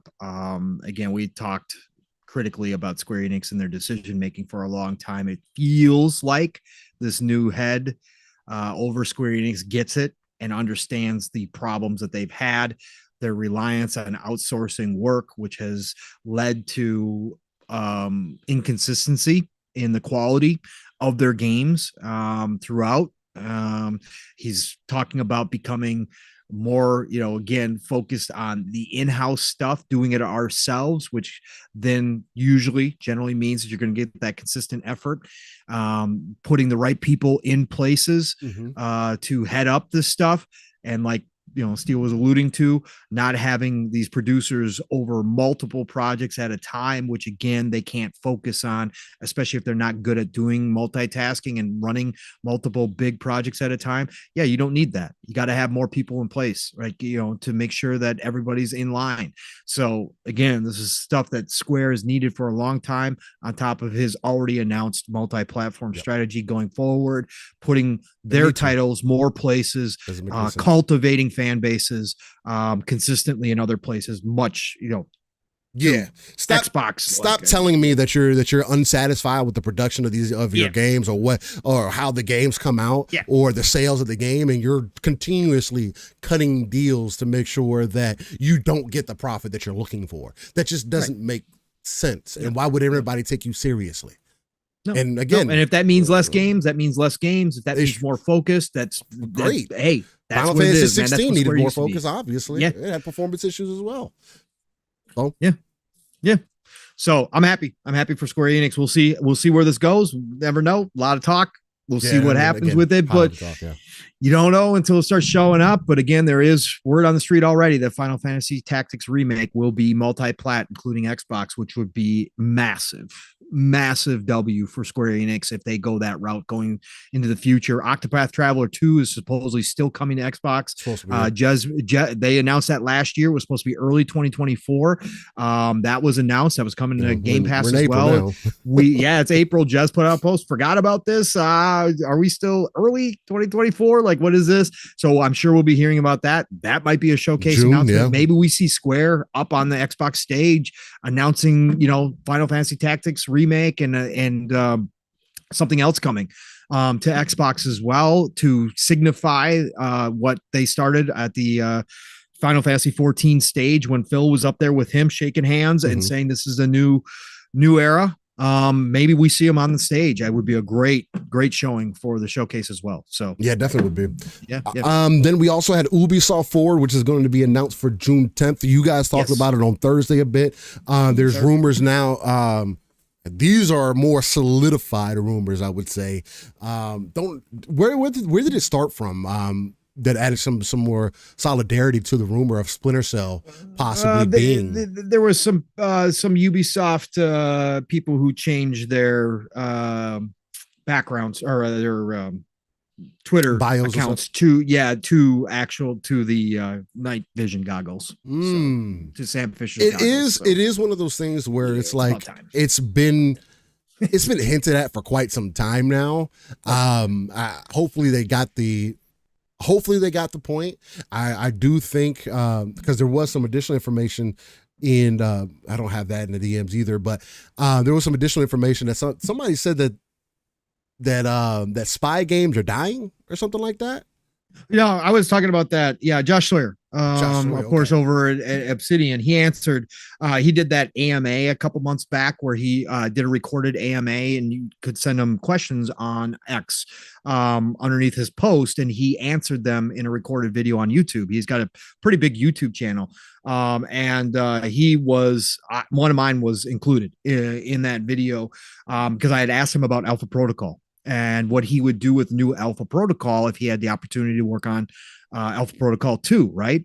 Because I wanted Alpha Protocol to come back forever. Sega owns the IP. Obsidian has wanted to do it too. So anyways, I asked him about that, and his response was that he didn't think that stealth spy espionage games were a thing anymore in this day and age, because that was a different time coming off of the Cold War. Obviously people still being in that mode of that whole era of spying on Russia and that kind of stuff. He thought that maybe that genre was no longer viable in this day and age because the world had changed so much. Now, that's his opinion. To me and Mav talked about it. My opinion is that stuff still happens. There's plenty of hotspots in the world that you can still do stories about spy espionage. It's up to the creatives to come up with cool ways to make these games work in 2024 and beyond. But I think new tech, gadgets, like all the stuff that comes with spy espionage, you got a whole new realm to kind of explore. And I still think that this is still viable. We're going to find out because this remake is happening. The Splinter Cell remake is happening. Ubisoft hasn't canceled it. They announced it in a blog post years ago. Mav and I had a 2-hour show on it. Like, this is happening. And now rumors are that it's going to show up here. So we're going to find out if it is still viable, if they do it right, because Splinter Cell, you don't get bigger in the spy espionage games than Splinter Cell and Sam Fisher. So if they do this reboot, remake, whatever it's going to be right, and people come out and support it, which I'll be there day one, Mav will be there day one. I think this could go a long ways to kind of showing, the Josh Sawyers of the world that no, it's still a genre that can be, made in this day and age. So yeah, that's where that all kind of came from. So yeah, I pulled up the article too from Tech Radar. It's that basically solidifies the fact that there was a remake in the works. This says Ubisoft released a video announcing the Splinter Cell remake in 2021. In addition to the announcement, the video also delves into the history of Splinter Cell series and how it changed the identity of Ubisoft. Ubisoft hasn't released any more Splinter Cell remake trailers as of yet, but you can find some deep depths, and they're saying pretty much it's unclear how much of this plot will remain in the Splinter Cell remake. However, as Ubisoft confirmed in a now deleted job listing from 2022 via Tech for Gamers, that it is rewriting and updating the story for a modern day audience. We want to keep the spirit and themes of the original game while exploring our characters and the world to make them more authentic and believable. The listing stated, so while producer Matt West has previously established Ubisoft wants to ensure the spirit of the early games remains intact, expect a few updates. And honestly, I mean, if you just remade it, I mean, again, that's what you would need, right? That's what you would need. And we speculated on the story, how they could make it, again, people hate that language, and I understand it. Again, there's some games that have tried this, that Saints Row, that doesn't work. Taking that philosophy, it just depends how you implement it. Again, give me a great story, give me a classic story, and I'm good. Yeah. But we talked about this. If you wanted to modernize it and you wanted to reboot the franchise for a nowadays generation, right? You could introduce Sam Fisher's daughter, which is canon, by the way. Yes. It's in the books. We didn't even know that at the time, that books had already been written about this, but you could have his daughter taking over for him, right? You could have her moving into that role and modernize it that way. Like there's a lot of different things you can do. And I obviously some people won't be happy with that, but it is canon that she is in the books. She is available to do this with. So if you're going to do it, again, give me a great story, give me a great character that upholds the Sam Fisher legacy. Again, Michael Ironside, who does the voice of Sam Fisher in the early games. And again, he is the Sam Fisher that we all grew up with and love. Michael Ironside's unfortunately in bad health and is getting older. There's just no question that at some point, sure, you could get another actor to do it, but it's so iconic that it's very hard to do that. So just move it into his daughter, start a whole new franchise with Splinter Cell, with her in the role, have the handoff, have the baton handoff between the two, however you want to work it out. Like, again, we had a whole story worked out in our heads, how we could do it. But I just think there is a spot for this type of game. It's been too long. Splinter Cell should never have gone away for a generation of consoles. Ubisoft screwed this up. They bastardized the entire Sam Fisher and Splinter Cell by trying to put his skins into other games and having them show up as DLC, and it not being very good DLC. Like, this is one of your biggest franchises. You do not ruin a franchise like this, but they did their best. But now is the time. And the fact that the developers who talked about it in the blog post that are remaking it, they did their own Q&A session in the blog.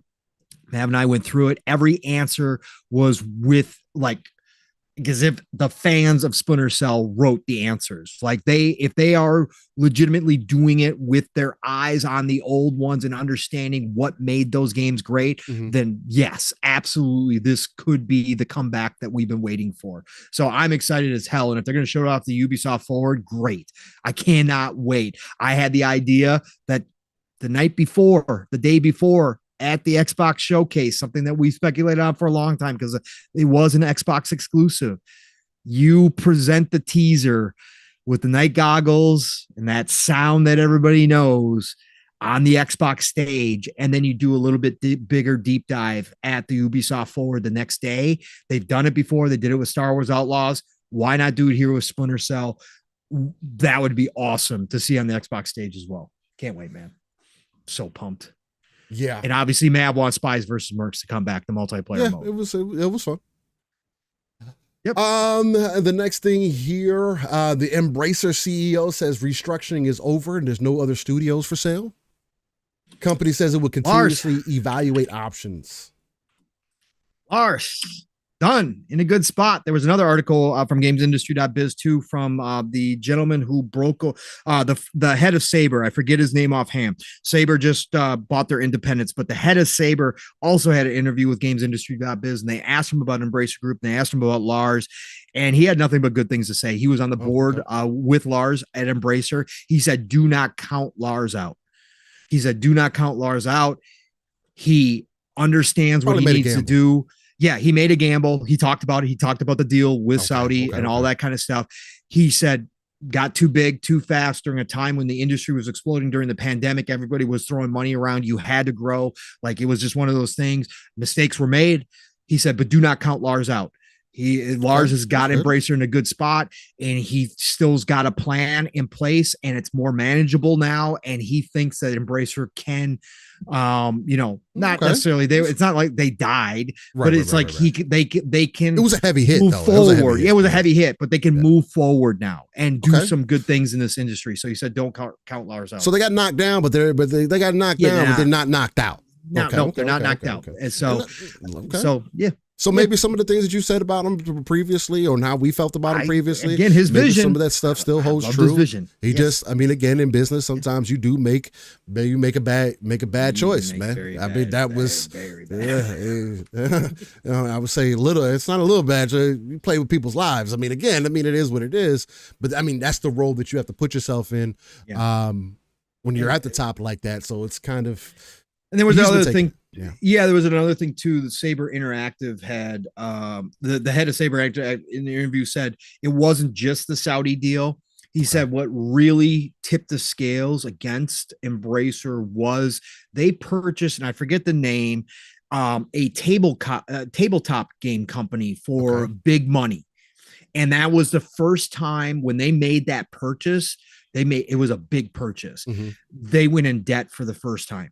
And he said that's really what started it. Like, that was the first, because that changes the entire game when you are now going into debt. You got to think about it. And you're playing a different game at that point. So he made that. It was a great, it was pressures on your decision making, how you're handling. It changes dynamics when you do that. When you go from not being in debt to all of a sudden making this huge purchase that puts you in a debt. The rules, the laws, the game changes at that point. And that's what he made. It was a great article that I did read through. Cause again, Lars' original vision that he talked about consistently I was all on board with it, right? He gets it. He loves gaming. He's a gamer himself. He loves the history of games. He wants to keep gaming around. He just made some very big mistakes over the past couple of years that cost him. And I'd imagine that them going into debt probably wouldn't have been an issue if the growth of gaming was still going towards the same trajectory it was at the time, right? And if games like Saints Row, which was a huge bet, didn't flop the way, but the signs were there. But that was a huge problem too. The Saber guy brought that up too as well, and he said games like Saints Row were obviously an issue as well. Because it was a big money. Yeah. There was big money on that game, and Volition shit the bed. So, So, it's good. It's good to hear that they're stabilized, according to Lars too, that they're stabilized now. No more big cuts. They're happy with where they're at. And that should be the end of the restructuring, and they can move forward now and get back to his original vision, which was making games and being a big AA producer along with some AAA. So can't wait to see what they do. Hopefully they get some hits. I'll throw in a few quotes in here from Lars himself. He says, this is coming from gamesindustry.biz, article written by James Batchelor, but he was interviewing them and whatnot. He says, in an investor call following last week's $460 million sale of Borderlands developer Gearbox, Windfors told investors, now we are ending the restructuring program at the end of March, and we're now looking into the future. He added that the divestment of Saber Interactive and Gearbox were two very important milestones in that process. And then Rock Paper Shotgun reported that he also said Embracer was not planning to sell any more of its business. Lars says, we are getting approached on a weekly basis by companies that would like to acquire certain assets within the group. And I've been very clear that they are not for sale. Because they are a very important part for the group and for the shareholders of the group going forward. He also goes on to say, it is important to understand why we acquired Gearbox and what the plan was. When we acquired Gearbox, he said, Gearbox is one of the best developers in the world, but they had ambitions to entertain the world and grow their business significantly, both by publishing other game titles as well as creating more titles on their own. That was very ambitious growth business plan, and over the coming 6 years we agreed into. They were in the middle of that, which meant we had a significant growth CapEx, capital expenditure, which created a negative cash flow, which Pong spoke to. It also added a lot of business risk into the pipeline. Again, not only that, but also Gearbox's own Godfall didn't do well either. So you had multiple titles that just didn't seem like they were hitting the mark that they needed to. It's a business risk to the pipeline because, yes, they had a lot of good success with Borderlands, but obviously we had a number of titles that had not been released yet and not been proven yet. And now in the current environment, we decided that this is the best outcome because we decided to reduce our CapEx significantly and reduce our business risk. We're not making this deal because we're unhappy with the development team of Gearbox, but in this current environment, this is absolutely the right decision for us to take. And he did reiterate that Take-Two Interactive reaped most of the benefits from Borderlands since it held the publishing rights to Gearbox's franchise, and that the economic upside of the studio's future pipeline for Embracer was fairly limited, which that is a good point. I forgot about that. 2K has always essentially been there for those games. So I guess that deal just made the most sense at the time. It did. Absolutely. Nope. Lars is not a dumb man. Lars is not a dumb man. He made dumb moves, but he's not a dumb man. And that's why again, I liked his original vision. Again, had you told me he was betting a lot on a $2 billion handshake with the Saudis, I would have been like, okay, well, no, this is not good. This is not good. This is a problem. But that's why I propped him up so much originally, was because of his vision. And I did not know he was doing those types of deals behind the scenes. I had no clue, obviously. So, but hopefully now stabilized, back to business. Hopefully they can get back to some of the original vision, like I said. So I'm hopeful. I'm hopeful for Embracer and all the people that are still underneath that umbrella. Yes. Yeah. And then to kind of put a bow on things, unless Paul has some additional things. Nope. Dragon's Dogma 2 has sold over 2.5 million units worldwide, and the cumulative sales are now over 10 million units. So think about that. Over a decade, the series, the IP in totality has only sold 10 million copies. If does not tell you how niche that this game has been, I don't know what else needs to prove that. I know some people were having a conversation this week like, oh, why was 3 million okay for Final Fantasy? Why wasn't it okay for Final Fantasy, but it's okay for Dragon's Dogma? And Dragon's Dogma is on every platform and it only sold 2.5 million. Oh, why is that not okay for because Final Fantasy is an IP that has been around for a long time. What, since the 80s? Just before that? NES. So for a mainline Final Fantasy game, because I would consider Rebirth, Remake, and those are not, I wouldn't say those are mainline Final Fantasy games. I'm pretty sure that people do consider them that, and they are, as far as the story goes and everything, but they're not retelling the same story. It's different. But anyway, that's neither here or there. But for a mainline Final Fantasy game, 16, even with it only being on one platform, it's only selling 2.5 million, selling 3 million copies compared to Dragon's Dogma, that it was a very slept on game, a game that's not for everybody, kind of pushes against the traditional methods of what an open world game is supposed to do. And you think that this game is just supposed to sell 10 million copies the first week? No. And I had this conversation with Fuzzy in the background in DMs at the shop. People don't realize that Capcom games aren't like that. Okay, so I did some digging real quick because Fuzzy had brought this up and thought it was a little slow. I'm like, and this is just a couple, I did some quick research real quick, but Capcom games don't sell like that. Like, okay, so it took the first Dragon's Dogma 3 years to sell that many. 3 years. That's impressive. To sell that many. That's impressive. Okay, so we can already see the difference in hype levels, right? Out the gate. Monster Hunter World, and Steel will back me up on this, arguably their biggest franchise. Their most successful title, right? So it sold 5 million out the gate. Mm-hmm. Okay, and sold 8 million in 5 months. And that was everywhere as well. That's what I'm saying. So 8 million in 5 months, 2.5 million in the first 2 weeks, whatever the sales was, 2 weeks, for a much lesser franchise. Again, a lot of hype behind Dragon's Dogma for the this time around, really big fan base that did enjoy Dragon's Dogma, but nowhere's near Monster Hunter. No. Monster Hunter is freaking across the globe. It's huge. And that took 5 months to sell 8 million. Resident Evil 8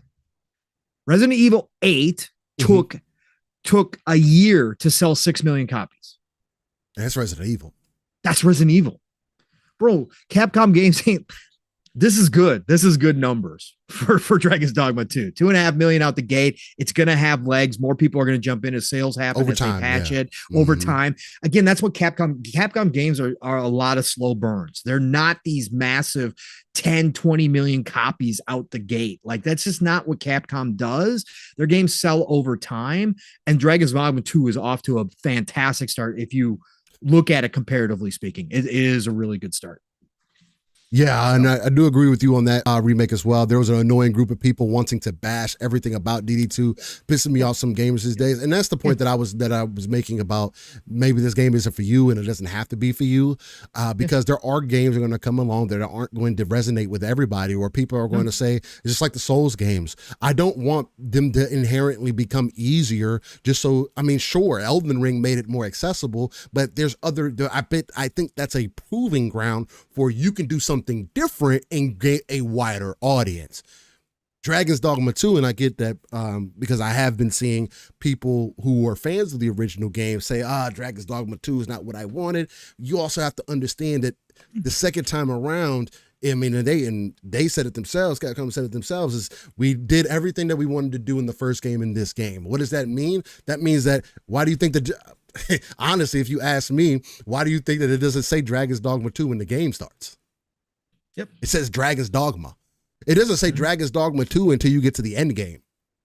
And then when you boot up the game from that point forward, it says Dragon's Dogma 2. Interesting. After you beat the game, now it's Dragon's Dogma 2. Mm-hmm.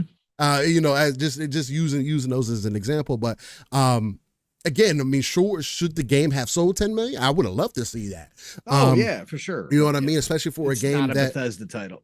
especially for a game that is a very divisive and people want certain aspects of things. There are things that exist in Dragon's Dogma that I would not want them to change. No, don't make it like every other game. No, if your game is unique. meant to do these things, it makes the game unique. And again, I enjoyed the experience from top to bottom. It's not perfect, again, but it doesn't need to be. So, and again, to your point, remake also, I do think that this will be a game that has longer legs.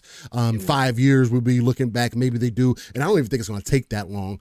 It might be a year or two where we get like their form of whatever Dark Arisen is, right? Yeah. DLC. They do some DLC, they patch up this things, time around. I think it's happening. I think it's definitely happening this time. Oh yeah. They've already taken some input from people, and they're putting out also stuff into the streets to get people's opinions on whether they would like to see surveys and whatnot to see whether people would like to get a DLC or something. So again, they obviously see it this time around, and I think this also goes to my point.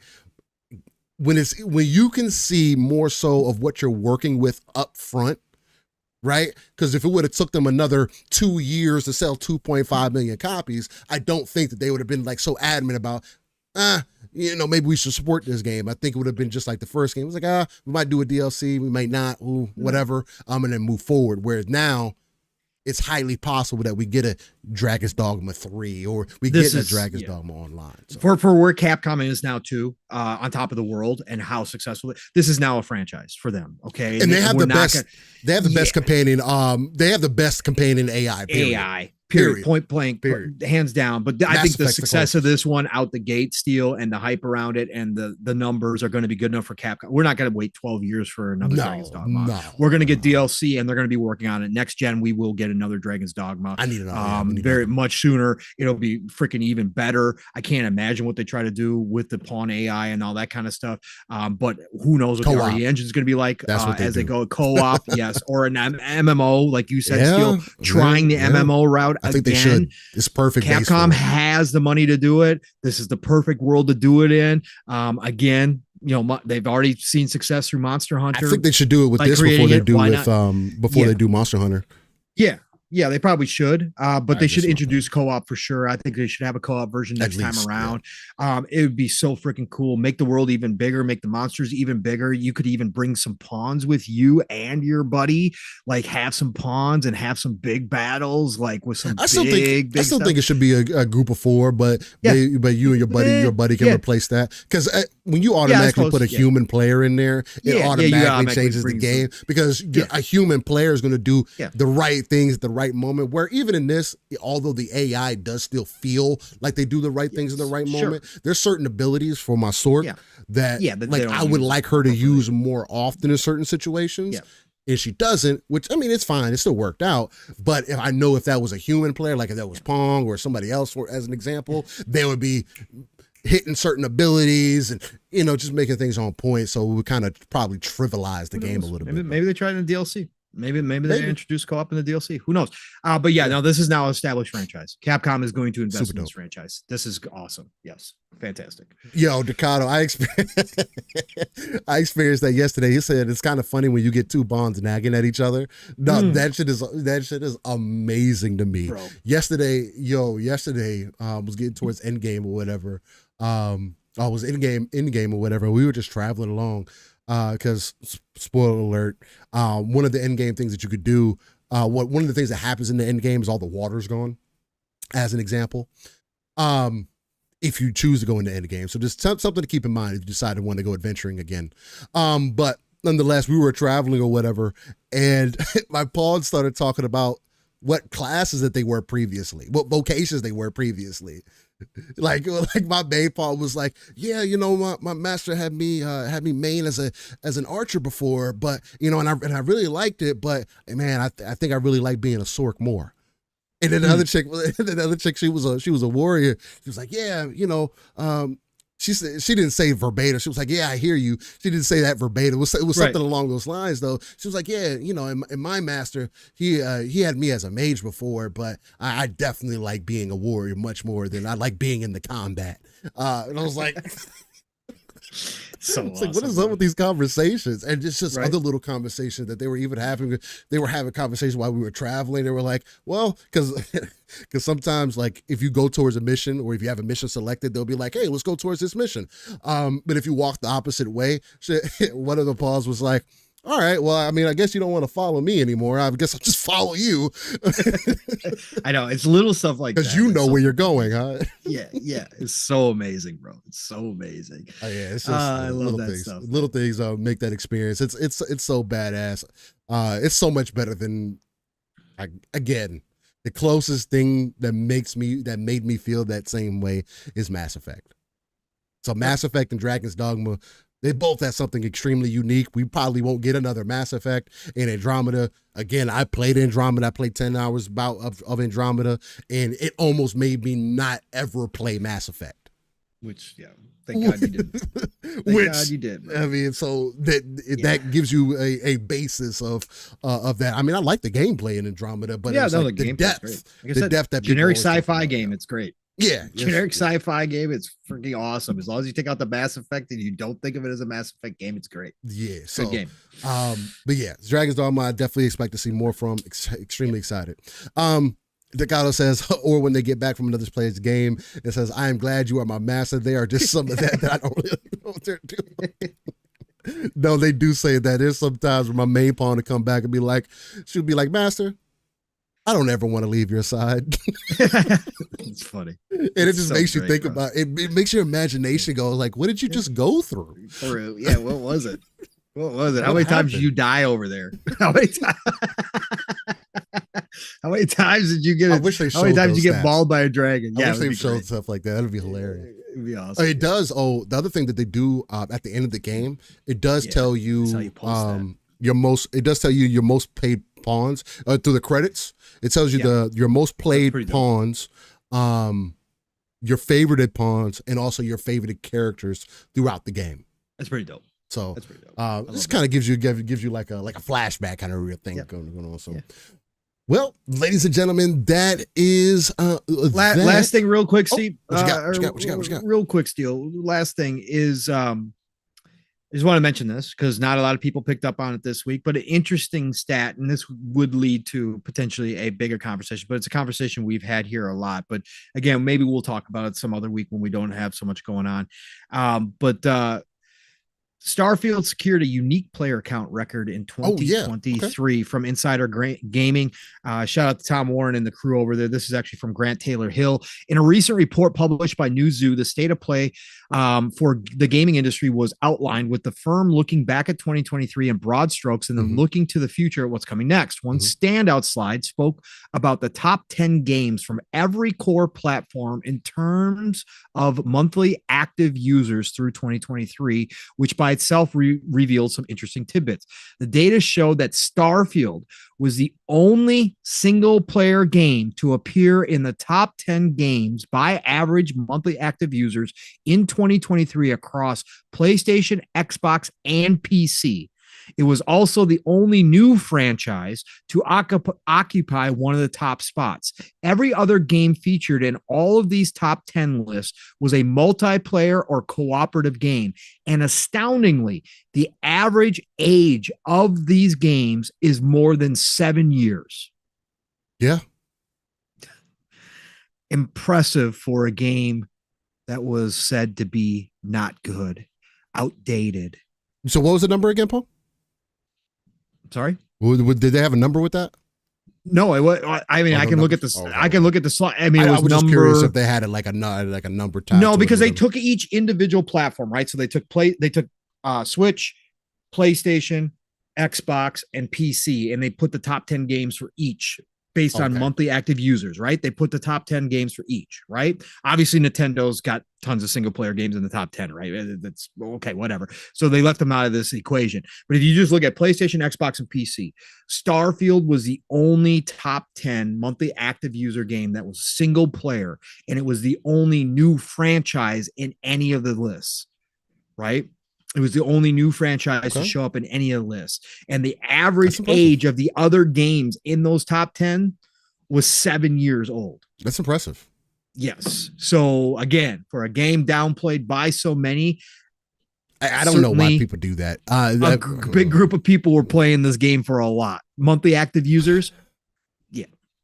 It's a single player game. Again, if you want to know whether Starfield has traction or not, go to their mod page. If that doesn't tell you what you need to know, and the official mods aren't even released yet. And the DLC isn't out. Again, me and Pong both really thoroughly loved Starfield. I beat Starfield, and again, I have my own little gripes with it, but it's still an 8 out of 10 game for me. My real true first Bethesda game, well, outside of Elder Scrolls Online. So it's like, that was a memorable experience as well. So it's dope to see others kind of pick it up. It's going to be another one of those that is going to grow much more over time. More and more people are going to jump into it. It's going to become a completely different game. And again, my only regret, and I don't have regrets about games, period. But my only regret about Starfield is that I didn't wait to play it. Yep. Because the game, what it is right now, even months later, is completely different from what I played day one. I would have loved to play as Jango Fett day one. I would have loved to play as a Power Ranger or whatever else the case might be that they've added in there now, right? Stormtroopers walking around, kind of turning it into my own epic fantasy universe. That's something else that Bethesda games seemingly allow you to do, right? That most other games don't. So, yeah, for anybody wondering, this was a global scale too. They took all their data from 37 different markets across the globe. So it wasn't just like US based or anything. Yeah. So that's even more impressive. Yep. Yeah. Across the globe. I mean, again, I think that shows you that Bethesda is not some run of the mill, whatever, Nope. They don't do anything innovative, or that their games are trash, or I mean all the other things that people put on that list. Again, is it Halo, or did it do what everybody thought it needed to do as far as make Xboxes fly off the shelf? No. I don't think there's a single game out there that does that right now. No. I I don't think so. Outside of Fortnite, outside of these other games that are multi-plat, play on whatever, I don't think there's a single game that's out that literally says, "Oh, I need to buy this platform." So, Starfield's not going to do it. Spider-Man 2 didn't do it. God of War Ragnarok didn't do it. I mean, that could be a reason for some people, but it's not what I mean by that in the same breadth as Halo or Gears or Uncharted or Singularity or some of those other games from back in the day. When those games launched, they were a little bit bigger on the bigger side, had a little bit more recognition, and like really hit the community hard. We just have too many games that have we've become numb to it, I would say, quite a bit. There's so much variety and things that we can get into. So interesting that I didn't realize that ESO during their 10th anniversary, they talked about their new scribing system. Steel, I don't know if you realize this, but also according to Inside Gamer, included in this post was in a Twitter post today, Bethesda boasted that the scribing system will add nearly 4,000 new ability combinations to ESO. The fuck? Yeah, so that's a massive addition that will definitely offer players more freedom to build their preferred play style. So when they drop that new, that's going to be crazy, bro. That scribing. Elder Scrolls needs a graphics update. Yeah, they do need. It needs a graphics. How do you? It's so hard to do that with a game that's got so many monthly players, bro. But yes, they probably should do. I mean, I'm pretty sure there's mods and stuff on PC that can fix a lot of that stuff. Yeah. Because I think Elder Scrolls Online also has cross progression. I don't remember. Maybe no, it doesn't. Because that was a point. I meant for like Xbox wise. Like, for but not. I wonder if you can get it in PC Game Pass. No, because I can't bring my PlayStation player over. But anyway, anyways, Elder Scrolls Online. Shout out to that one. It's another MMO that's been standing the test of time, and it's good. It's good as a single player game as well. So keep that in mind if that's something that you're interested in. Well, ladies and gentlemen, it is time to now get into our This Day in Gaming. What time are we at, segment. We are at 4:48. 4:48. Okay, This Day in Gaming. Got it. I'll be right back. All right.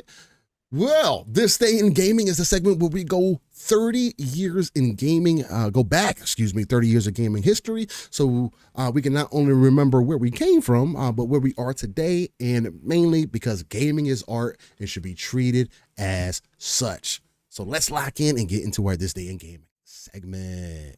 Ooh. All right. Let me fix this up real quick. There we go, just so you guys can see the graphics and whatnot. All right. So we're starting in 1990 on the NES, and we got Digital Devil Story, Megami Tensei 2. Okay, so Shin Megami, okay, got a little start there. Then in 1990, you had TurboGrafx 16 release Mad Madu King Granzord. Okay, shout out to that. Then in 1990 on the NES, you got Ninja Gaiden 2, The Dark Sword of Chaos. Shout out to Ninja Gaiden. Then in 1990 on the TurboGrafx 16, you had Psycho Chaser. Shout out to Psycho Chaser. Excuse me. Then in 91, Super Nintendo released Ultraman. Shout out to Ultraman.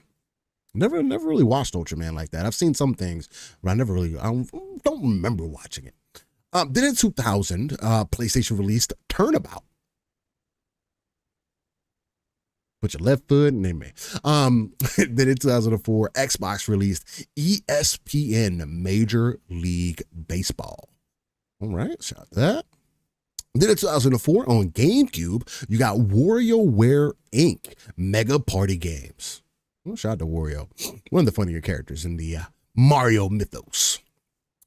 Then in 2005, the PSP released Archer McLean's Mercury. Okay, shout out to that. Then in 2005, on PC, we got Call of Duty Deluxe Edition box set. Shout out to that. Then in 2005, Xbox released Post combat, first to fight. What the hell is this list today, man? Okay. Not recognizing much in this. Then in 2005, PlayStation 2 and Xbox released MX World Tour featuring Jamie Little. The hell is that? I don't even know who that is. Then in 2005, PC, PlayStation 2, and Xbox released Obscure. Yeah, we got a bunch of obscure titles here. Okay. What's going on? Then in 2005, Xbox released Spy vs. Spy. Let's go. I do remember Spy hearing versus about Spy. that. I love never played Spy it, but I versus remember hearing about it. Mad Magazine, baby. Spy versus Spy was one of my favorite comics back in the day for Mad Magazine. I remember cartoons and stuff about it. Yeah. I thought it were funny. Yeah, Nixie, shout out to Jamie Little. Shout out to Jamie Little. Shout out to him. In 2006, Game Boy Advance released Dr. Sudoku. Oh, God, I remember when Sudoku became a huge thing. My mom was and everybody all was doing over Sudoku, bro. Oh, she used to be on the computer all over some Sudoku, bro. I remember everybody buying the books and doing them at work and everything man. else. Oh, my God, bro. Huge. Then in 2006, the DS released Fruits Mora no Daibutsu Taichi 2. One more time. Let's go. That's Fruits Mora no Daibutsu Taichi 2. Nice. Very nice. There you Sir. go. Very nice. Then in 2006, PC released Mystery Case Files Prime Suspects. Okay. Then in 2006, the DS released Tenchu Dark Secret. Can we just get an original Tenchu? I know. FromSoft. I know. Come on, FromSoft. Sekiro is the spiritual successor, and it started as a Tenchu game, and they turned it into Sekiro. But can we just get Tenchu back? I just want Tenchu, man. Let's go. Then in 2010, the DS released Squishy Tank. Okay. Then in 2011, the 360 released The Dishwasher, Vampire Smile. Dishwasher, freaking amazing Xbox for real? arcade game, bro. Amazing, done in this. Well, as you can see from the cover of the art there, heavy like pencil black and white style. Okay. But then you would go. It was a hack and slash. It's a beat 'em up. Yeah, it was a hack and slash game. But you were chopping people's heads off. Blood was squirting, and it was bright red against that black and gray. Oh, that's kind of badass. Yeah. Bro, it was so bad. Dishwasher was such a great Xbox arcade live game. Oh my God, man. So good. So good. Super dope. Then in 2012, on the Wii, you had Xenoblade Chronicles. Game I want to go back and play. Come on, Switch 2. Make it backwards compatible. Make it backwards compatible. You might have me because I want to play Xenoblade. I know I can get him a PC probably, but I'd rather just, I'll play him there. Come on. Then in 2015, Macintosh and PC released Hover. Okay. Then in 2016, Android released Disney Crossy Road. What was that? Android. Yep. Then in 2021, PC, PlayStation 4, and PlayStation 5 released Oddworld Soulstorm. Shout out to Oddworld. Absolutely. Classic back in the day. Yep. It was one of my favorite games back in the day. Yep. Didn't grow with me, but that's fine. Sci-Fi Sky. Hover, was that like that jet set? Was it really janky? Was it like single A, double A? It had a lot of jank. I think I did play Hover. If it's the game that you're talking about, it had a cool concept and a cool world. Yeah, I'm pretty sure I did play Hover. Now that you mentioned that, if it's the same game I'm thinking about, but it was really, really janky. But yes, I do remember that. Okay. All right. Thanks for reminding me. Oh, yo, shout out to the yeah. Sci-Fi Sky says, yeah, LOL. Yeah. Shout out to the homie Lyric Da Vinci on Twitter. He says, I can debunk most of the so-called criticisms by most people who just want Dragon's Dogma to be another game or flat out don't know what they're talking about. Don't tell me about enemy variety when you stick to roads and only travel by day. Mm-hmm. Good point. Yep. It's definitely a good point. Anyway, and then 2023 on PC, you had Golden Legend Herald Quest. Herald Quest. And it has anime chicks with big boobies on the front. Oh, okay. So it's fan service game. Let's go. Let's go. It's an action game. So there's that. It's an action game. Oh, for real quick too, Stu, I forgot to tell you this. So I'll tell you this before we get off air here. What? Well, hold on. Let me bring it up so I get all the games, right? I'm going to be picking this up, by the way. Humble Bundle is great, by the way. I love Humble. Oh, what you, sometimes what you they have some great deals. Oh, bro. Listen, they got the slice and dice and everything nice D3 After Dark pack, bro. Remember Oni-Chanbara? That one. Oh yeah, Oni-Chanbara, yeah. Yeah. They got the Origin and they got the Chaos, both of them in this pack. They also have the Schoolgirl Zombie Hunter, which was also on console, by the way. If anybody ever picked that up, where your high school girls in your high school is obviously being attacked by zombies and guns, and it's just flat out just stupid arcade fun. But one of the things you can do is throw your panties out, and the zombies get attracted to them, and you can group them all together and blow them up with grenades and shit. That's also in this pack, along with some other games I haven't played, like Samurai Maiden, Bullet Girls, Fantasia, Labyrinth, and Maglam Lord, and a game I did play, Ed Zero Zombie Uprising, which was also on console as well. Whole Humble pack for $30. If you don't want Samurai Maiden, which I think I'm not going to do Samurai Maiden. It's a newer hack and slash zombie game with girls, obviously. But I was looking at some of the stuff, and people were saying that Oni-Chanbara is better by a long shot as far as the combat goes, that this is more simplified. So I might skip that.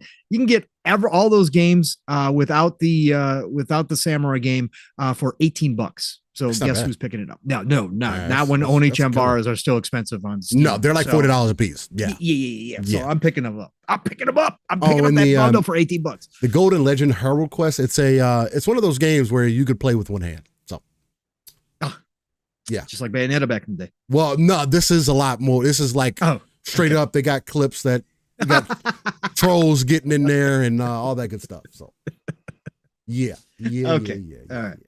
Oh man. So yeah, great Humble bundle, by the way.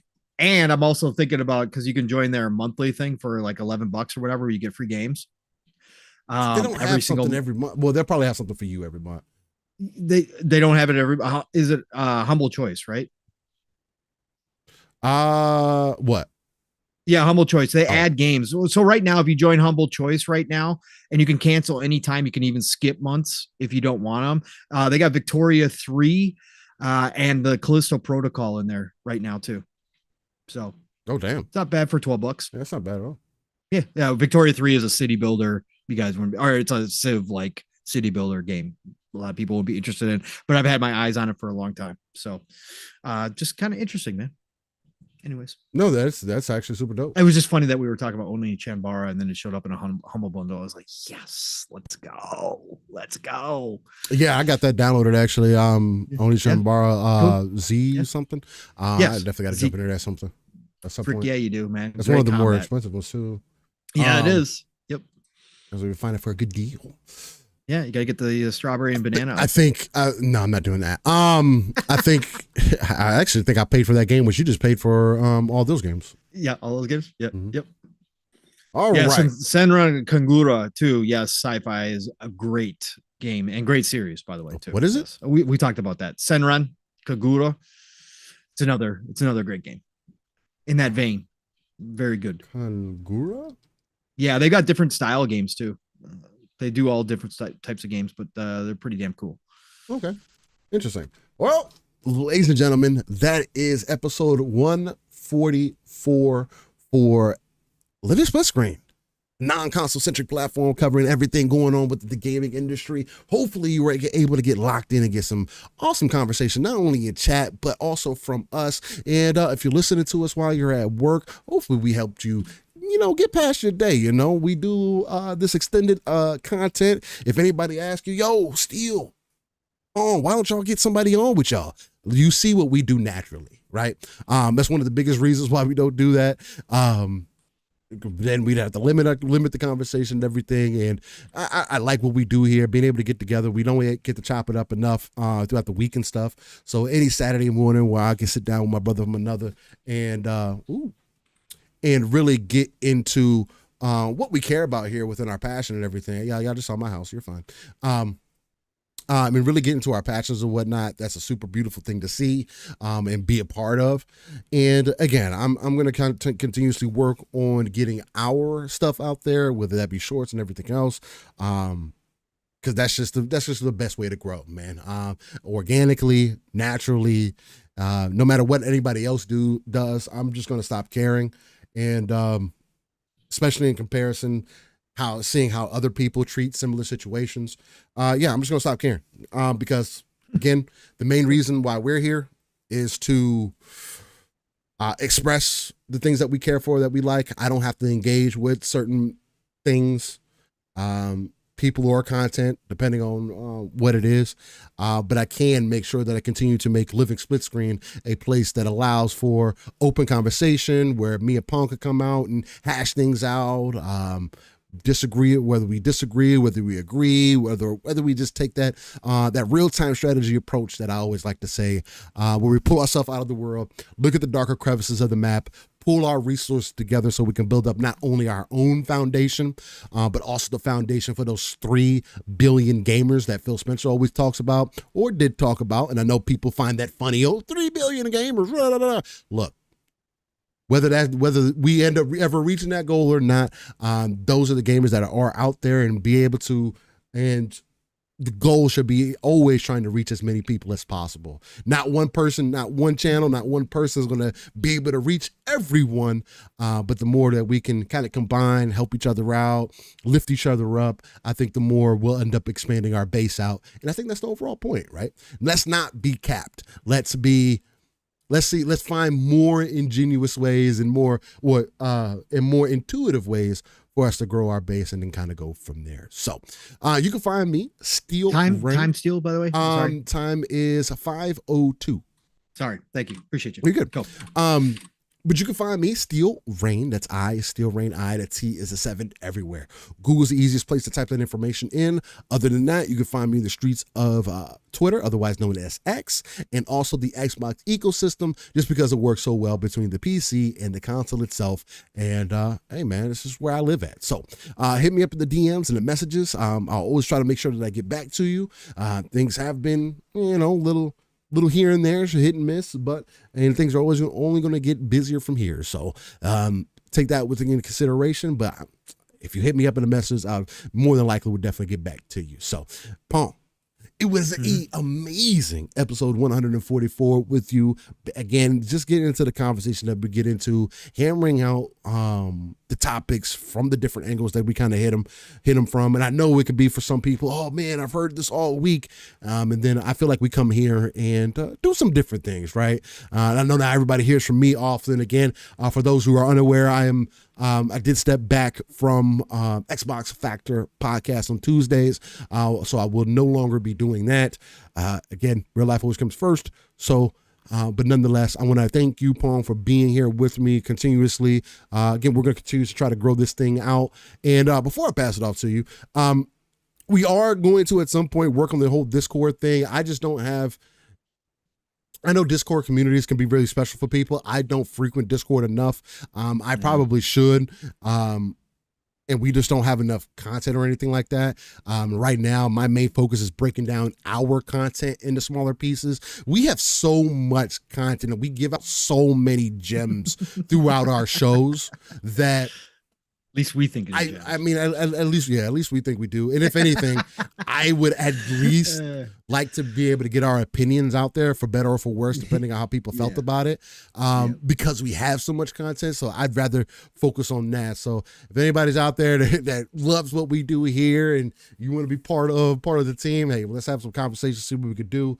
But outside of that, yeah, man, it's a hop and a skip. It's a step every day, right? Putting one foot in front of the other. But nonetheless, Paul Soul, the uncanny gentleman, the brother from another. Get these beautiful people out of here, man, and let them know where they can find you. And again, another fantastic episode, bro. Yeah, fantastic day. Again, fantastic conversation. I just love coming here Saturday mornings, man. And all you in the chat, you guys freaking just keep us going too. And you guys bring up great topics, bring up great points that keeps the flow of the conversation going as well.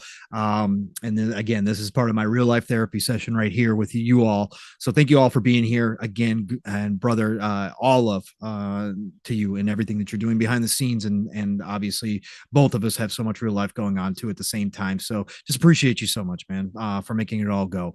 So thank you again, brother. All of, but listen, y'all, you know the drill. Pongso on X, formerly known as Twitter, Pongso on Xbox, Pongso on Steam, Pongso on Epic Game Store, whatever. You can find me Pongso everywhere. Tonight, you know it's going to be the Shop Podcast, the best way to end your Saturday night. That's right, the Shop Podcast, PTK Blam's channel, along with Fuzzy Belvedere, myself. Tonight we have the brother from another Fun Speculation, aka Mav, rolling on through. We also have Game Pass Daily showing up tonight as well, Retry. Okay. So it is going to be a good conversation. And again, it's an easy show to listen to in the background while you're playing games. Cool, calm, and collected. Just great conversations going on. So have us there, 9 p.m. Eastern, 8 o'clock Central Time, the Shop Podcast, PTK Blam's channel. And of course, next week it starts all over again, even though my brother has had to step away from the Xbox Factor podcast. It's Tuesdays. It's all good things green. It is Double Barrel Gaming. It is Mr. Boomstick, the man, 12 p.m. Eastern, 11 o'clock Central Time. Got to be there for that. And then, of course, my podcasting week starts on Thursdays, PM in the PM. Pong and Mav in the PM, two-man show. We do have the rare guests from time to time, but most times just me and Mav catching up, 7 p.m. Eastern, 6 o'clock Central Time. Be there for that. And then, of course, back at it Friday nights for Xbox Ultimate on the Fun Speculation Network again, 10 p.m. Eastern, 9 o'clock Central Time. The family gets together, have lots of laughs, have lots of conversations, never know what, is going to be said there, especially when Psycho shows up. But, 3-Bit showed up last night for a rare appearance of 3-Bit, hinting that he already knows some things about the showcase.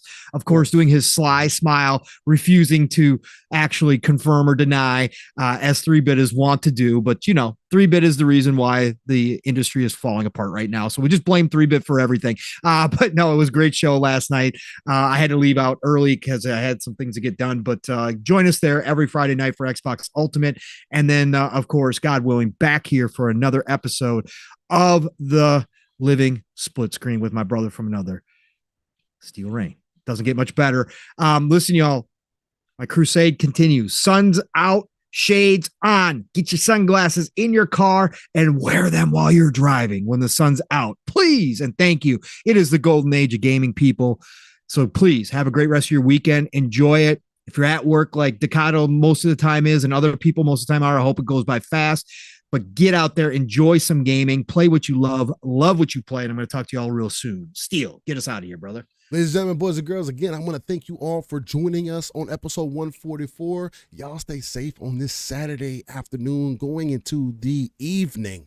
And if you're listening to this on the audio side, we greatly appreciate you, and much love. Stay safe. Peace. Just one question.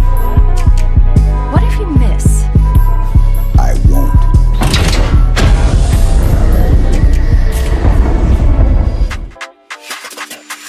I came back to let you know got a thing for you, and I can't let go.